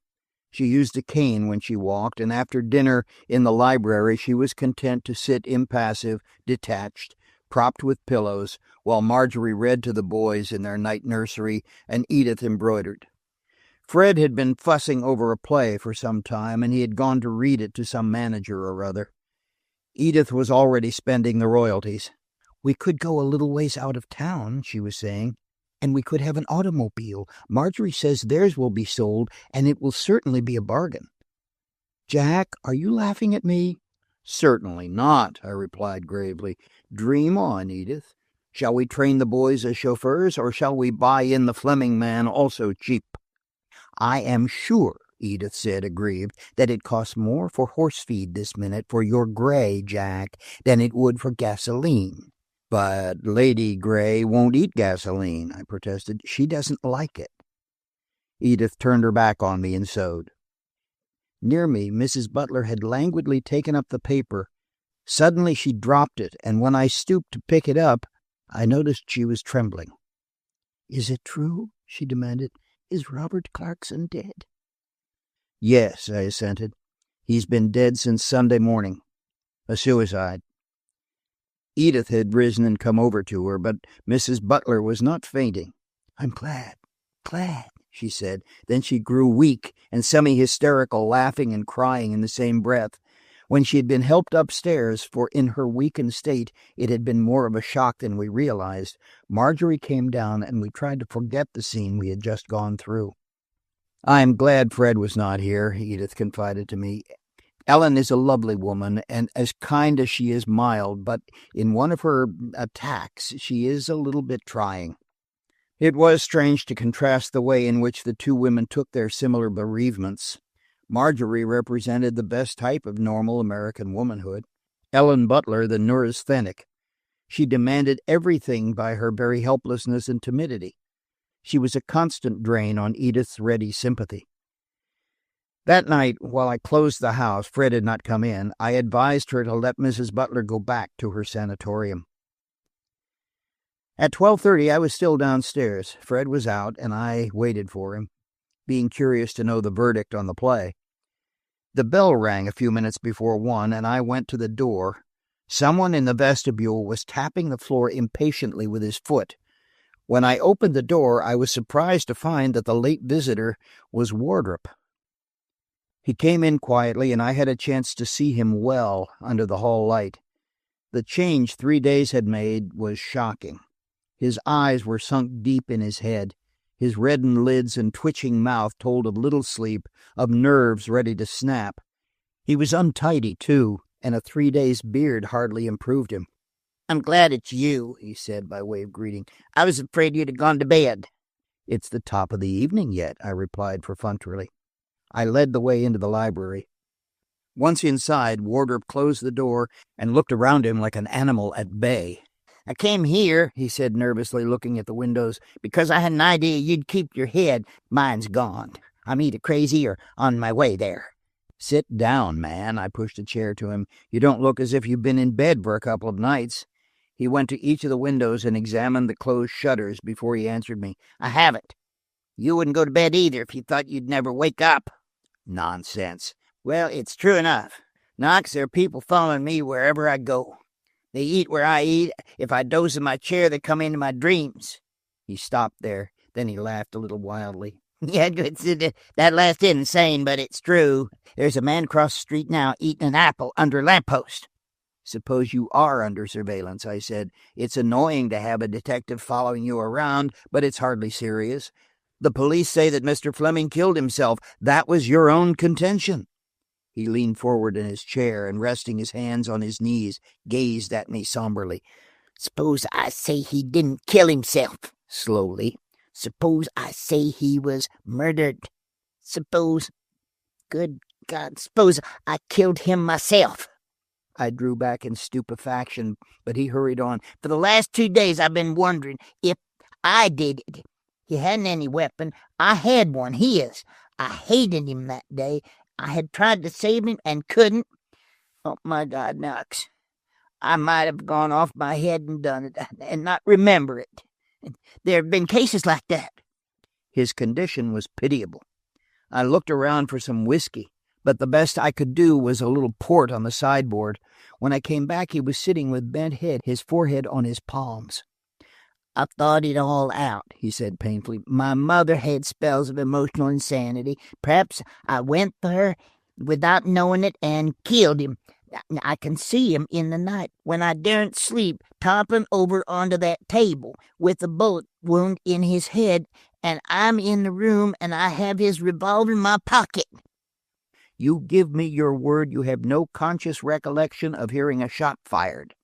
"My word before heaven," he said fervently. "But I tell you, Knox, he had no weapon. No one came out of that room as I went in, and yet he was only swaying forward as if I had shot him one moment and caught him as he fell the next. I was dazed. I don't remember yet what I told the police." The expression of fear in his eyes was terrible to see. A gust of wind shook the shutters, and he jumped almost out of his chair. "You will have to be careful," I said. "There have been cases where men confessed murders they never committed, driven by heaven knows what method of undermining their mental resistance. You expose your imagination to third-degree torture of your own invention, and in 2 days more you will be able to add full details to the crime." "I knew you'd think me crazy," he put in a little less somberly. "But just try it once. Sit in a room by yourself all day and all night with detectives watching you. Sit there and puzzle over a murder of a man you are suspected of killing. You know you felt like killing him, and you have a revolver and he is shot. Wouldn't you begin to think as I do?" "Wardrop," I asked, trying to fix his wavering eye with mine, "do you own a .32 caliber revolver?" "Yes." I was startled beyond any necessity under the circumstances. Many people have .32s. "That is, I had," he corrected himself. "It was in the leather bag that was stolen at Bellwood." "I can relieve your mind of one thing," I said. "If your revolver was stolen with a leather bag, you had nothing to do with the murder. Fleming was shot with a .32. He looked first incredulous, then relieved. "Now then," I pursued, "suppose Mr. Fleming had an enemy, a relentless one who would stoop to anything to compass his ruin. In his position he would be likely to have enemies. This person, let us say, knows what you carry in your grip and steals it, taking away the funds that would have helped to keep the lid on Fleming's mismanagement for a time. In the grip is your revolver. Would you know it again?" He nodded affirmatively. "This person, this enemy, finds the revolver, pockets it, and at the first opportunity, having ruined Fleming, proceeds humanely to put him out of his suffering. Is it far-fetched?" There were dozens, 100 people who had been glad to ruin him." His gaze wavered again suddenly. It was evident that I had renewed an old train of thought. "For instance," I suggested, but he was on guard again. "You forget one thing, Knox," he said after a moment. "There was nobody else who could have shot him. The room was empty." "Nonsense," I replied. "Don't forget the warehouse." "The warehouse?"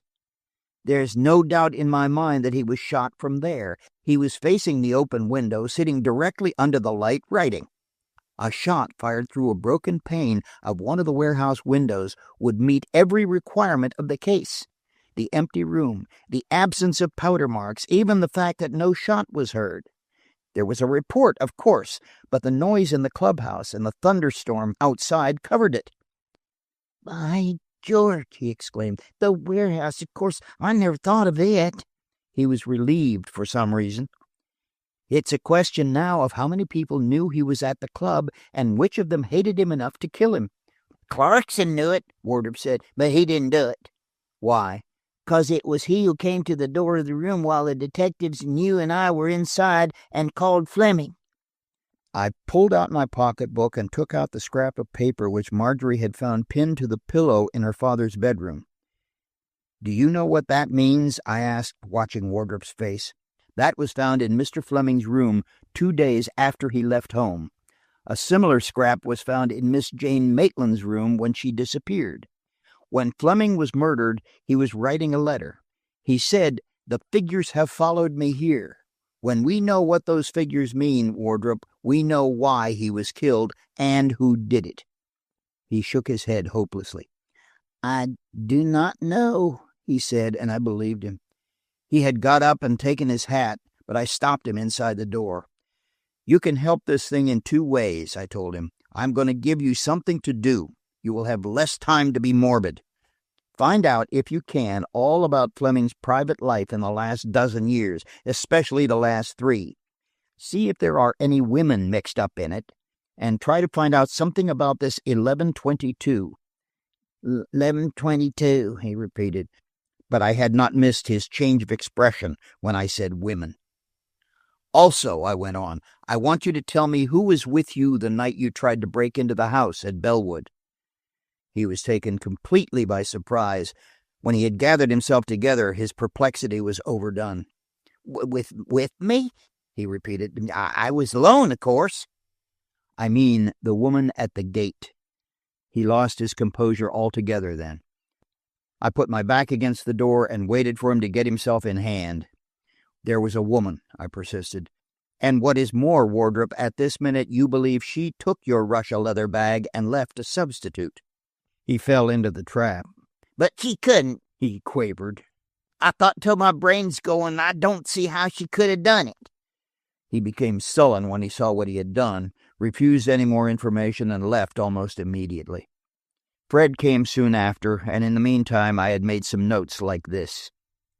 1. Examine warehouse and yard. 2. Attempt to trace Carter. 3. See station agent at Bellwood. 4.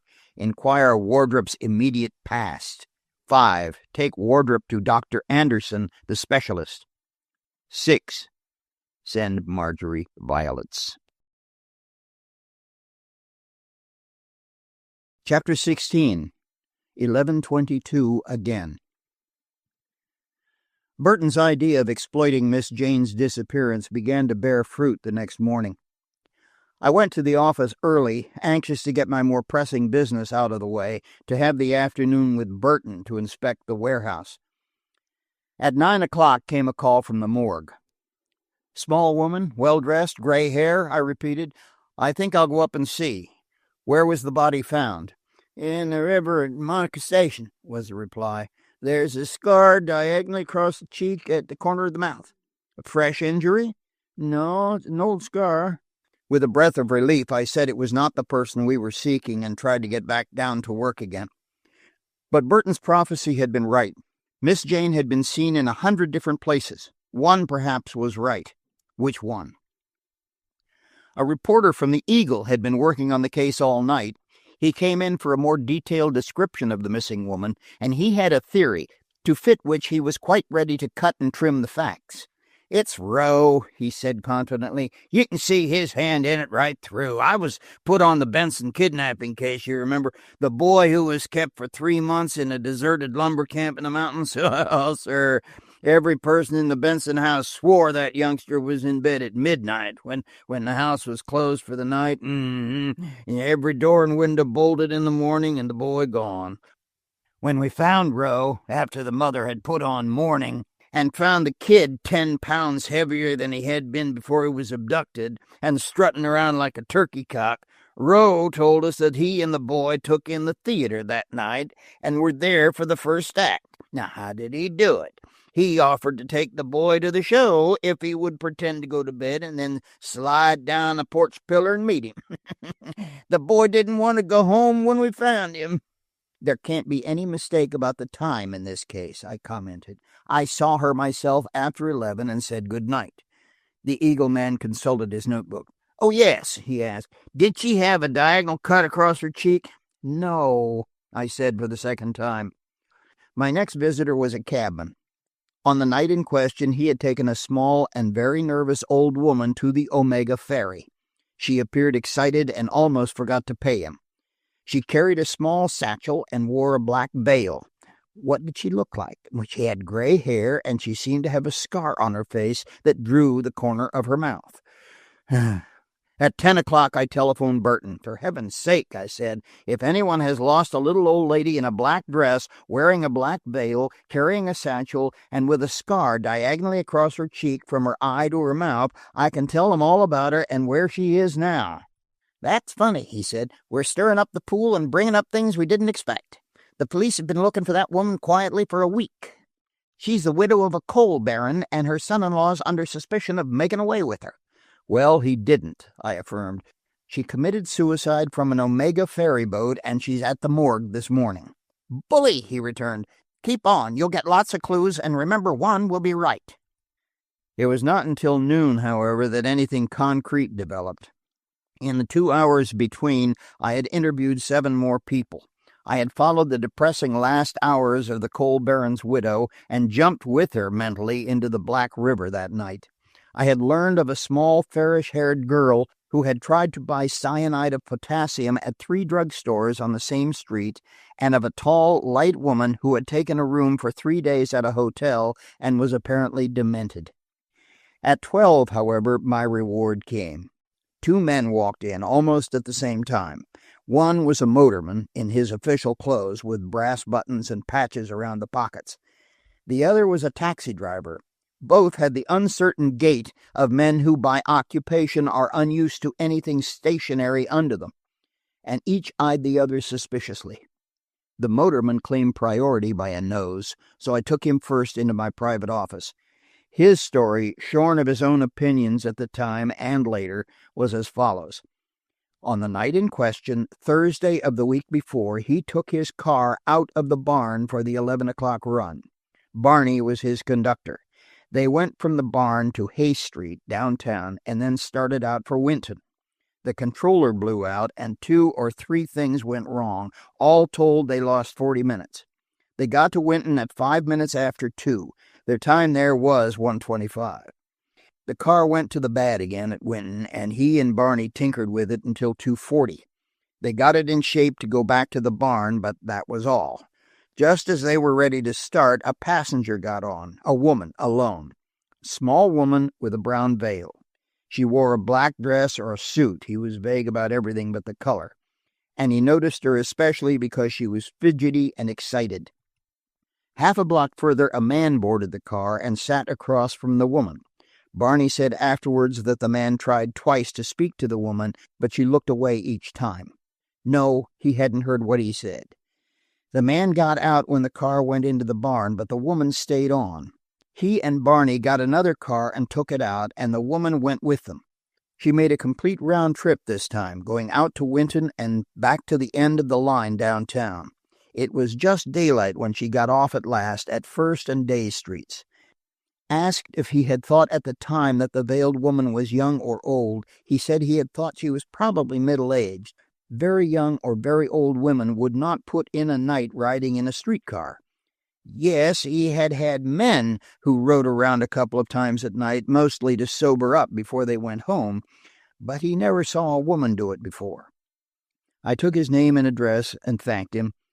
The chauffeur came next, and his story was equally pertinent. On the night of the previous Thursday, he had been engaged to take a sick woman from a downtown hotel to a house at Bellwood. The woman's husband was with her, and they went slowly to avoid jolting. It was after 12 when he drove away from the house and started home.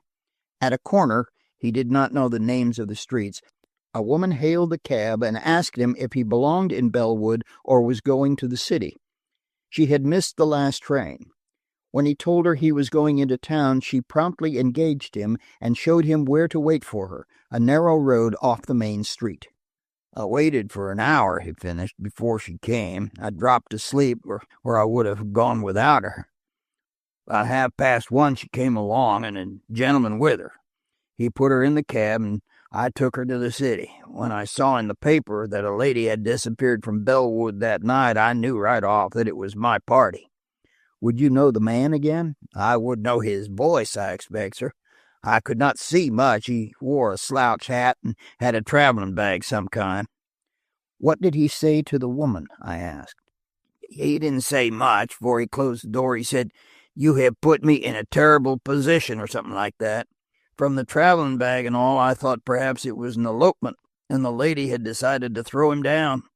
Was it a young woman or an old one? I asked again.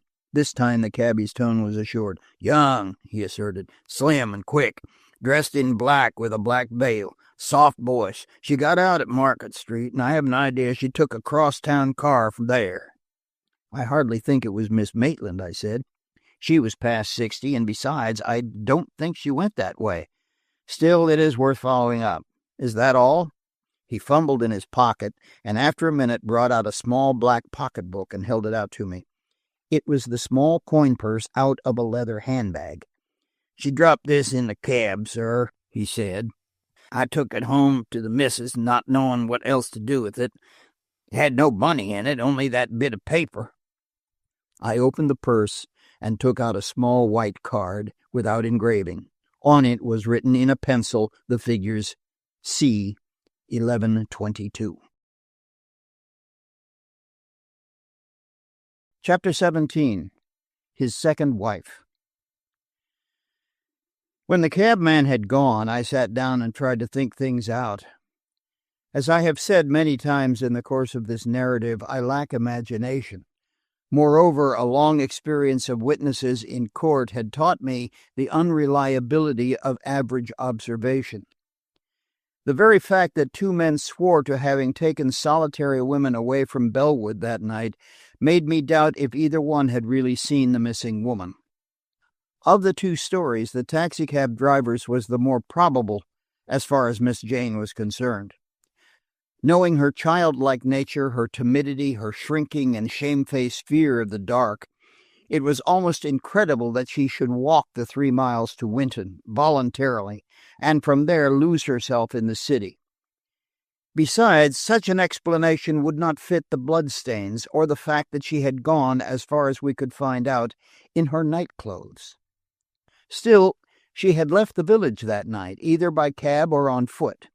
If the driver had been correct in his time, however, the taxicab was almost eliminated. He said the woman got into the cab at 1:30. It was between 1:30 and 1:45 when Margery heard the footsteps in the attic. I think for the first time it came to me that day that there was at least a possibility that Miss Jane had not been attacked, robbed, or injured, that she had left home voluntarily under stress of great excitement. But if she had, why? The mystery was hardly less for being stripped of its gruesome details. Nothing in my knowledge of the missing woman gave me a clue. I had a vague hope that if she had gone voluntarily, she would see the newspapers and let us know where she was. To my list of exhibits, I added the purse with its enclosure. The secret drawer of my desk now contained, besides the purse, the slip marked 1122 that had been pinned to Fleming's pillow, the similar scrap found over Miss Jane's mantle, the pearl I had found on the floor of the closet, and the cyanide, which, as well as the bullet, Burton had given me. Add to these the still tender place on my head where Wardrop had almost brained me with a chair, and a blue ankle now becoming spotted with yellow where I had fallen down the dumbwaiter, and my list of visible reminders of the double mystery grew to 8. I was not proud of the part I had played. So far I had blundered, it seemed to me, at every point where a blunder was possible. I had fallen over folding chairs and down a shaft. I had been a half hour too late to save Alan Fleming. I had been up and awake, and Miss Jane had got out of the house under my very nose. Last, and by no means least, I had waited 35 years to find the right woman, and when I found her, someone else had won her. I was in the depths that day when Burton came in. He walked into the office jauntily and presented Miss Grant with a club sandwich, neatly done up in waxed paper. Then he came into my private room and closed the door behind him. "Avaunt, dull care!" he exclaimed, taking in my dejected attitude and exhibits on the desk at a glance. "Look up and grin, my friend." He had his hands behind him. "Don't be a fool," I snapped. "I'll not grin unless I feel like it." "Grin, darn you," he said, and put something on the desk in front of me. It was a Russia leather bag. "The leather bag," he pointed proudly. "Where did you get it?" I exclaimed, incredulous. Burton fumbled with the lock while he explained. "It was found in Boston," he said. "How do you open this thing, anyhow?" It was not locked, and I got it open in a minute. As I had expected, it was empty. "Then perhaps Wardrop was telling the truth," I exclaimed. "By Jove, Burton, he was robbed by the woman in the cab, and he can't tell about her on account of Miss Fleming. She made a haul for certain." I told him then of the two women who had left Bellwood on the night of Miss Jane's disappearance, and showed him the purse and its enclosure. The sea puzzled him as it had me.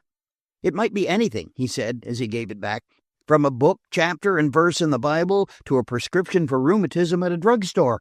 As to the lady in the cab, I think perhaps you are right," he said, examining the interior of the bag, where Wardrop's name in ink told its story. "Of course, we have only Wardrop's word that he brought the bag to Bellwood. If we grant that, we can grant the rest, that he was robbed, that the thief emptied the bag, and either took it or shipped it to Boston." "And how on earth did you get it?" "It was a coincidence. There have been a shrewd lot of baggage thieves in 2 or 3 eastern cities lately, mostly Boston. The method, the police say, was something like this. One of them, the chief of the gang, would get a wagon, dress like an expressman, and go around the depots looking at baggage. He would make a mental note of the numbers, go away and forge a check to match, and secure the pieces he had taken a fancy to. Then he merely drove around to headquarters, and the trunk was rifled. The police got on, raided the place, and found, among others, our Russia leather bag.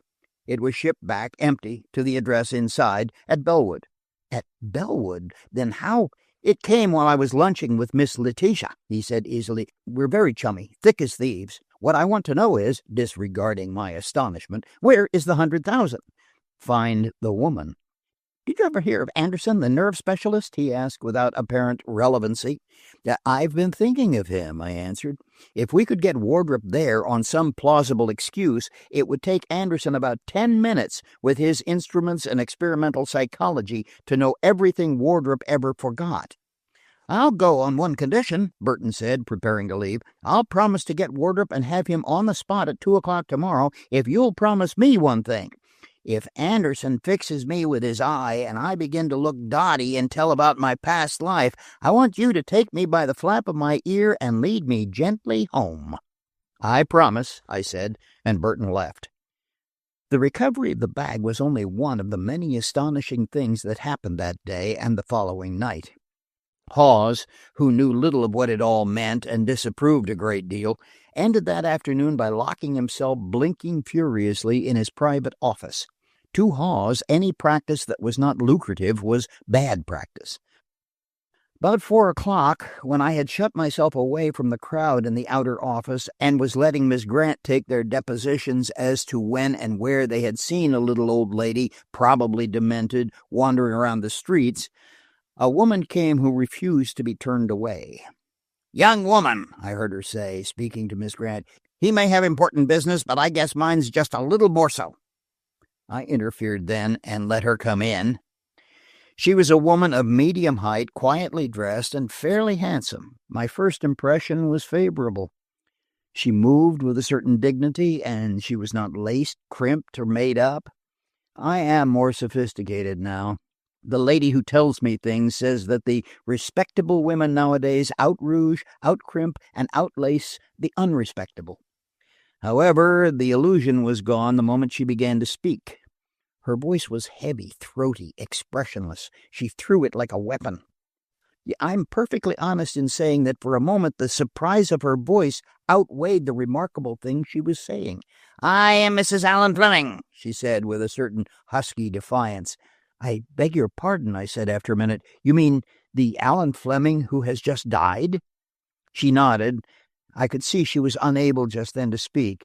She had nerved herself to the interview, but it was evident that there was a real grief. She fumbled for a black-bordered handkerchief, and her throat worked convulsively. I saw now that she was in mourning.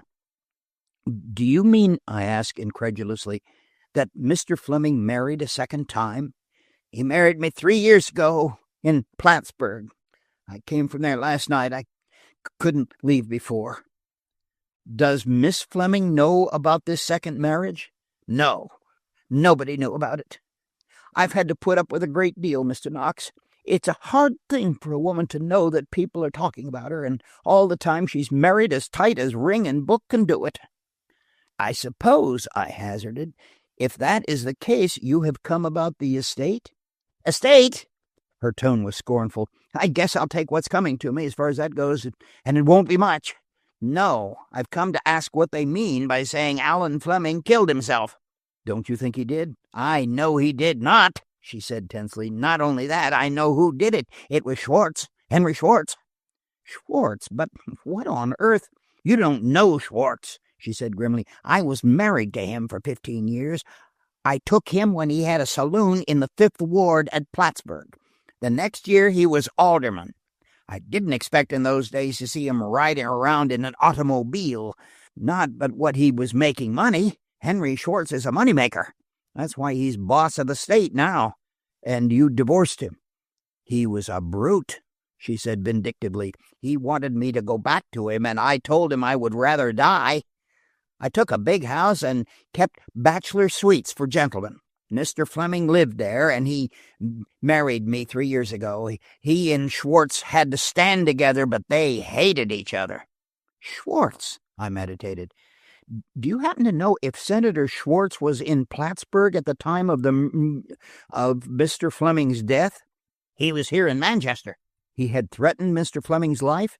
"He had already tried to kill him the day we were married. He stabbed him twice, but not deep enough." I looked at her in wonder. For this woman, not extraordinarily handsome, 2 men had fought and one had died, according to her story. "I can prove everything I say," she went on rapidly. "I have letters from Mr. Fleming telling me what to do in case he was shot down. I have papers, canceled notes, that would put Schwartz in the penitentiary. That is," she said cunningly, "I did have them. Mr. Fleming took them away." "Aren't you afraid for yourself?" I asked. "Yes, I'm afraid. Afraid he'll get me back yet. It would please him to see me crawl back on my knees. But he cannot force you to go back to him." "Yes, he can," she shivered, from which I knew she had told me only a part of her story. After all, she had nothing more to tell. Fleming had been shot. Schwartz had been in the city about the Borough Bank. He had threatened Fleming before, but a political peace had been patched. Schwartz knew the White Cat, that was all. Before she left, she told me something I had not known. "I know a lot about inside politics," she said as she got up. "I have seen the state divided up with the roast at my table and served around with the dessert. And I can tell you something you don't know about your White Cat. A back staircase leads to one of the upstairs rooms and shuts off with a locked door. It opens below out a side entrance, not supposed to be used. Only a few know of it. Henry Butler was found dead at the foot of that staircase." "He shot himself, didn't he?" "The police say so," she replied with her grim smile. "There is such a thing as murdering a man by driving him to suicide." She wrote an address on a card and gave it to me. "Just a minute," I said as she was about to go. "Have you ever heard Mr. Fleming speak of the Mrs. Maitland?" "They were his first wife's sisters. No, he never talked of them, but I believe just before he left Plattsburgh he tried to borrow some money from them." "And failed?" "The oldest one telegraphed a refusal. Collect," she said, smiling faintly. "There is something else," I said. "Did you ever hear of the number 1122? "No. Why, yes," she said. "It is the number of my house." It seemed rather ridiculous when she was gone, and I sat down to think it over. It was anticlimax, to say the least. If the mysterious number meant only the address of this very ordinary woman, then it was probable her story of Schwartz was true enough. But I could not reconcile myself to it, nor could I imagine Schwartz with his great bulk skulking around pinning scraps of paper to pillows. It would have been more like the fearlessness and passion of the man to have shot Fleming down in the State House corridor or on the street and to have trusted in his influence to set him free. For the first time it occurred to me that there was something essentially feminine in the revenge of the figures that had haunted the dead man. I wondered if Mrs. Fleming had told me all or only half the truth. That night, at the most peaceful spot I had ever known, Fred's home, occurred another inexplicable affair, one that left us all with racked nerves and listening, fearful ears. Chapter 18. Edith's Cousin. That was to be Margery's last evening at Fred's. Edith had kept her as long as she could, but the girl felt that her place was with Miss Letitia. Edith was desolate. "I don't know what I'm going to do without you," she said that night when we were all together in the library with a wood fire for light and coziness more than heat. Margery was sitting before the fire, and while the others talked, she sat mostly silent, looking into the blaze.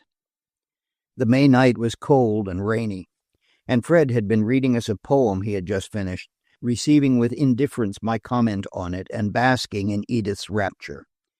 "Do you know yourself what it is about?" I inquired caustically. "If it's about anything, it isn't poetry," he replied. "Poetry appeals to the ear. It is primarily sensuous. If it is more than that, it ceases to be poetry and becomes verse." Edith yawned. "I'm afraid I'm getting old," she said. "I'm getting the nap habit after dinner. Fred, run up, will you, and see if Kate put blankets over the boys?" Fred stuffed his poem in his pocket and went resignedly upstairs. Edith yawned again and prepared to retire to the den for 40 winks. "If Ellen decides to come downstairs," she called back over her shoulder, "please come and wake me. She said she felt better and might come down." At the door she turned behind Margery's back and made me a sweeping and comprehensive signal. She finished it off with a double wink, Edith having never been able to wink with one eye alone, and crossing the hall, closed the door of the den with an obtrusive bang. Margery and I were alone. The girl looked at me, smiled a little, and drew a long breath. "It's queer about Edith," I said. "I never before knew her to get drowsy after dinner. If she were not beyond suspicion, I would think it a deep-laid scheme, and she and Fred sitting and holding hands in a corner somewhere." "But why a scheme?" She had folded her hands in her lap, and the eternal ring sparkled malignantly. "She might think I wanted to talk to you," I suggested. "To me?" "To you. The fact is, I do." Perhaps I was morbid about the ring. It seemed to me she lifted her hand and looked at it. "It's drafty in here, don't you think so?" she asked suddenly, looking back of her. Probably she had not meant it, but I got up and closed the door into the hall. When I came back, I took the chair next to her, and for a moment we said nothing. The log threw out tiny red devil sparks, and the clock chimed 8 very slowly.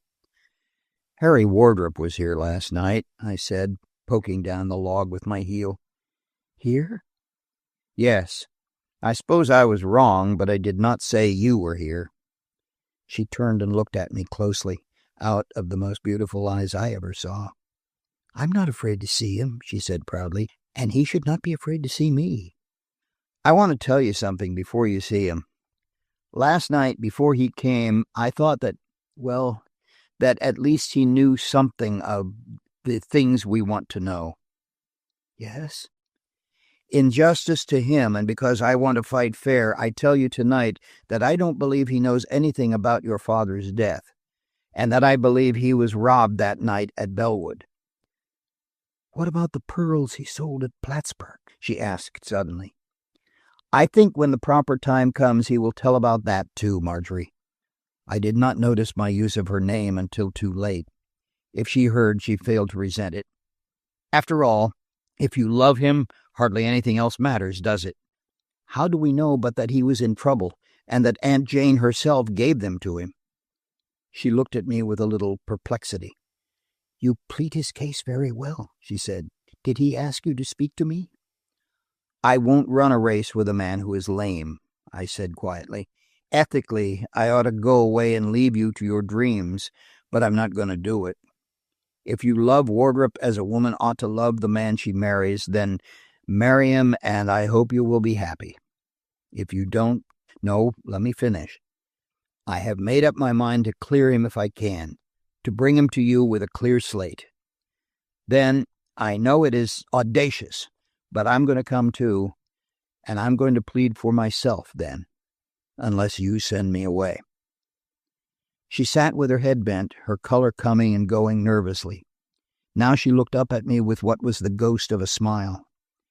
"It sounds like a threat," she said in a low voice. "And I wonder if you always get what you want." Then, of course, Fred came in and fell over a hassock looking for matches. Edith opened the door of the den and called him to her irritably, but Fred declined to leave the wood fire and settled down in his easy chair. After a while, Edith came over and joined us, but she snubbed Fred the entire evening to his bewilderment. And when conversation lagged during the evening that followed, I tried to remember what I had said and knew I had done very badly. Only one thing cheered me. She had not been angry, and she had understood. Blessed be the woman that understands. We broke up for the night about 11. Mrs. Butler had come down for a while and even played a little, something from Tchaikovsky, a singing, plaintive theme that brought sadness back into Margery's face and made me think, for no reason, of a wet country road and a plodding, back-burdened peasant. Fred and I sat in the library for a while after the rest had gone, and I told him a little of what I had learned that afternoon. "A second wife," he said, "and a primitive type, huh? Well, did she shoot him or did Schwartz? The lady or the Democratic tiger?" "The tiger," I said firmly. "The lady," Fred with equal assurance. Fred closed the house with his usual care. It required the combined efforts of the maids followed up by Fred to lock the windows, it being his confident assertion that in 7 years of keeping house he had never failed to find at least one unlocked window. On that night, I remember, he went around with his usual scrupulous care. Then we went up to bed, leaving a small light at the telephone in the lower hall, nothing else. The house was a double one, built around a square hall below, which served the purpose of a general sitting room.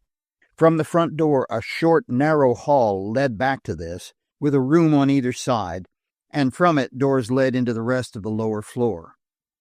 At one side, the stairs took the ascent easily, with 2 stops for landings, and upstairs the bedrooms opened from a similar, slightly smaller square hall. The staircase to the 3rd floor went up from somewhere back in the nursery wing.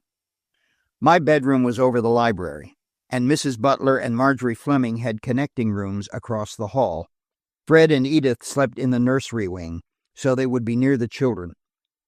In the square upper hall there was a big reading table, a lamp, and some comfortable chairs. Here, when they were alone, Fred read aloud the evening paper, or his latest short story, and Edith's sewing basket showed how she put in what women miscall their leisure. I did not go to sleep at once. Naturally, the rather vital step I had taken in the library insisted on being considered and almost regretted. I tried reading myself to sleep, and when that failed, I tried the soothing combination of a cigarette and a book. That worked like a charm. The last thing I remember is of holding the cigarette in a death grip as I lay with my pillows propped back of me, my head to the light, and a delightful languor creeping over me. I was awakened by the pungent, acrid smell of smoke, and I sat up and blinked my eyes open. The side of the bed was sending up a steady column of gray smoke, and there was a smart crackle of fire under me somewhere. I jumped out of bed and saw the trouble instantly. My cigarette had dropped from my hand, still lighted, and as is the way with cigarettes, determined to burn to the end. In doing so, it had fired my bed, the rug under the bed, and pretty nearly the man on the bed. It took some sharp work to get it all out without rousing the house. Then I stood among the wreckage and looked ruefully at Edith's pretty room. I could see mentally the spot of water on the library ceiling the next morning, and I could hear Fred's strictures on the heedlessness and indifference to property of bachelors in general and me in particular. 3 pitchers of water on the bed had made it an impossible couch. I put on a dressing gown and, with a blanket over my arm, I went out to hunt some sort of place to sleep. I decided on the davenport in the hall just outside, and as quietly as I could, I put a screen around it and settled down for the night. I was awakened by the touch of a hand on my face. I started, I think, and the hand was jerked away. I'm not sure. I was still drowsy. I lay very quiet, listening for footsteps, but none came. With the feeling that there was someone behind the screen, I jumped up. The hall was dark and quiet. When I found no one, I concluded it had only been a vivid dream, and I sat down on the edge of the davenport and yawned. I heard Edith moving back in the nursery.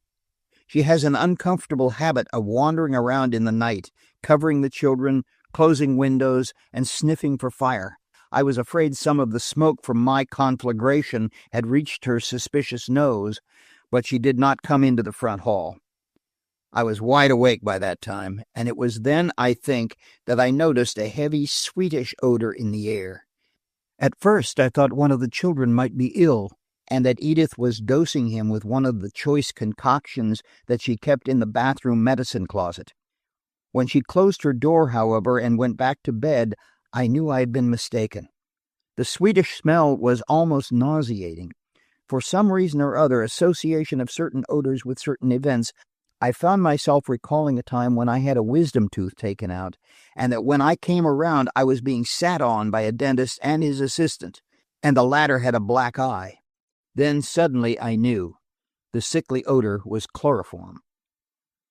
I had the light on in a moment, and was rapping at Margery's door. It was locked, and I got no answer. A pale light shone over the transom, but everything was ominously quiet beyond the door. I went to Mrs. Butler's room next. It was unlocked and partly open. One glance at the empty bed and the confusion of the place, and I rushed without ceremony through the connecting door into Margery's room. The atmosphere was reeking with chloroform. The girl was in bed, apparently sleeping quietly. One arm was thrown up over her head, and the other lay relaxed on the white cover. A folded towel had been laid across her face, and when I jerked it away I saw she was breathing very slowly, stertorously, with her eyes partly open and fixed. I threw up all the windows before I roused the family, and as soon as Edith was in the room I telephoned for the doctor. I hardly remember what I did until he came. I know we tried to rouse Margery and failed, and I know that Fred went downstairs and said the silver was intact and the back kitchen door open. And then the doctor came, and I was put out in the hall, and for an eternity I walked up and down, 8 steps one way, 8 steps back, unable to think, unable even to hope. Not until the doctor came out to me and said she was better, and would I call a maid to make some strong black coffee, did I come out of my stupor. The chance of doing something, anything, made me determined to make the coffee myself. They still speak of that coffee at Fred's. It was Edith who brought Mrs. Butler to my mind. Fred had maintained that she had fled before the intruders, and was probably in some closet or corner of the upper floor. I was afraid our solicitude was long in coming. It was almost an hour before we organized a searching party to look for her. Fred went upstairs, and I took the lower floor. It was I who found her, after all, lying full length on the grass in the little square yard back of the house. She was in a dead faint, and she was a much more difficult patient than Margery. We could get no story from either of them that night. The 2 rooms had been ransacked, but apparently nothing had been stolen. Fred vowed he had locked and bolted the kitchen door, and that it had been opened from within. It was a strange experience, that night intrusion into the house, without robbery as a motive. If Margery knew or suspected the reason for the outrage, she refused to say. As for Mrs. Butler, to mention the occurrence put her into hysteria. It was Fred who put forth the most startling theory of the lot. "By George," he said the next morning when we had failed to find tracks in the yard and Edith had reported every silver spoon in its place. "By George, it wouldn't surprise me if the lady in the grave clothes did it to herself. There isn't anything a hysterical woman won't do to rouse your interest in her if it begins to flag. How did anyone get in through that kitchen door when it was locked inside and bolted? I tell you, she opened it herself." I did not like to force Margery's confidence, but I believed that the outrage was directly for the purpose of searching her room, perhaps for papers that had been her father's. Mrs. Butler came around enough by morning to tell a semi-connected story in which she claimed that 2 men had come in from a veranda roof and tried to chloroform her, that she had pretended to be asleep and had taken the first opportunity while they were in the other room to run downstairs and into the yard. Edith thought it likely enough, being a credulous person. As it turned out, Edith's intuition was more reliable than my skepticism, or Fred's. Chapter 19. Back to Bellwood. The inability of Margery Fleming to tell who had chloroformed her, and Mrs. Butler's white face and brooding eyes made a very respectable mystery out of the affair. Only Fred, Edith, and I came down to breakfast that morning. Fred's expression was half amused, half puzzled. Edith fluttered uneasily over the coffee machine, her cheeks as red as the bow of ribbon at her throat. I was preoccupied, and like Fred, I propped the morning paper in front of me and proceeded to think in its shelter.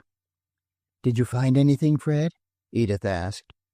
Fred did not reply, so she repeated the question with some emphasis. What?" Fred inquired, peering around the corner of the paper. "Did you find any clue?" "Yes, dear. That is, no, nothing to amount to anything. 'Pon my soul, Jack, if I wrote the editorials of this paper, I'd say something." He subsided into inarticulate growls behind the paper, and everything was quiet.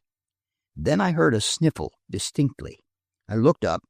Edith was crying, pouring cream into a coffee cup and feeling blindly for the sugar, with her pretty face twisted and her pretty eyes obscured. In a second I was up, had crumpled the newspapers, including Fred's, into a ball, and had lifted him bodily out of his chair. "When I am married," I said fiercely, jerking him around to Edith and pushing him into a chair beside her, "if I ever read the paper at breakfast when my wife is bursting for conversation, may I have some good and faithful friend who will bring me back to a sense of my duty." I drew a chair to Edith's other side. "Now, let's talk," I said. She wiped her eyes shamelessly with her table napkin. "There isn't a soul in this house I can talk to," she wailed. "All kinds of awful things happening, and we had to send for coffee this morning, Jack. You must have used 4 pounds last night, and nobody will tell me a thing. There's no use asking Margery. She's sick at her stomach from the chloroform, and Ellen never talks except about herself, and she's horribly uninteresting. And Fred and you make a barricade out of newspapers and fire yes at me when you mean no." "I put the coffee back where I got it, Edith," I protested stoutly. "I know we're barbarians, but I'll swear to that." And then I stopped, for I had a sudden recollection of going upstairs with something fat and tinny in my arms, and finding it in my way, and of hastily thrusting it into the boys' boot closet under the nursery stair. Fred had said nothing. He had taken her hand and was patting it gently, the while his eyes sought the headlines on the wad of morning paper. "You burned that blue rug," she said to me disconsolately, with a thread of fresh tears. "It took me ages to find the right shade of blue." "I will buy you that Shirvan you wanted," I hastened to assure her. "Yes, to take away when you get married." There is a hint of the shrew in all good women. "I will buy the Shirvan and not get married." Here, I regret to say, Edith suddenly laughed. She threw her head back and jeered at me. "You!" she chortled and pointed one slim finger at me mockingly. "You who are so mad about one girl that you love all women for her sake. You who go white instead of red when she comes into the room. You who have let your practice go to the dogs to be near her and then never speak to her when she's around, but sit with your mouth open like a puppy begging for candy, ready to snap up every word she throws at you and wiggle with joy." I was terrified. "Honestly, Edith." "Do I do that?" I gasped. But she did not answer. She only leaned over and kissed Fred. "Women like men to be awful fools about them," she said. "That's why I'm so crazy about Freddie." He writhed. "If I tell you something nice, Jack, will you make it a room-size rug?" "Room size it is." "Then Margery's engagement ring was stolen last night, and when I commiserated her, she said, 'Dear me, the lamp's out and the coffee's cold.'" "Remarkable speech under the circumstances," said Fred. Edith rang the bell and seemed to be thinking. "Perhaps we'd better make it 4 small rugs instead of 1 large one," she said. "Not a rug until you have told me what Margery said," firmly. "Oh, that. Why, she said it didn't really matter about the ring. She had never cared much about it anyway." "But that's only a matter of taste," I protested, somewhat disappointed.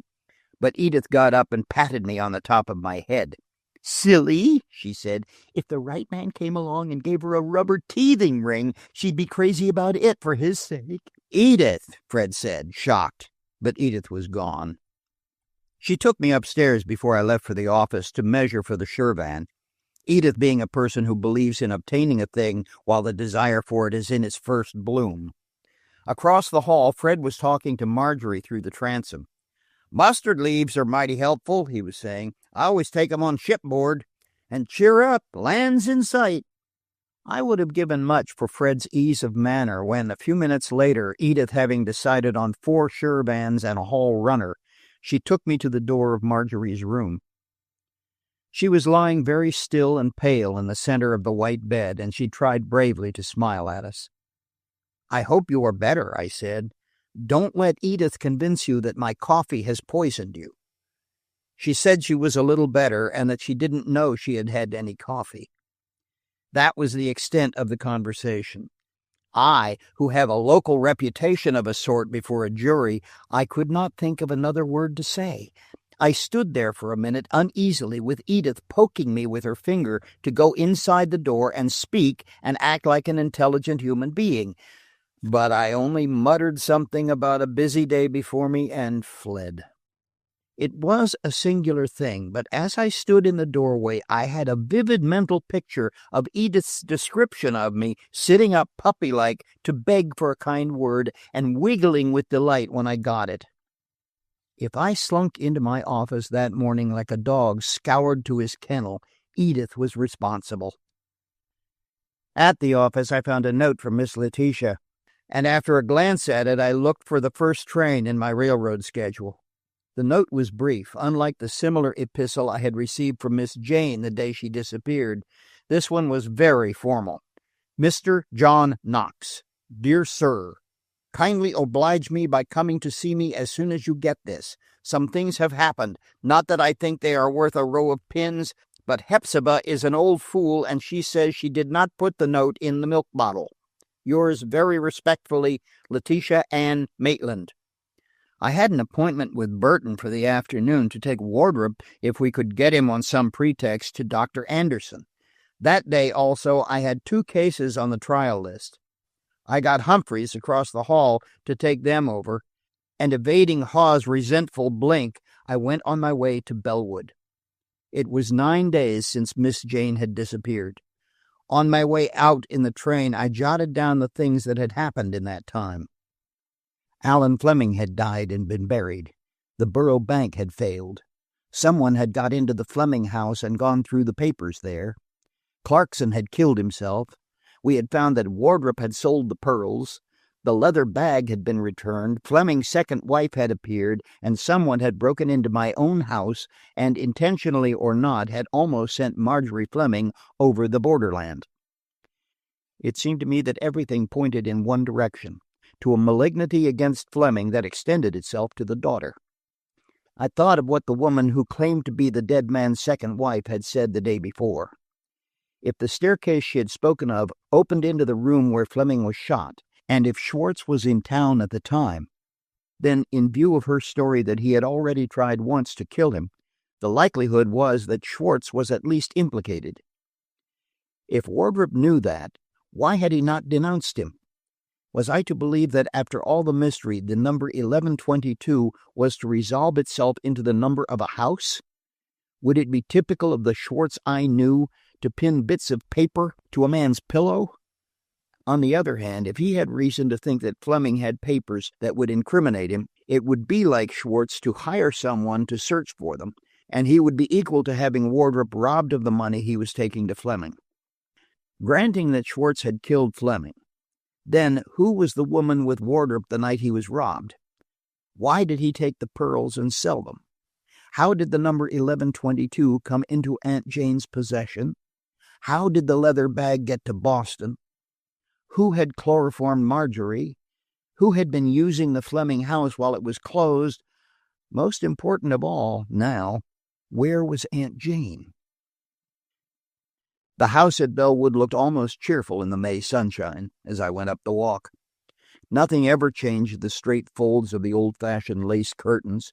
No dog ever tracked the porch or buried sacrilegious and odorous bones on the level lawn. The birds were nesting in the trees well above the reach of Robert's ladder, but they were decorous, well-behaved birds, whose prim courting never partook of the exuberance of their neighbors, bursting their little throats in an elm above the baby perambulator in the next yard. When Bella had let me in, and I stood once more in the straight hall with the green rep chairs and the Japanese umbrella stand, involuntarily I listened for the tap of Miss Jane's small feet on the stairs. Instead came Bella's heavy tread, and a request from Miss Letitia that I go upstairs. The old lady was sitting by a window of her bedroom in a chintz-upholstered chair. She did not appear to be feeble. The only change I noticed was a relaxation in the severe tidiness of her dress. I guessed that Miss Jane's exquisite neatness had been responsible for the white ruchings, the soft caps, and the spotless shoulder shawls which had made lovely their latter years. "You've taken your own time about coming, haven't you?" Miss Letitia asked sourly. "If it hadn't been for that cousin of yours you sent here, Burton, I'd have been driven to sending for Amelia Miles, and when I send for Amelia Miles for company, I'm in a bad way." "I've had a great deal to attend to," I said as loud as I could. "I came some days ago to tell you Mr. Fleming was dead. After that we had to bury him and close the house. It's been very sad." "Did he leave anything?" she interrupted. "It isn't sad at all unless he didn't leave anything." "He left very little. The house, perhaps, and I regret to have to tell you that a woman came to me yesterday who claims to be his second wife." She took off her glasses, wiped them, and put them on again. "Then," she said with a snap, "there's one other woman in the world as big a fool as my sister Martha was. I didn't know there were two of them. What do you hear about Jane?" "The last time I was here," I shouted, "you thought she was dead. Have you changed your mind?" "The last time you were here," she said with dignity, "I thought a good many things that were wrong. I thought I had lost some pearls, but I hadn't." "What?" I exclaimed incredulously. She put her hands on the arms of her chair and leaned forward, shot the words at me viciously. "I said I had lost some of the pearls. Well, I haven't." She didn't expect me to believe her, any more than she believed it herself, but why on earth she had changed her attitude about the pearls was beyond me. I merely nodded comprehensively. "Very well," I said. "I'm glad to know it was a mistake. Now, the next thing is to find Miss Jane." "We have found her," she said tartly. "That's what I sent for you about." "Found her?" This time I got out of my chair. "What on earth do you mean, Miss Letitia? Why, we've been scouring the country for her." She opened a religious monthly on the table beside her and took out a folded paper. I had to control my impatience while she changed her glasses and read it slowly. "Heppy found it on the back porch under a milk bottle," she prefaced. Then she read it to me. I do not remember the wording, and Miss Letitia refused both then and later to let it out of her hands. As a result, unlike the other manuscripts in this case, I have not even a copy. The substance, shorn of its bad spelling and grammar, was this. The writer knew where Miss Jane was, the inference being that he was responsible. She was well and happy, but she had happened to read a newspaper with an account of her disappearance, and it had worried her. The payment of a small sum of $5,000 would send her back as well as the day she left. The amount, left in a tin can on the base of the Maitland shaft in the cemetery, would bring the missing lady back within 24 hours. On the contrary, if the recipient of the letter notified the police, it would go hard with Miss Jane. "What do you think of it?" she asked, looking at me over her glasses. "If she was fool enough to be carried away by a man who spells cemetery with one M, then she deserves what she's got. And I won't pay $5,000 anyhow. It's entirely too much." "It doesn't sound quite genuine to me," I said, reading it over. "I should certainly not leave any money until we had tried to find who left this." I'm not so sure but what she'd better stay a while anyhow, Miss Letitia pursued. Now that we know she's living, I ain't so particular when she gets back. She'd been notionate lately anyhow. I'd begun reading the note again. There's one thing here that makes me doubt the whole story, I said. What's this about her reading the papers? I thought her reading glasses were found in the library. Miss Letitia snatched the paper from me and read it again. Reading the paper, she sniffed. You've got more sense than I've been giving you credit for, Knox. Her glasses are here this minute. Without them, she can't see to scratch her nose. It was a disappointment to me, although the explanation was simple enough. It was surprising that we had not had more attempts to play on our fears. But the really important thing bearing on Miss Jane's departure was when Heppy came into the room with her apron turned up like a pocket and her dust cap pushed down over her eyes like the slouch hat of a Bowery tough. When she got to the middle of the room, she stopped and abruptly dropped the corners of the apron. There rolled out a heterogeneous collection of things, a white muslin garment, which proved to be a nightgown, with long sleeves and a high collar, a half-dozen hair curlers, I knew those. Edith had been seen in midnight emergencies with her hair twisted around just such instruments of torture, a shoe buttoner, a railroad map, and one new and unworn black kid glove.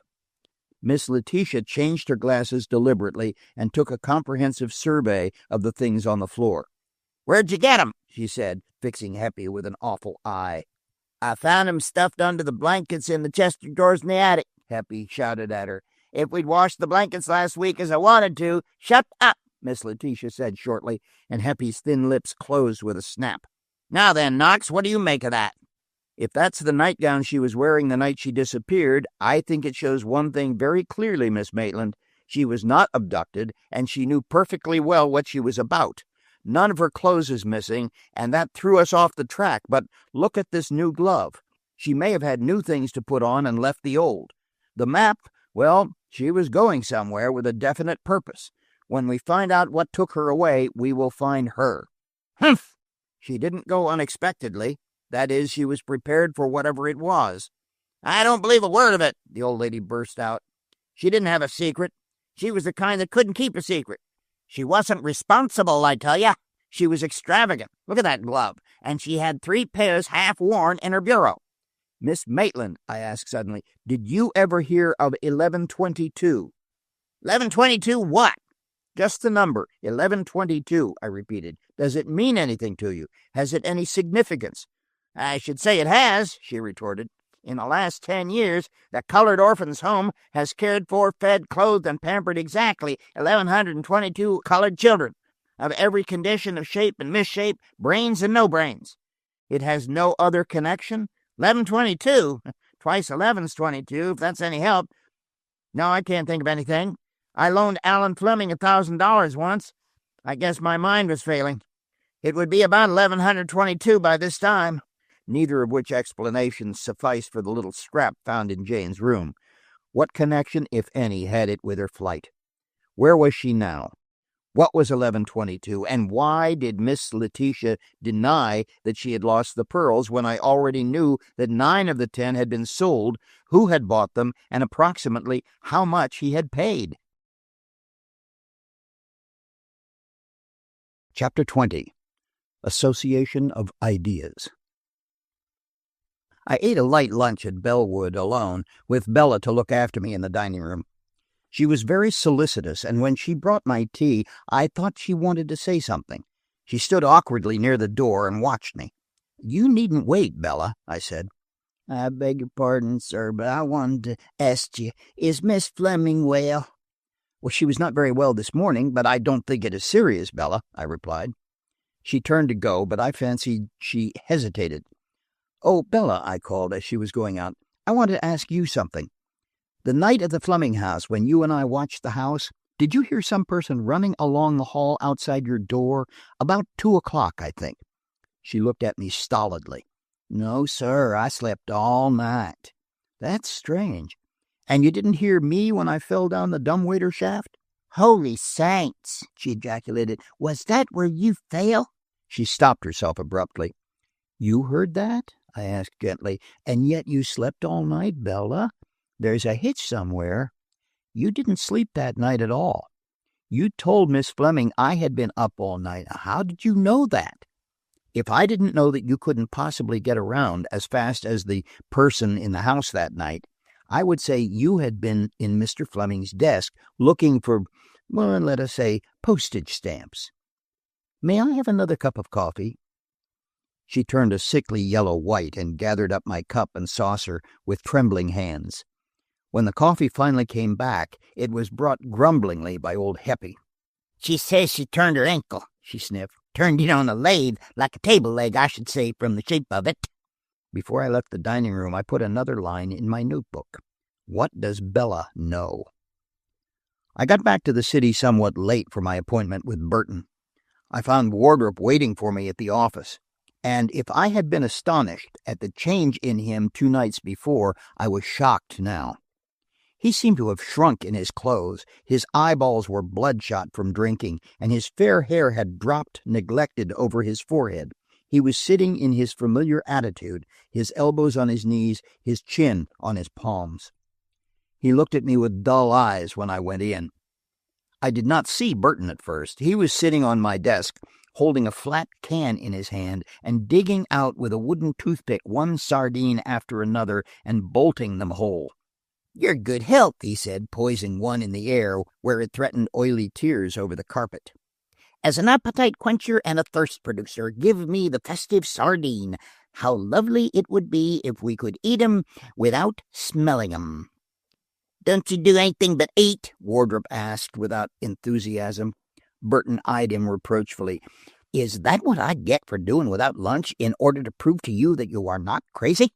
He appealed to me. "He says he's crazy, lost his think works. Now, I ask you, Knox, when I go to the trouble to find out for him that he's got as many convolutions as anybody and that they've only got a little convoluted, is it fair, I ask you, for him to reproach me about my food?" "I didn't know you knew each other," I put in, while Burton took another sardine. "He says we do," Wardrop said wearily. "Says he used to knock me around at college." Burton winked at me solemnly. "He doesn't remember me, but he will," he said. "It's his nerves that are gone, and we'll have him restrung with new wires like an old piano in a week." Wardrop had that after-debauch suspicion of all men, but I think he grasped at me as a dependability. "He wants me to go to a doctor," he said. "I'm not sick, it's only—" He was trying to light a cigarette, but the match dropped from his shaking fingers. "Better see one, Wardrop," I urged, and I felt mean enough about doing it. "You need something to brace you up." Burton gave him a very small drink, for he could hardly stand, and we went down in the elevator. My contempt for the victim between us was as great as my contempt for myself. That Wardrop was in a bad position there could be no doubt. There might be more men than Fleming who had known about the money in the leather bag and who thought he had taken it and probably killed Fleming to hide the theft. It seemed incredible that an innocent man would collapse as he had done, and yet, at this minute I can name a dozen men who, under the club of public disapproval, have fallen into paresis, insanity, and the grave. We are all indifferent to our fellow men until they are against us. Burton knew the specialist very well. In fact, there seemed to be few people he did not know, and considering the way he got hold of Miss Letitia and Wardrop, it was not surprising. He had evidently arranged for the doctor, for the waiting room was empty and we were after hours. The doctor was a large man, his size emphasized by the clothes he wore, very light in color and unprofessional in cut. He was sandy-haired, inclined to be bald, and with shrewd, light blue eyes behind his glasses. Not particularly impressive except as to size, on first acquaintance. A good fellow, with a brisk voice and an amazingly light tread. He began by sending Wardrop into a sort of examining room in the rear of the suite somewhere to take off his coat and collar. When he had gone, the doctor looked at a slip of paper in his hand. "I think I've got it all for Mr. Burton," he said. "Of course, Mr. Knox, this is a little out of my line. A nerve specialist has as much business with psychotherapy as a piano tuner has with musical technique. But the idea is Munsterberg's, and I've had some good results. I'll give him a short physical examination, and when I ring the bell, one of you may come in. Are you a newspaper man, Mr. Knox?" "An attorney," I said briefly. "Pressman, lawyer, doctor," Burton broke in. "We all fatten on the other fellow's troubles, don't we?" "We don't fatten very much," I corrected. "We live." The doctor blinked behind his glasses. "I never saw a lawyer yet who would admit he was making money," he said. "Look at the way a doctor grinds for a pittance. He's just as capable as the lawyer. He works a damn sight harder, and he makes a tenth the income. A man will pay his lawyer $10,000 for keeping him out of jail for 6 months, and he'll kick like a steer if his doctor charges him $100 to keep him out of hell for life. Which of you will come in? I'm afraid 2 would distract him."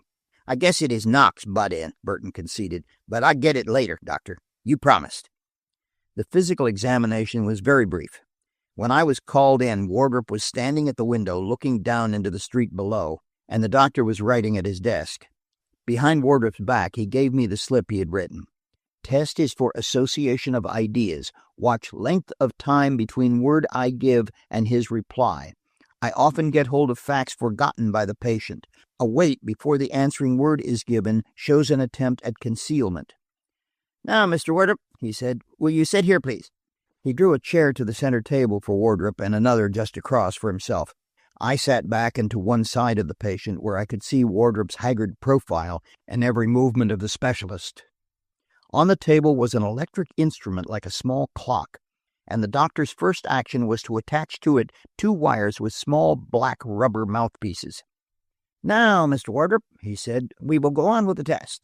Your other condition is fair, as far as I told you. I think you can dismiss your idea of insanity without a second thought. But there is something more than brain and body to be considered. In other words, you have been through a storm, and some of your nerve wires are down.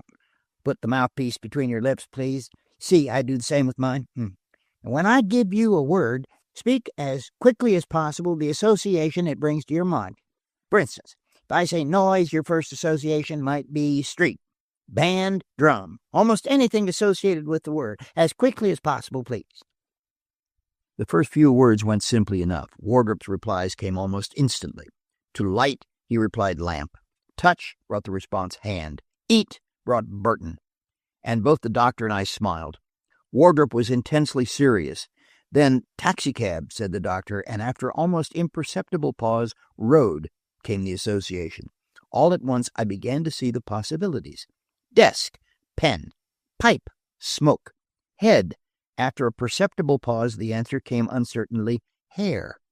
But the association of ideas would not be denied. For an answer to the next word, which was ice, he gave blood, evidently following up the previous word, head. I found myself gripping the arms of my chair. The dial on the doctor's clock-like instrument was measuring the interval. I could see that now. The doctor took a record of every word and its response. Wardrop's eyes were shifting nervously. Hot, cold, white, black, whiskey, glass, all in less than a second. Pearls, a little hesitation, then box. Taxicab again. Night.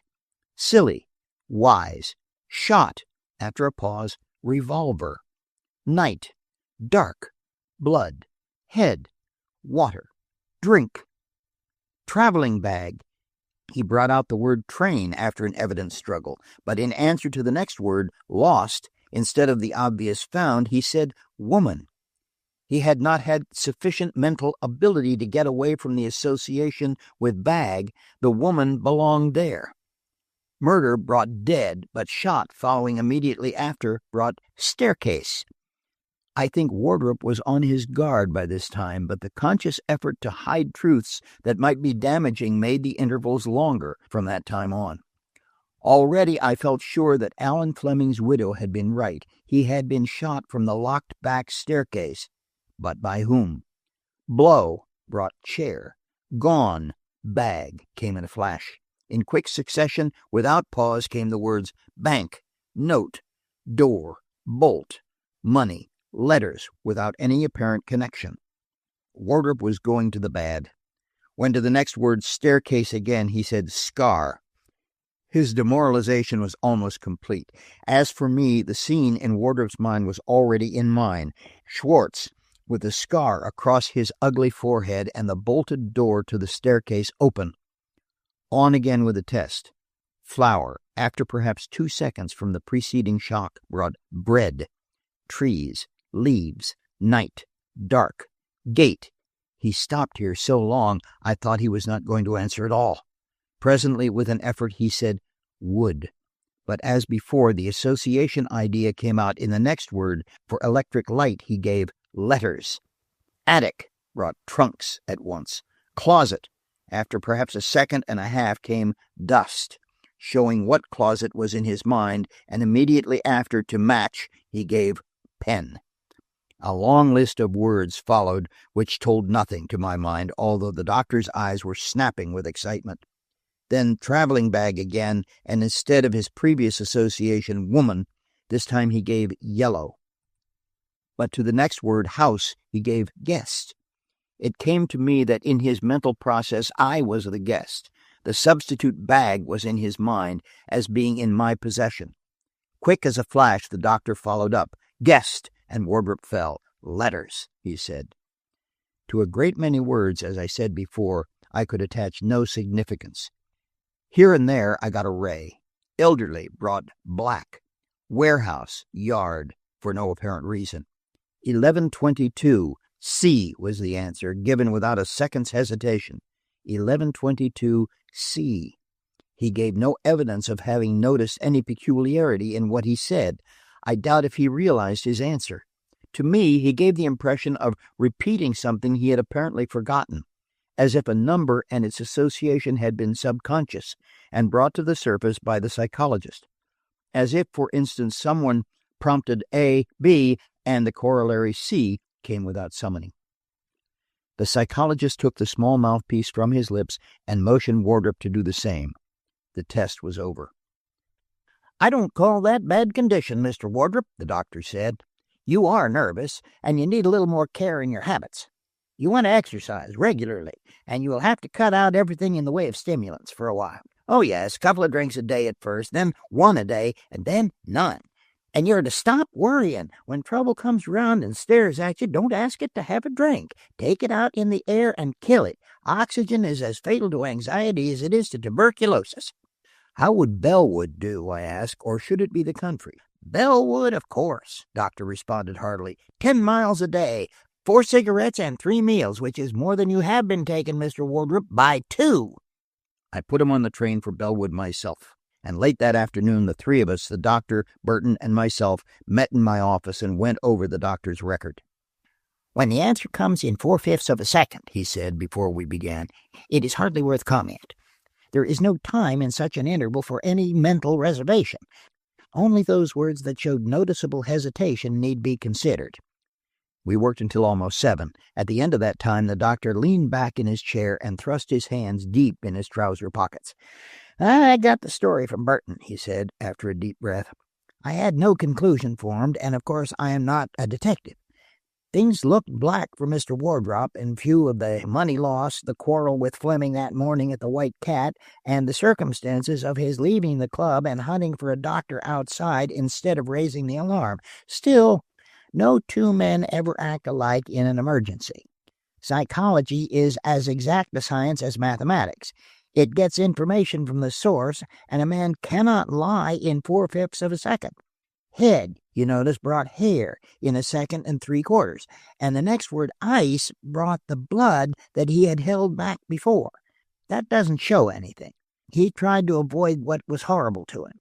But I gave him traveling bag. After a pause, he responded with train. The next word, lost, showed what was in his mind. Instead of found, he said woman. Now then, I believe he was either robbed by a woman or thinks he was. After all, we can only get what he believes himself. Money, letters, another slip. Shot, staircase. Where are the stairs at the White Cat? I learned yesterday of a back staircase that leads into one of the upper rooms, I said. It opens on a side entrance and is used in emergency. The doctor smiled confidently. We looked there for our criminal, he said. Nothing hides from the chronoscope. Now then, staircase scar. Isn't that significant? The association is clear. A scar that is vivid enough, disfiguring enough to be the first thing that enters his mind. Schwartz, Burton said with awe. Doctor, what on earth does 1122C mean? I think that is up to you, gentlemen. The C belongs there without doubt. Briefly, looking over these slips, I make it Something like this. Wardrop thinks a woman took his traveling bag. 3 times he gave the word letters in response to gate, guest, and money. Did he have a guest at the time all this happened at Bellwood? I was a guest in the house at the time.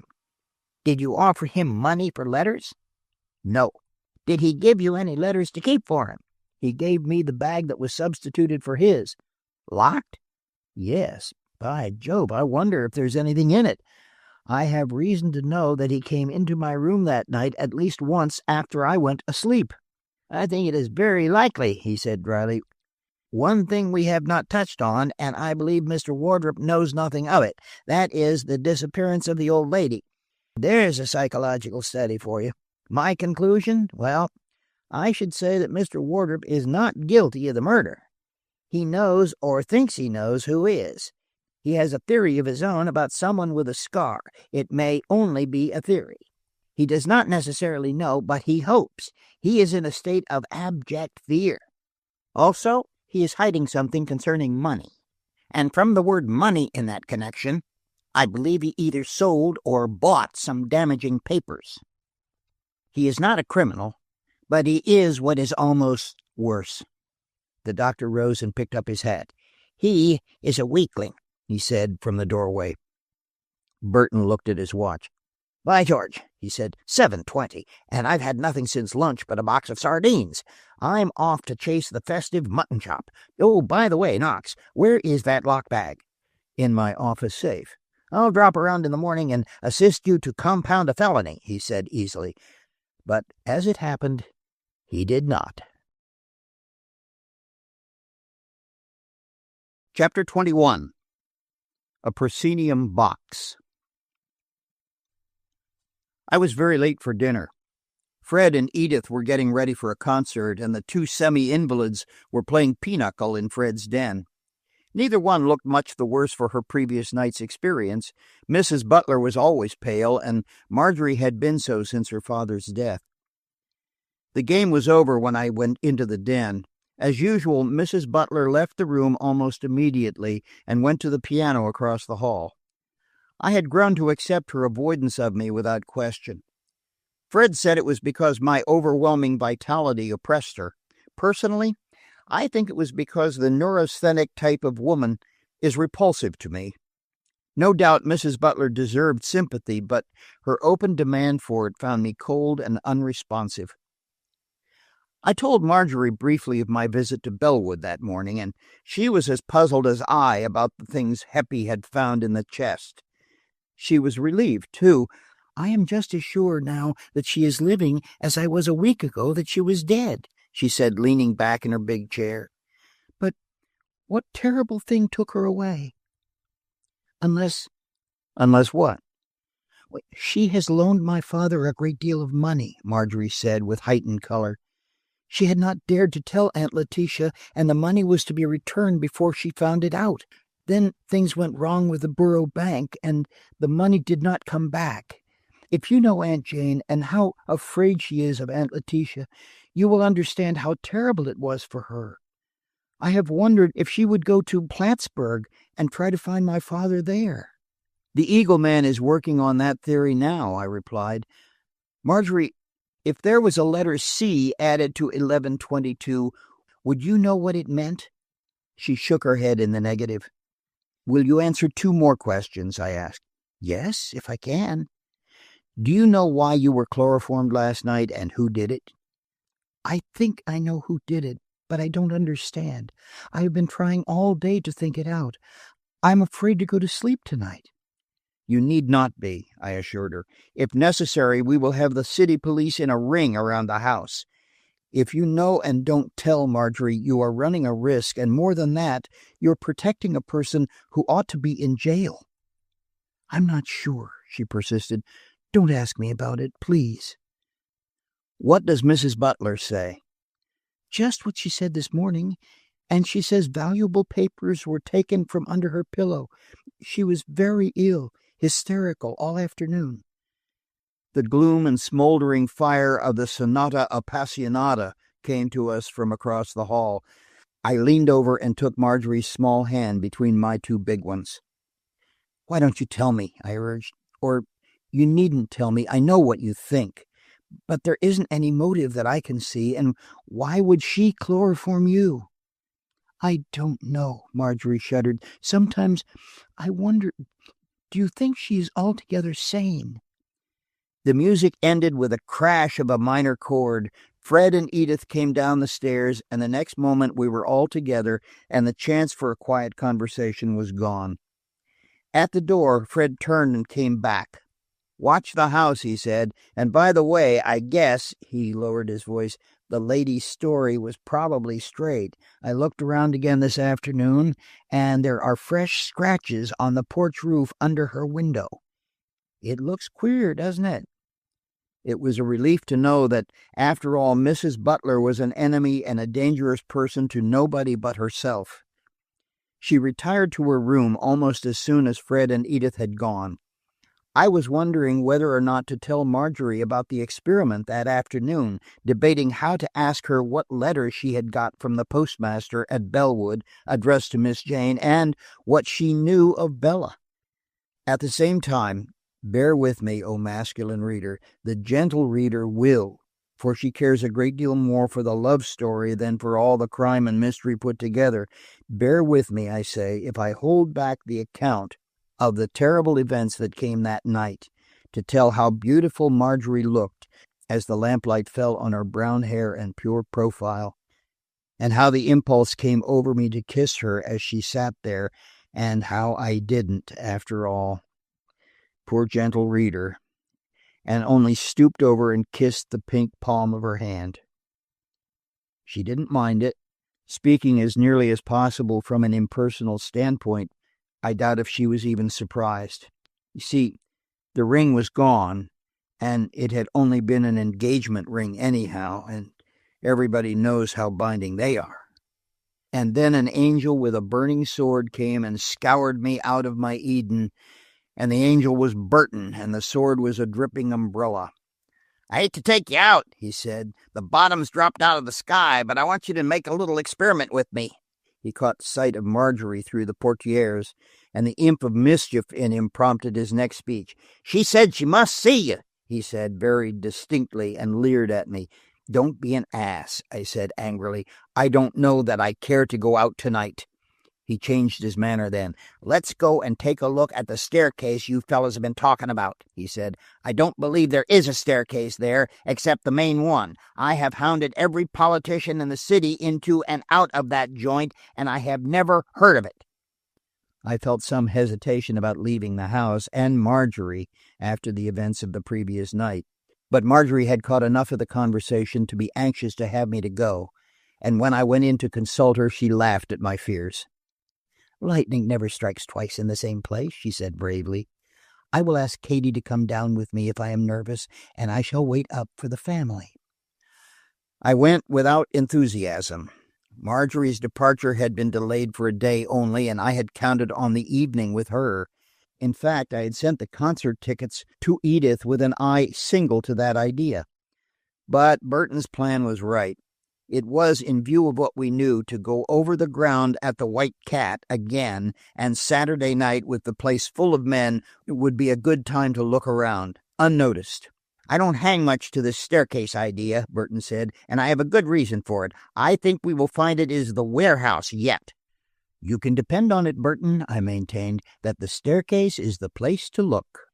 If you had seen Wardrop's face today, and his agony of mind when he knew he had associated staircase with shot, you would think just as I do. A man like Schwartz, who knew the ropes, could go quietly up the stairs, unbolt the door into the room, shoot Fleming, and get out. Wardrop suspects Schwartz, and he's afraid of him. If he opened the door just in time to see Schwartz, we will say, backing out the door and going down the stairs, or to see the door closing and suspect who had just gone, we would have the whole situation as I see it, including the two motives of deadly hate and jealousy. Suppose the stairs opened into the back of the room. He was sitting facing the window. Do you think Schwartz would go in, walk around the table, and shoot him from in front? Pooh, fudge!" "He had a neck," I retorted. "I suppose he might have turned his head to look around." We'd been walking through the rain. The White Cat, as far off as the Poles socially, was only a half-dozen blocks, actually, from the best residence portion of the city. At the corner of the warehouse, Burton stopped and looked up at it. "I always get mad when I look at this building," he said. "My great-grandfather had a truck garden on this exact spot 70 years ago, and the old idiot sold out for $300 and a pair of mules. How do you get in?" "What are you going in for?" I asked. "I was wondering if I had a grudge, I have, for that matter, against the mayor, and I wanted to shoot him, how would I go about it? I think I should find a point of vantage, like an overlooking window in an empty building like this, and I would wait for a muggy night, also like this, when the windows were up and the lights going. I could pot him with a .38 at a dozen yards with my eyes crossed." We had stopped near the arched gate where I had stood and waited for Hunter a week before. Suddenly Burton darted away from me and tried the gate. It opened easily, and I heard him splashing through a puddle in the gloomy yard. "Come in," he called softly. "The water is fine." The gate swung to behind me, and I could not see 6 inches from my nose. Burton caught my elbow and steered me by touching the fence toward the building. "If it isn't locked too tight," he was saying, "we can get in, perhaps through a window, and get upstairs. From there we ought to be able to see down into the club. What the devil's that?" It was a rat, I think, and it scampered away among the loose boards in a frenzy of excitement. Burton struck a match. It burned faintly in the dampness, and in a moment went out, having shown us only the approximate direction of the heavy arched double doors. A second match showed us a bar and a rusty padlock. There was no entrance to be gained in that way. The windows were of the 8-pane variety and in better repair than the ones on the upper floors. By good luck, we found one unlocked and not entirely closed. It shrieked hideously as we pried it up, but an opportune clap of thunder covered the sound. By this time I was ready for anything that came. I was wet to my knees, muddy, disreputable. While Burton held the window, I crawled into the warehouse and turned to perform the same service for him. At first I couldn't see him outside. Then I heard his voice, a whisper, from beyond the sill. "Duck," he said. "Cop." I dropped below the window, and above the rain I could hear the squash of the watchman's boots in the mud. He flashed a night lamp in at the window next to ours, but he was not very near, and the open window escaped his notice. I felt all the nervous dread of a real malefactor, and when I heard the gate close behind him and saw Burton put a leg over the sill, I was almost as relieved as I would have been had somebody's family plate tied up in a tablecloth been reposing at my feet. Burton had an instinct for getting around in the dark. I lighted another match as soon as he had closed the window, and we made out our general direction towards where the stairs ought to be. When the match went out, we felt our way in the dark. I had only one box of wax matches, and Burton had dropped his in a puddle. We got to the second floor finally, and without any worse mishap than Burton banging his arm against a wheel of some sort. Unlike the first floor, the second was subdivided into rooms. It took a dozen precious matches to find our way to the side of the building overlooking the club, and another dozen to find the window we wanted. When we were there at last, Burton leaned his elbows on the sill and looked down and across. "Could anything be better?" he said. "There's our theater, and we've got a proscenium box. That room over there stands out like a spotlight." He was right. Not more than 15 feet away, and perhaps a foot lower than our window, was the window of the room where Fleming had been shot. It was empty, as far as we could see. The table, neat enough now, was where it had been before, directly under the light. Anyone who sat there would be an illuminated target from our window. Not only that, but an arm could be steadied on the sill, allowing for an almost perfect aim. "Now where's your staircase?" Burton jeered. The club was evidently full of men, as he had prophesied. Above the rattle of the rain came the thump-thump of the piano and a half-dozen male voices. The shutters below were closed. We could see nothing. I think it was then that Burton had his inspiration. "I'll bet you a $5 bill," he said, "that if I fire off my revolver here, now, not one of those fellows down there would pay the slightest attention." "I'll take that bet," I returned. "I'll wager that every time anybody drops a poker since Fleming was shot, the entire club turns out to investigate. In reply, Burton got out his revolver and examined it by holding it against the light from across the way. "I'll tell you what I'll do," he said. "Everybody down there knows me. I'll drop in for a bottle of beer, and you fire a shot into the floor here, or into somebody across if you happen to see anyone you don't care for. I suggest that you stay and fire the shot, because if you went, my friend, and nobody heard it, you would accuse me of shooting from the back of the building somewhere." He gave me the revolver and left me with a final injunction. "Wait for 10 minutes," he said. "It will take 5 for me to get out of here, and 5 more to get into the clubhouse. Perhaps you better make it 15. Chapter 22. In the Room Over the Way. He went away into the darkness, and I sat down on an empty box by the window and waited. Had anyone asked me at that minute how near we were to the solution of our double mystery, I would have said we had made no progress, save by eliminating Wardrop. Not for one instant did I dream that I was within less than half an hour of a revelation that changed my whole conception of the crime. I timed the interval by using one of my precious matches to see my watch when he left. I sat there for what seemed 10 minutes, listening to the rush of the rain and the creaking of a door behind me in the darkness somewhere that swung back and forth rustily in the draught from the broken windows. The gloom was infinitely depressing. Away from Burton's enthusiasm, his scheme lacked point. His argument that the night duplicated the weather conditions of that other night a week ago seemed less worthy of consideration. Besides, I have a horror of making myself ridiculous, and I had an idea that it would be hard to explain my position alone in the warehouse, firing a revolver into the floor, if my own argument was right and the club should rouse to a search. I looked again at my watch. Only 6 minutes. 8 minutes. 9 minutes. Everyone who has counted the passing of seconds knows how they drag. With my eyes on the room across and my finger on the trigger, I waited as best I could. At 10 minutes, I was conscious there was someone in the room over the way. And then he came into view from the side somewhere and went to the table. He had his back to me, and I could only see that he was a large man with massive shoulders and dark hair. It was difficult to make out what he was doing. After a half-minute, however, he stepped to one side, and I saw that he had lighted a candle and was systematically reading and then burning certain papers, throwing the charred fragments on the table. With the same glance that told me that, I knew the man. It was Schwartz. I was so engrossed in watching him that when he turned and came directly to the windows, I stood perfectly still, staring at him. With a light at his back, I felt certain I had been discovered, but I was wrong. He shook the newspaper which had held the fragments out of the window, lighted a cigarette, and flung the match out also, and turned back into the room. As a second thought, he went back and jerked at the cord of the window shade, but it refused to move. He was not alone, for from the window he turned and addressed someone in the room behind. "You sure you got them all?" he said. The other occupant of the room came within range of vision. It was Davidson.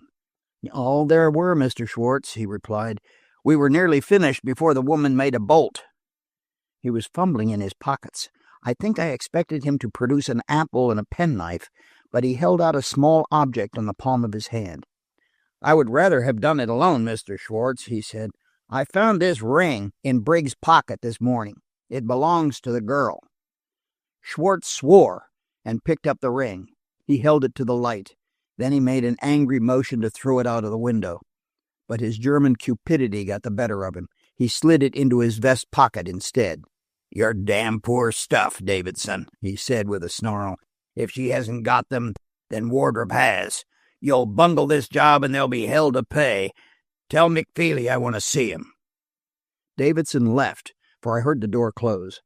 Schwartz took the ring out and held it to the light. I looked at my watch. The time was almost up. A fresh burst of noise came from below. I leaned out cautiously and looked down at the lower windows. They were still closed and shuttered. When I raised my eyes again to the level of the room across, I was amazed to see a second figure in the room, a woman at that. Schwartz had not seen her. He stood with his back to her, looking at the ring in his hand. The woman had thrown her veil back, but I could see nothing of her face as she stood. She looked small beside Schwartz's towering height, and she wore black. She must have said something just then, very quietly, for Schwartz suddenly lifted his head and wheeled on her. I had a clear view of him, and if ever guilt, rage, and white-lipped fear showed on a man's face, it showed on his. He replied a half-dozen words in a low tone and made a motion to offer a chair, but she paid no attention. I have no idea how long a time they talked. The fresh outburst of noise below made it impossible to hear what they said, and there was always the maddening fact that I could not see her face. I thought of Mrs. Fleming, but this woman seemed younger and more slender. Schwartz was arguing, I imagined, but she stood immobile, scornful, watching him. She seemed to have made a request, and the man's evasions moved her no whit. It may have been only 2 or 3 minutes, but it seemed longer. Schwartz had given up the argument, whatever it was, and by pointing out the window, I suppose he was telling her he had thrown what she wanted out there. Even then, she did not turn towards me. I could not see even her profile. What happened next was so unexpected that it remains little more than a picture in my mind. The man threw out his hands as if to show he could not or would not accede to her request.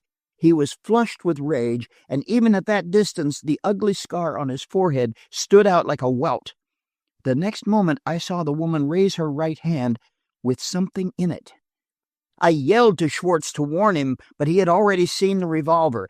As he struck her hand aside, the explosion came. I saw her stagger, clutch at a chair, and fall backwards beyond my range of vision. Then the light went out, and I was staring at a black brick wall. I turned and ran frantically toward the stairs. Luckily, I found them easily. I fell rather than ran down to the floor below. Then I made a wrong turning and lost some time. My last match set me right, and I got into the yard somehow and to the street. It was raining harder than ever, and the thunder was incessant. I ran around the corner of the street and found the gate to the White Cat without trouble. The inner gate was unlocked, as Burton had said he would leave it, and from the steps of the club I could hear laughter and the refrain of a popular song. The door opened just as I reached the top step, and I half tumbled inside. Burton was there in the kitchen with 2 other men whom I did not recognize, each one holding a stein of beer. Burton had 2, and he held one out to me as I stood trying to get my breath. "You win," he said. "Although I'm a hard-working journalist and need the money, I won't lie. This is Osborne of the Star and McTeague of the Eagle, Mr. Knox. They heard the shot in there, and if I hadn't told the story, there would have been panic. What's the matter with you?" I shut the door into the grill room and faced the 3 men. "For God's sake, Burton," I panted, "let's get upstairs quietly. I didn't fire any shot. There's a woman dead up there." With characteristic poise, the 3 reporters took the situation quietly.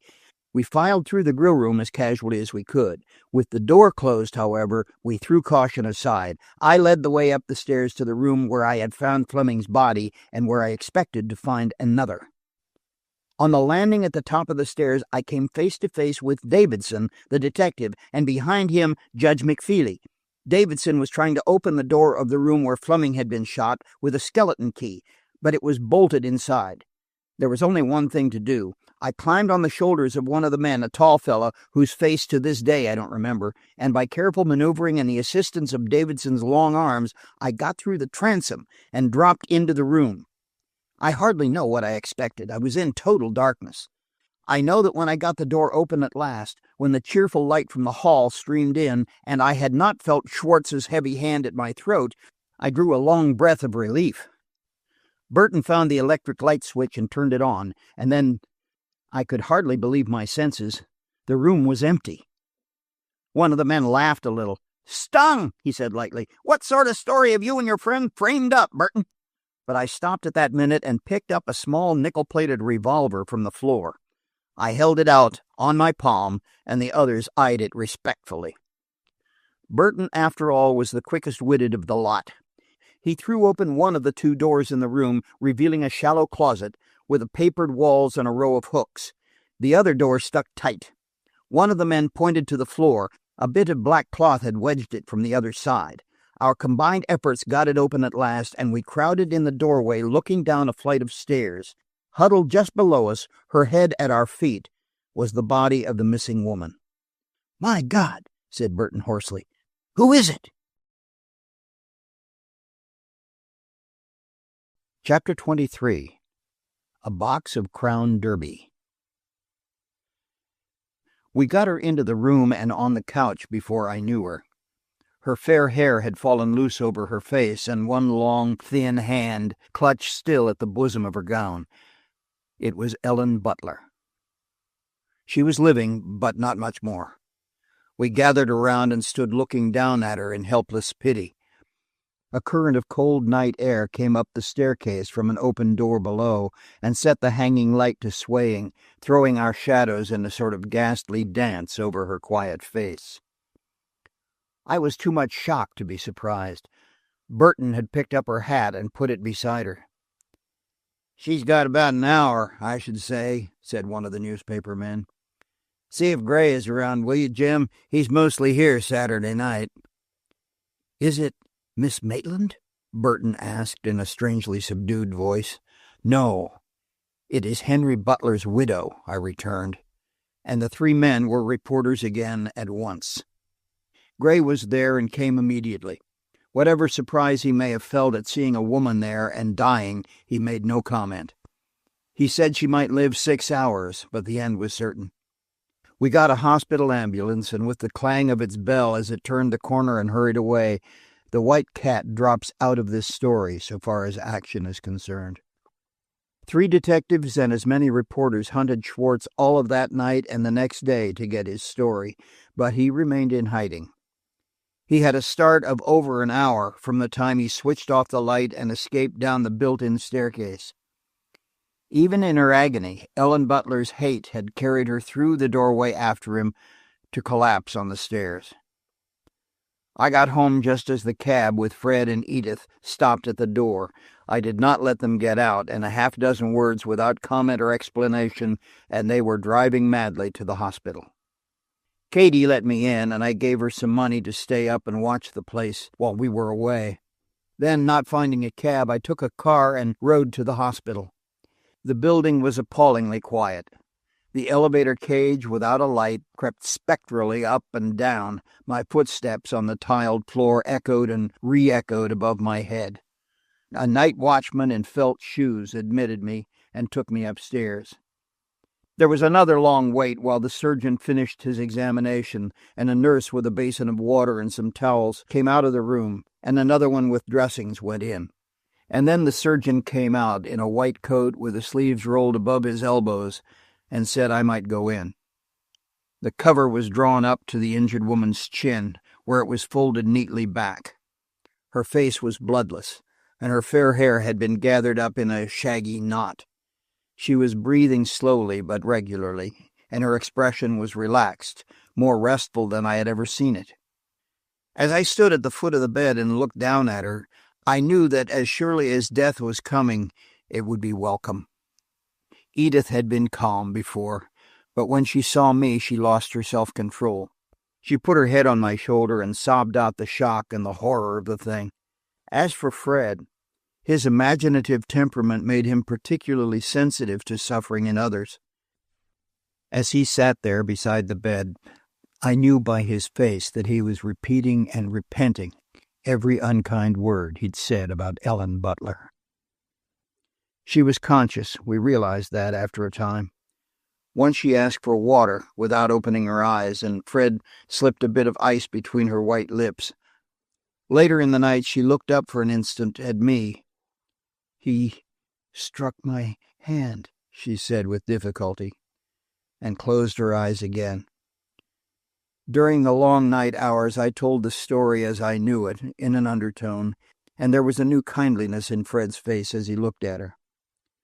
She was still living by morning and was rallying a little from the shock. I got Fred to take Edith home, and I took her place by the bed. Someone brought me coffee about 8, and at 9 o'clock I was asked to leave the room while 4 surgeons held a consultation there. The decision to operate was made shortly after.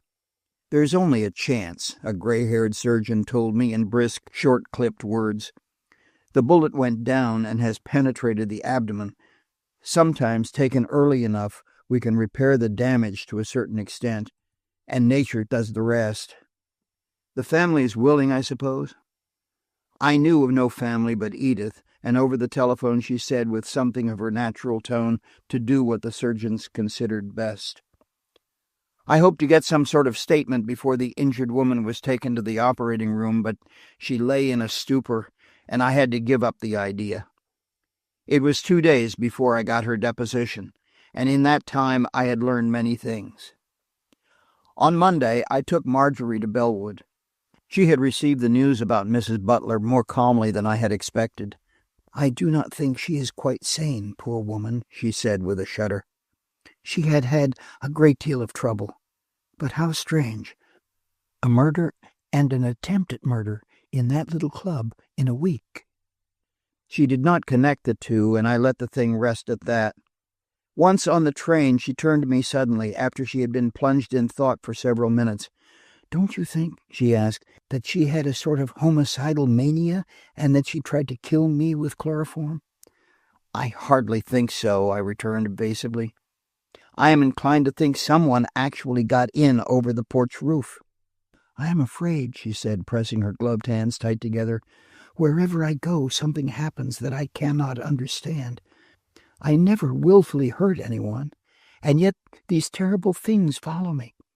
I am afraid to go back to Bellwood, with Aunt Jane still gone, and you in the city."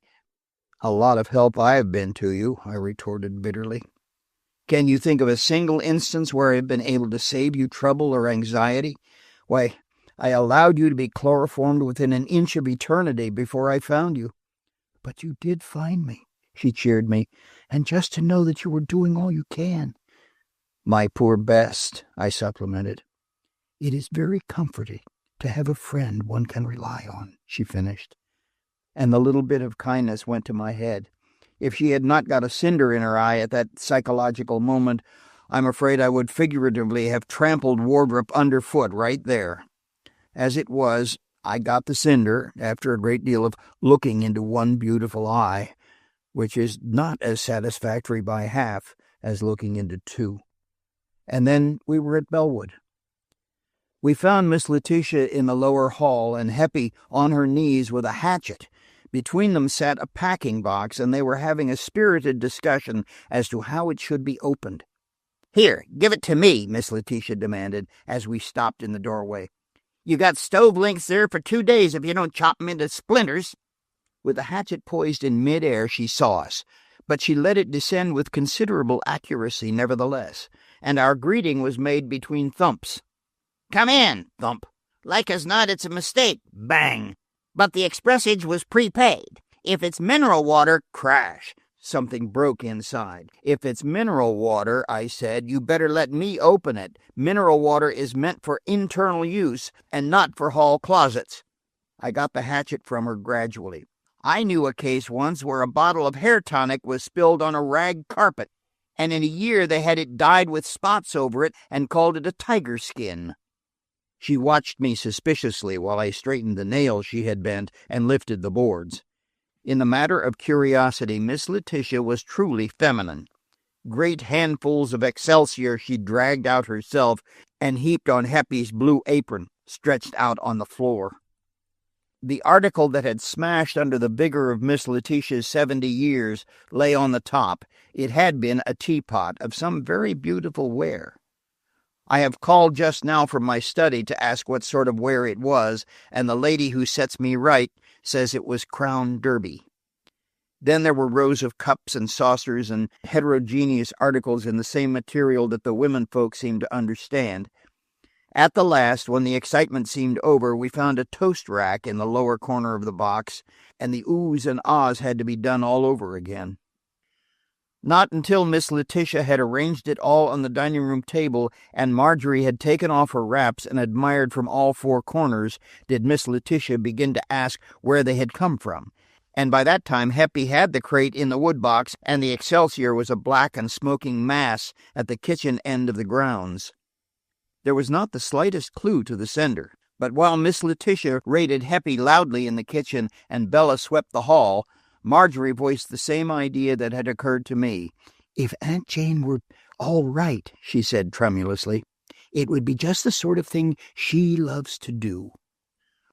I had intended to go back to the city at once, but Miss Letitia's box had put her in an almost cheerful humor, and she insisted that I go with her to Miss Jane's room and see how it was prepared for its owner's return.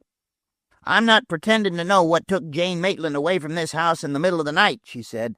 "She was a good bit of a fool, Jane was. She never grew up. But if I know Jane Maitland, she will come back and be buried with her people, if it's only to put Mary's husband out at the end of the lot. And another thing, Knox," she went on, as I saw her old hands were shaking, "I told you the last time you were here that I hadn't been robbed of any of the pearls after all. Half of those pearls were Jane's, and she had a perfect right to take 49 of them if she wanted. She told me she was going to take some, and it slipped my mind." I believe it was the first lie she had ever told in her hard, conscientious old life. Was she right? I wondered. Had Miss Jane taken the pearls, and if she had, why? Wardrop had been taking a long walk. He got back about 5, and as Miss Letitia was in the middle of a diatribe against white undergarments for colored children, Margery and he had a half-hour alone together. I had known, of course, that it must come, but under the circumstances, with my whole future existence at stake, I was vague as to whether it was colored undergarments for white orphans or the other way around. When I got away at last, I found Bella waiting for me in the hall. Her eyes were red with crying, and she had a crumpled newspaper in her hand. She broke down when she tried to speak, but I got the newspaper from her, and she pointed with one work-hardened finger to a column on the first page. It was the announcement of Mrs. Butler's tragic accident and the mystery that surrounded it. There was no mention of Schwartz. Is she dead?" Bella choked out at last. "Not yet, but there is very little hope." Amid fresh tears and shakings of her heavy shoulders as she sat in her favorite place on the stairs, Bella told me briefly that she had lived with Mrs. Butler since she was 16 and had only left when the husband's suicide had broken up the home. I could get nothing else out of her, but gradually Bella's share in the mystery was coming to light. Slowly, too, it was a new business for me. I was forming a theory of my own. It was a strange one, but it seemed to fit the facts as I knew them. With the story Wardrop told that afternoon came my first glimmer of light.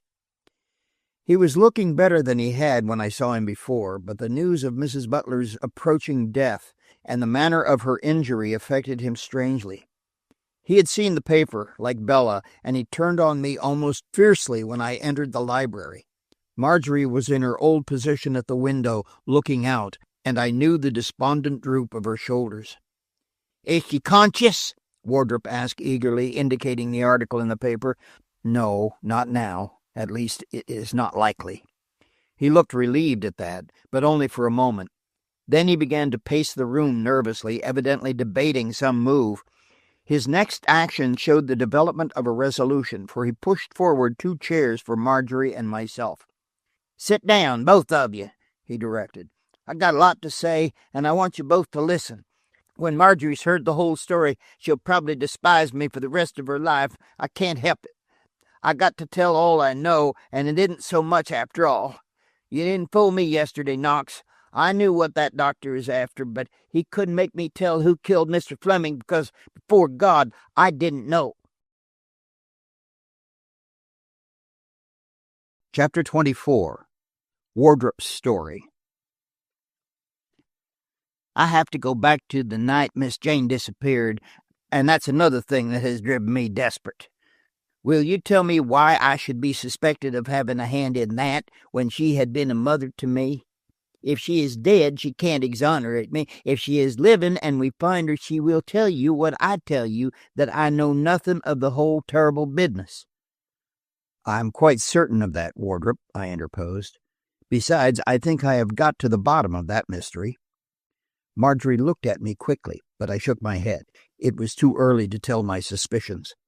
"The things that looked black against me were bad enough, but they had nothing to do with Miss Jane. I will have to go back to before the night she went away, back to the time Mr. Butler was the state treasurer and your father, Margery, was his cashier. Butler was not a businessman. He let too much responsibility lie with his subordinates, and then, according to the story, he couldn't do much anyhow against Schwartz. The cashier was entirely under machine control, and Butler was neglectful. You remember Knox, the crash, when 3 banks, rotten to the core, went under, and it was found a large amount of state money had gone too. It was Fleming who did it. I'm sorry, Margery, but this is no time to mince words. It was Fleming who deposited the money in the wrecked banks, knowing what would happen. When the crash came, Butler's sureties, to save themselves, confiscated every dollar he had in the world. Butler went to the penitentiary for 6 months on some minor count, and when he got out, after writing to Fleming and Schwartz protesting his innocence and asking for enough out of the fortune they had robbed him of to support his wife, he killed himself at the White Cat. Margery was very pale, but quiet. She sat with her fingers locked in her lap and her eyes on Wardrop.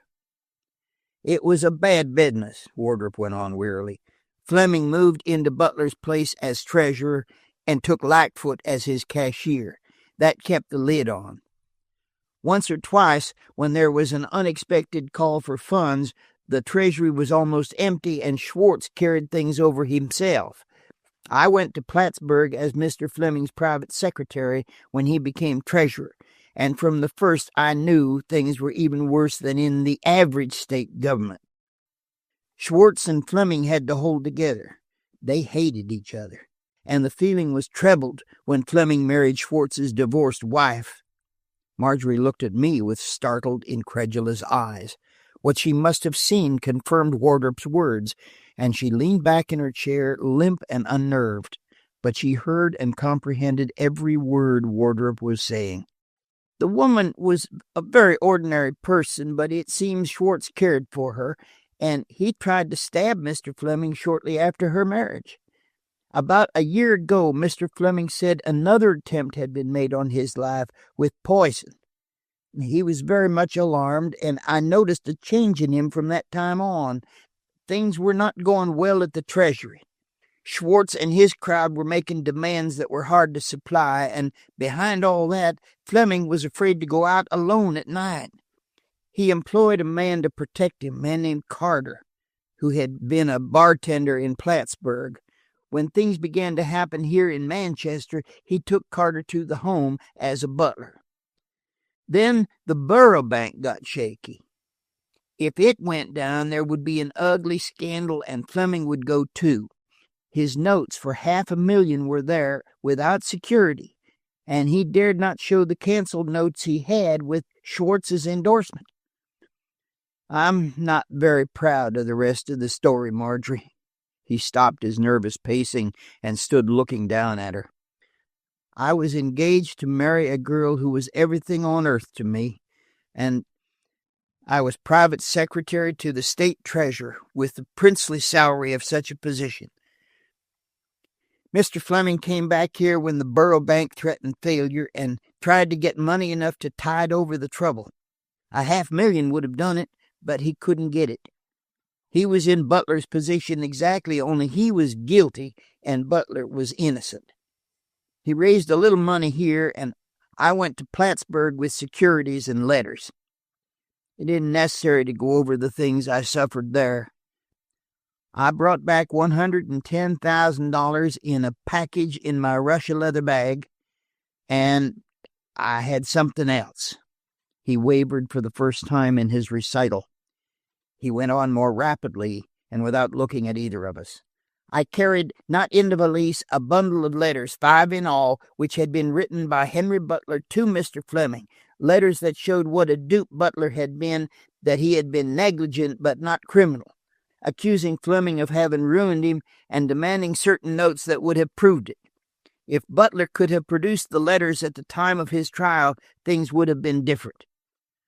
"Were you going to sell the letters?" Margery demanded with quick scorn. I intended to, but I didn't. It was a little bit too dirty after all. I met Mrs. Butler for the second time in my life at the gate down there, and as I came up from the train the night I got here from Plattsburgh. She had offered to buy the letters, and I had brought them to sell to her. And then, at the last minute, I lied. I said I couldn't get them, that they were locked in the Monmouth Avenue house. I put her in a taxicab that she had waiting, and she went back to town. I felt like a cad. She wanted to clear her husband's memory, and well, Mr. Fleming was your father, Margery, and I couldn't hurt you like that. Do you think Mrs. Butler took your leather bag? I asked. I do not think so. It seemed to be the only explanation, but I did not let it out of my hand one moment while we were talking. My hand was cramped from holding it when she gave up in despair at last and went back to the city. What did you do with the letters she wanted? I kept them with me that night, and the next morning hid them in the secret closet. That was when I dropped my fountain pen. And the pearls? Margery asked suddenly. When did you get them, Harry? To my surprise, his face did not change. He appeared to be thinking. 2 days before I left, he said. We were using every method to get money, and your father said to sacrifice them if necessary. My father? He wheeled on both of us. Did you think I stole them? He demanded, and I confessed that I was ashamed to say I had thought precisely that. Your father gave me 9 unmounted pearls to sell, he reiterated. I got about $1,000 for them, 1,100 and something, I believe. Margery looked at me. I think she was fairly stunned to learn that her father had married again, that he had been the keystone in an arch of villainy that, with him gone, was now about to fall, and to associate him with so small and mean a thing as the theft of a handful of pearls. She was fairly stunned. Then, I said, to bring Wardrop back to his story, you found you had been robbed of the money, and you went in to tell Mr. Fleming. You had some words, didn't you? He thought what you all thought, Wardrop said bitterly. He accused me of stealing the money. I felt worse than a thief. He was desperate, and I took his revolver from him. Margery put her hands over her eyes. It was a terrible strain on her. But when I suggested that she wait for the rest of the story, she refused vehemently. I came back here to Bellwood, and the first thing I learned was about Miss Jane. When I saw the blood print on the stair rail, I thought she was murdered, and I had more than I could stand. I took the letters out of the secret closet before I could show it to you and Hunter, and later I put them in the leather bag I gave you and locked it. You have it, haven't you, Knox? I nodded. As for that night at the club, I told the truth then, but not all the truth. I suppose I am a coward, but I was afraid to. If you knew Schwartz, you would understand. With the memory of his huge figure and the heavy, undershot face that I had seen the night before, I could understand very well, knowing Wardrop. I went to that room at the White Cat that night because I was afraid not to go. Fleming might kill himself or someone else. I went up the stairs slowly, and I heard no shot. At the door I hesitated, then opened it quietly. The door into the built-in staircase was just closing. It must have taken me only an instant to realize what had happened. Fleming was swaying forward as I caught him. I jumped to the staircase and looked down, but I was too late. The door below had closed. I knew in another minute who had been there and escaped. It was raining, you remember, and Schwartz had forgotten to take his umbrella with his name on the handle. Schwartz. Now you understand why I was being followed? He demanded. I have been under surveillance every minute since that night. There's probably someone hanging around the gate now. Anyhow, I was frantic. I saw how it looked for me, and if I brought Schwartz into it, I would have been knifed in 48 hours. I hardly remember what I did. I know I ran for a doctor, and I took the umbrella with me and left it in the vestibule of the first house I saw with a doctor's sign. I rang the bell like a crazy man, and then Hunter came along and said to go back. Dr. Gray was at the club. That is all I know. I'm not proud of it, Margery, but it might have been worse, and it's the truth. It clears up something, but not all. It doesn't tell where Aunt Jane is or who has the 100,000, but it does show who killed your father. And if you know what is good for you, Knox, you will let it go at that. You can't fight the police and the courts single-handed. Look how the whole thing has dropped and the most cold-blooded kind of murder turned into suicide. Suicide without a weapon? Bah! I'm not so sure about Schwartz, I said thoughtfully. We haven't yet learned about 1122C. Chapter 25. Measure for Measure.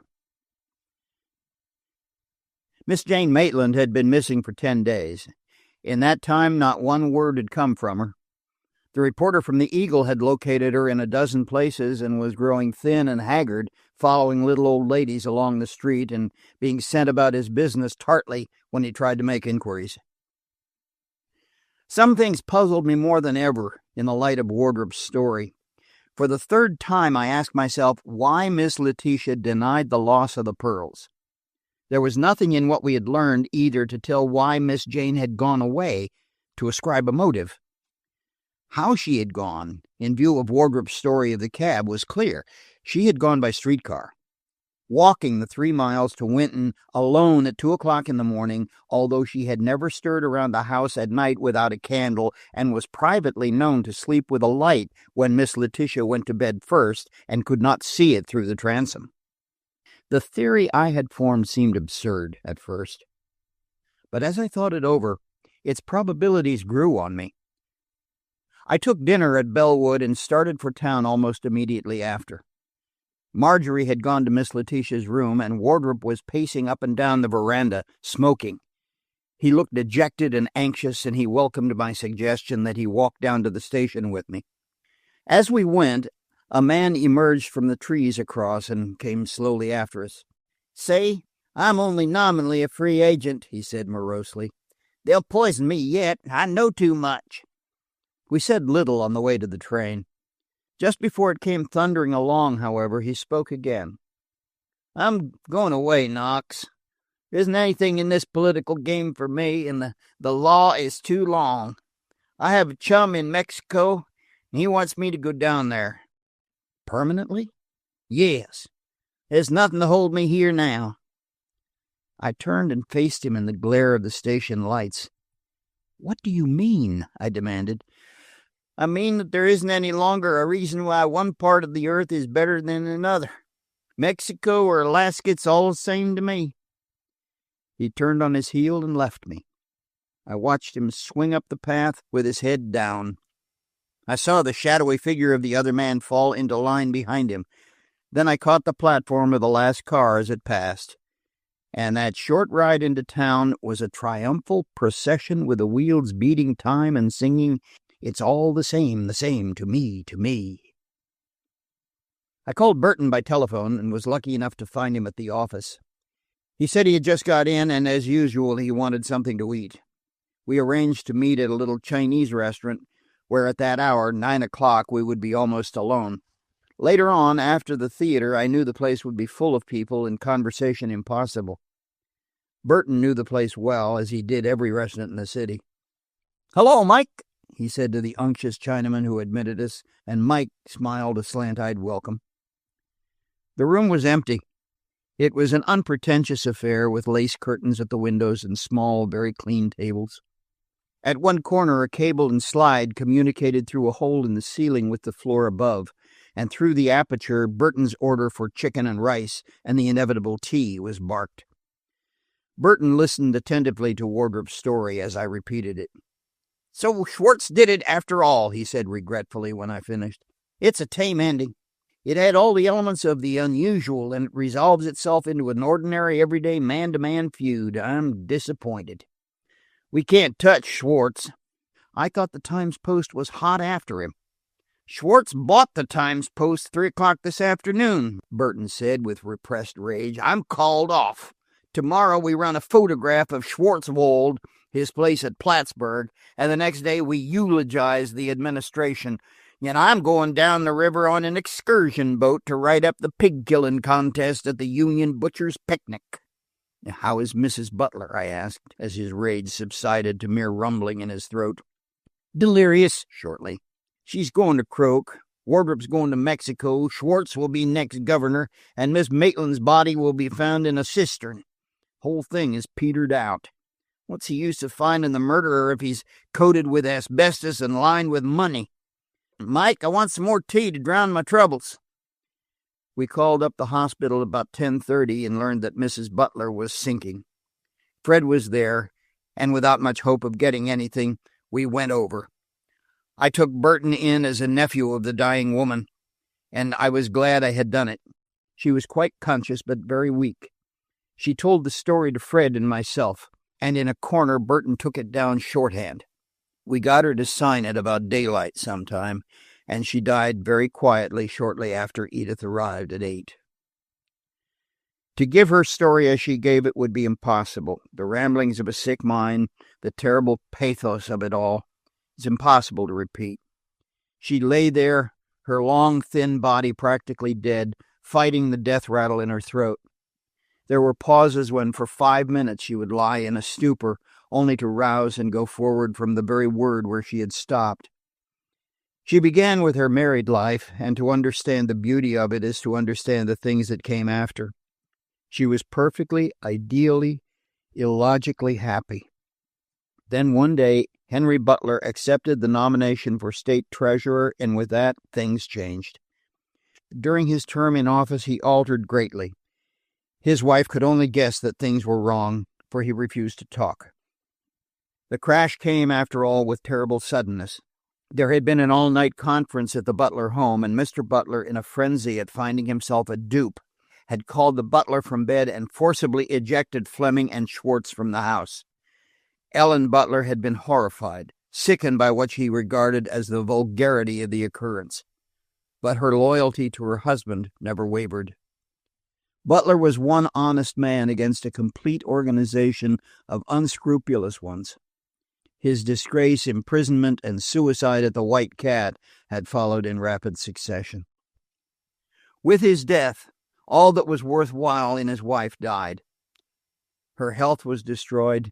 She became one of the wretched army of neurasthenics, with only one idea: to retaliate, to pay back in measure full and running over her wretched life, her dead husband, her grief, and her shame.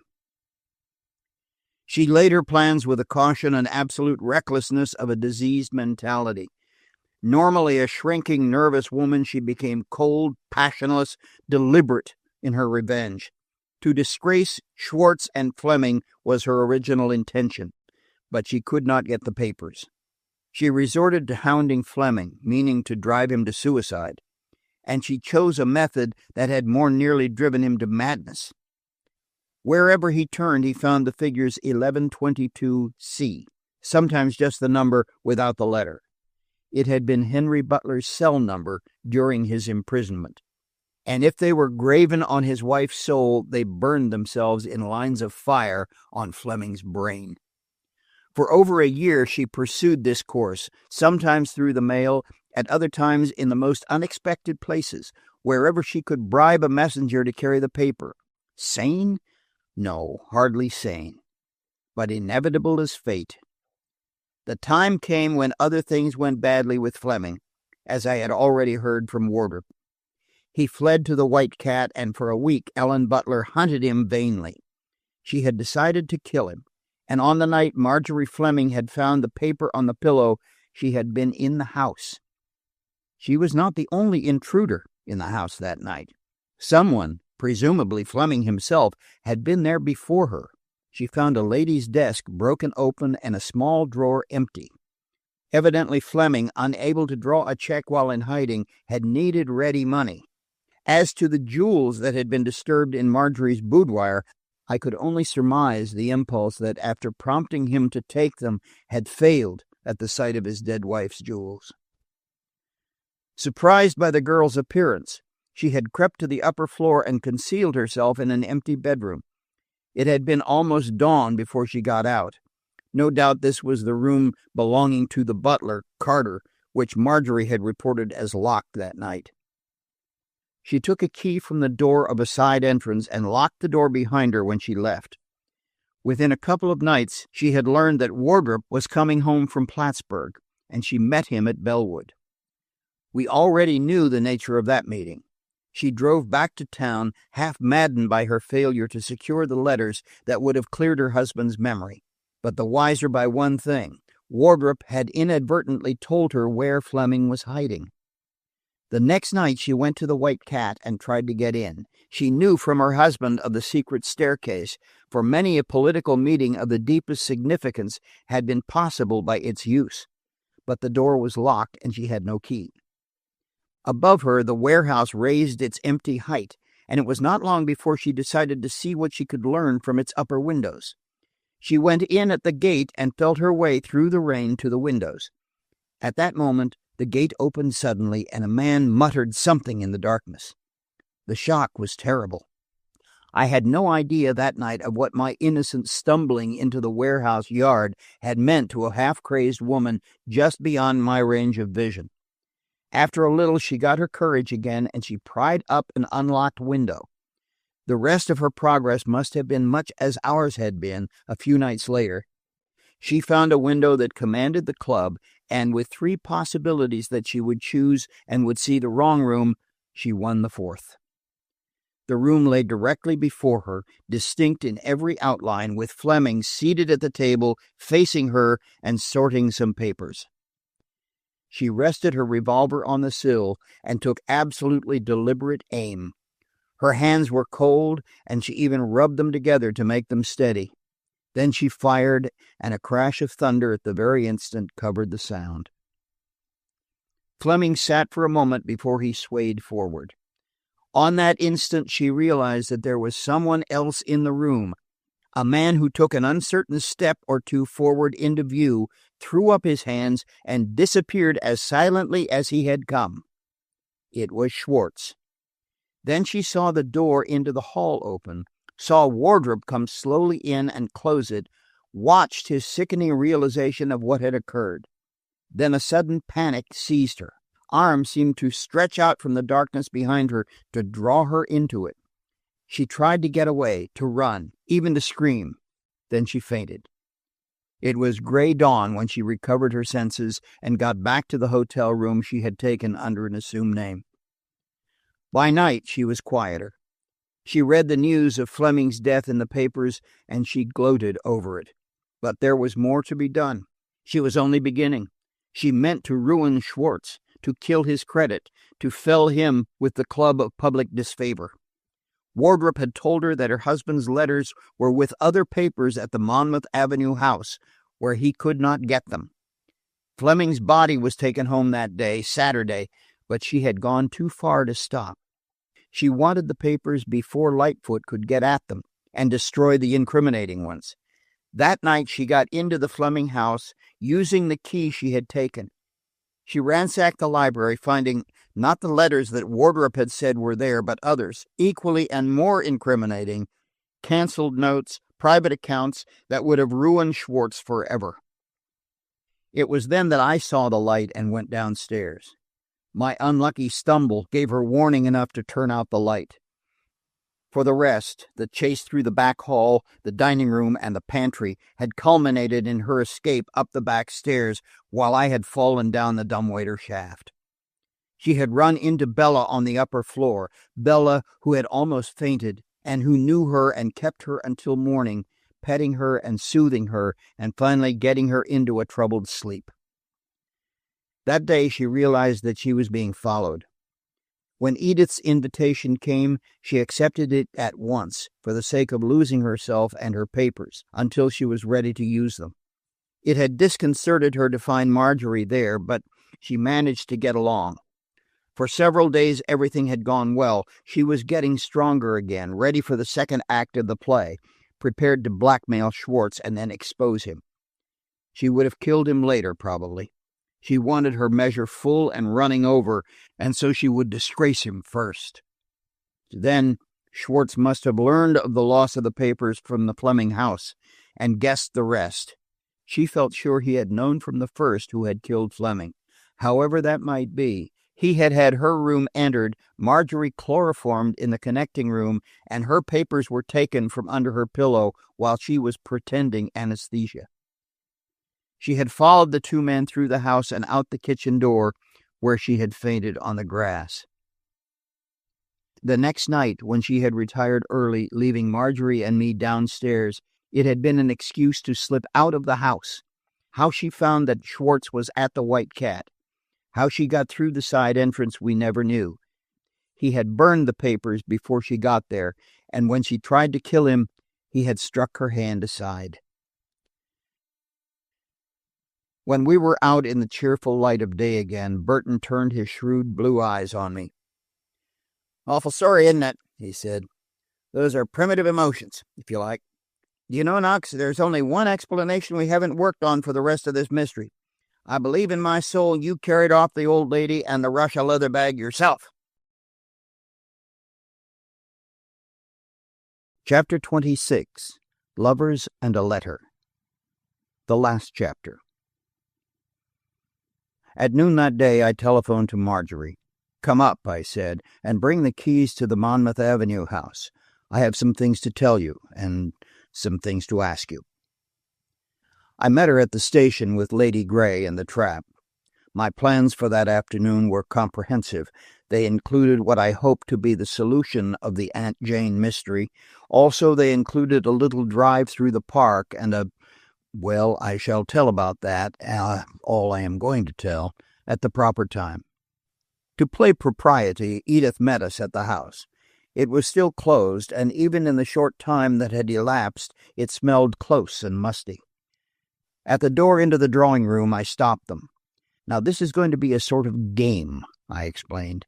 "It's a sort of button, who's got the button, without the button. We are looking for a drawer, receptacle, or closet which shall contain, bunched together and without regard to whether they should be there or not, a small revolver, 2 military brushes and a clothes brush, 2 or 3 soft-bosomed shirts, perhaps a half-dozen collars, and a suit of underwear.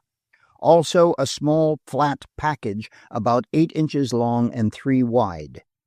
"What on earth are you talking about?" Edith asked. "I am not talking, I am theorizing," I explained. "I have a theory, and according to it, the things should be there. If they are not, it is my misfortune, not my fault." I think Margery caught my idea at once, and as Edith was ready for anything, we commenced the search. Edith took the top floor, being accustomed, she said, to finding unexpected things in the servants' quarters. Margery took the lower floor, and for certain reasons, I took the second. For 10 minutes there was no result. At the end of that time I had finished 2 rooms and commenced on the blue boudoir. And here, on the top shelf of a 3-cornered Empire cupboard, with glass doors and spindle legs, I found what I was looking for. Every article was there. I stuffed a small package into my pocket and called the 2 girls. "The lost is found," I stated calmly, when we were all together in the library. "When did you lose something?" Edith demanded. "Do you mean to say, Jack Knox, that you have brought us here to help you find a suit of gaudy pajamas and a pair of military brushes?" "I brought you here to find Aunt Jane," I said soberly, taking a letter and the flat package out of my pocket. "You see, my theory worked out. Here is Aunt Jane, and there is the money from the Russia leather bag." I laid the packet in Margery's lap and without ceremony opened the letter. It began, "My dearest niece, I am writing to you because I cannot think what to say to Sister Letitia. I am running away. I am running away. My dear, it scares me even to write it all alone in this empty house. I have had a cup of tea out of one of your lovely cups and a nap on your pretty couch, and just as soon as it is dark I am going to take the train for Boston. When you get this, I will be on the ocean. The ocean, my dear, that I have read about and dreamed about and never seen. I am going to realize a dream of 40 years, more than twice as long as you have lived. Your dear mother saw the continent before she died. but the things I have wanted have always been denied me. I have been one of those that have eyes to see and see not. So I have run away. I am going to London and Paris and even to Italy if the money your father gave me for the pearls will hold out. For a year now I have been getting steamship circulars, and I have taken a little French through a correspondence school. That is why I always made you sing French songs, dearie. I wanted to learn the accent. I think I should do very well if I could only sing my French instead of speaking it. I am afraid that Sister Letitia discovered that I had taken some of the pearls, but half of them were mine, from our mother, and although I had wanted a pearl ring all my life, I have never had one. I am going to buy me a hat instead of a bonnet, and clothes, and pretty things underneath, and a switch. Margery, I have wanted a switch for 30 years. I suppose Letitia will never want me back. Perhaps I shall not want to come. I tried to write to her when I was leaving, but I had cut my hand in the attic where I had hidden away my clothes, and it bled on the paper. I have been worried since for fear your Aunt Letitia would find the paper in the basket and be alarmed at the stains. I wanted to leave things in order. Please tell Letitia. But I was so nervous and in such a hurry. I walked 3 miles to Winton and took a streetcar. I just made up my mind I was going to do it. I am 65, and it is time I have a chance to do the things I like. I came in on the car and came directly here. I got in with the second key on your key ring. Did you miss it? And I did the strangest thing at Bellwood. I got down the stairs very quietly and out onto the porch. I set down my empty traveling bag. I was going to buy everything new in the city to close the door behind me. Then I was sure I heard someone at the side of the house, and I picked it up and ran down the path in the dark. You can imagine my surprise when I opened the bag this morning to find I had picked up Harry's. I am emptying it and taking it with me, for he has mine. If you find this right away, please don't tell Sister Letitia for a day or two. You know how firm your Aunt Letitia is. I shall send her a present from Boston to pacify her, and perhaps when I come back in 3 or 4 months, she will be over the worst. I am not quite comfortable about your father, Margery. He is not like himself.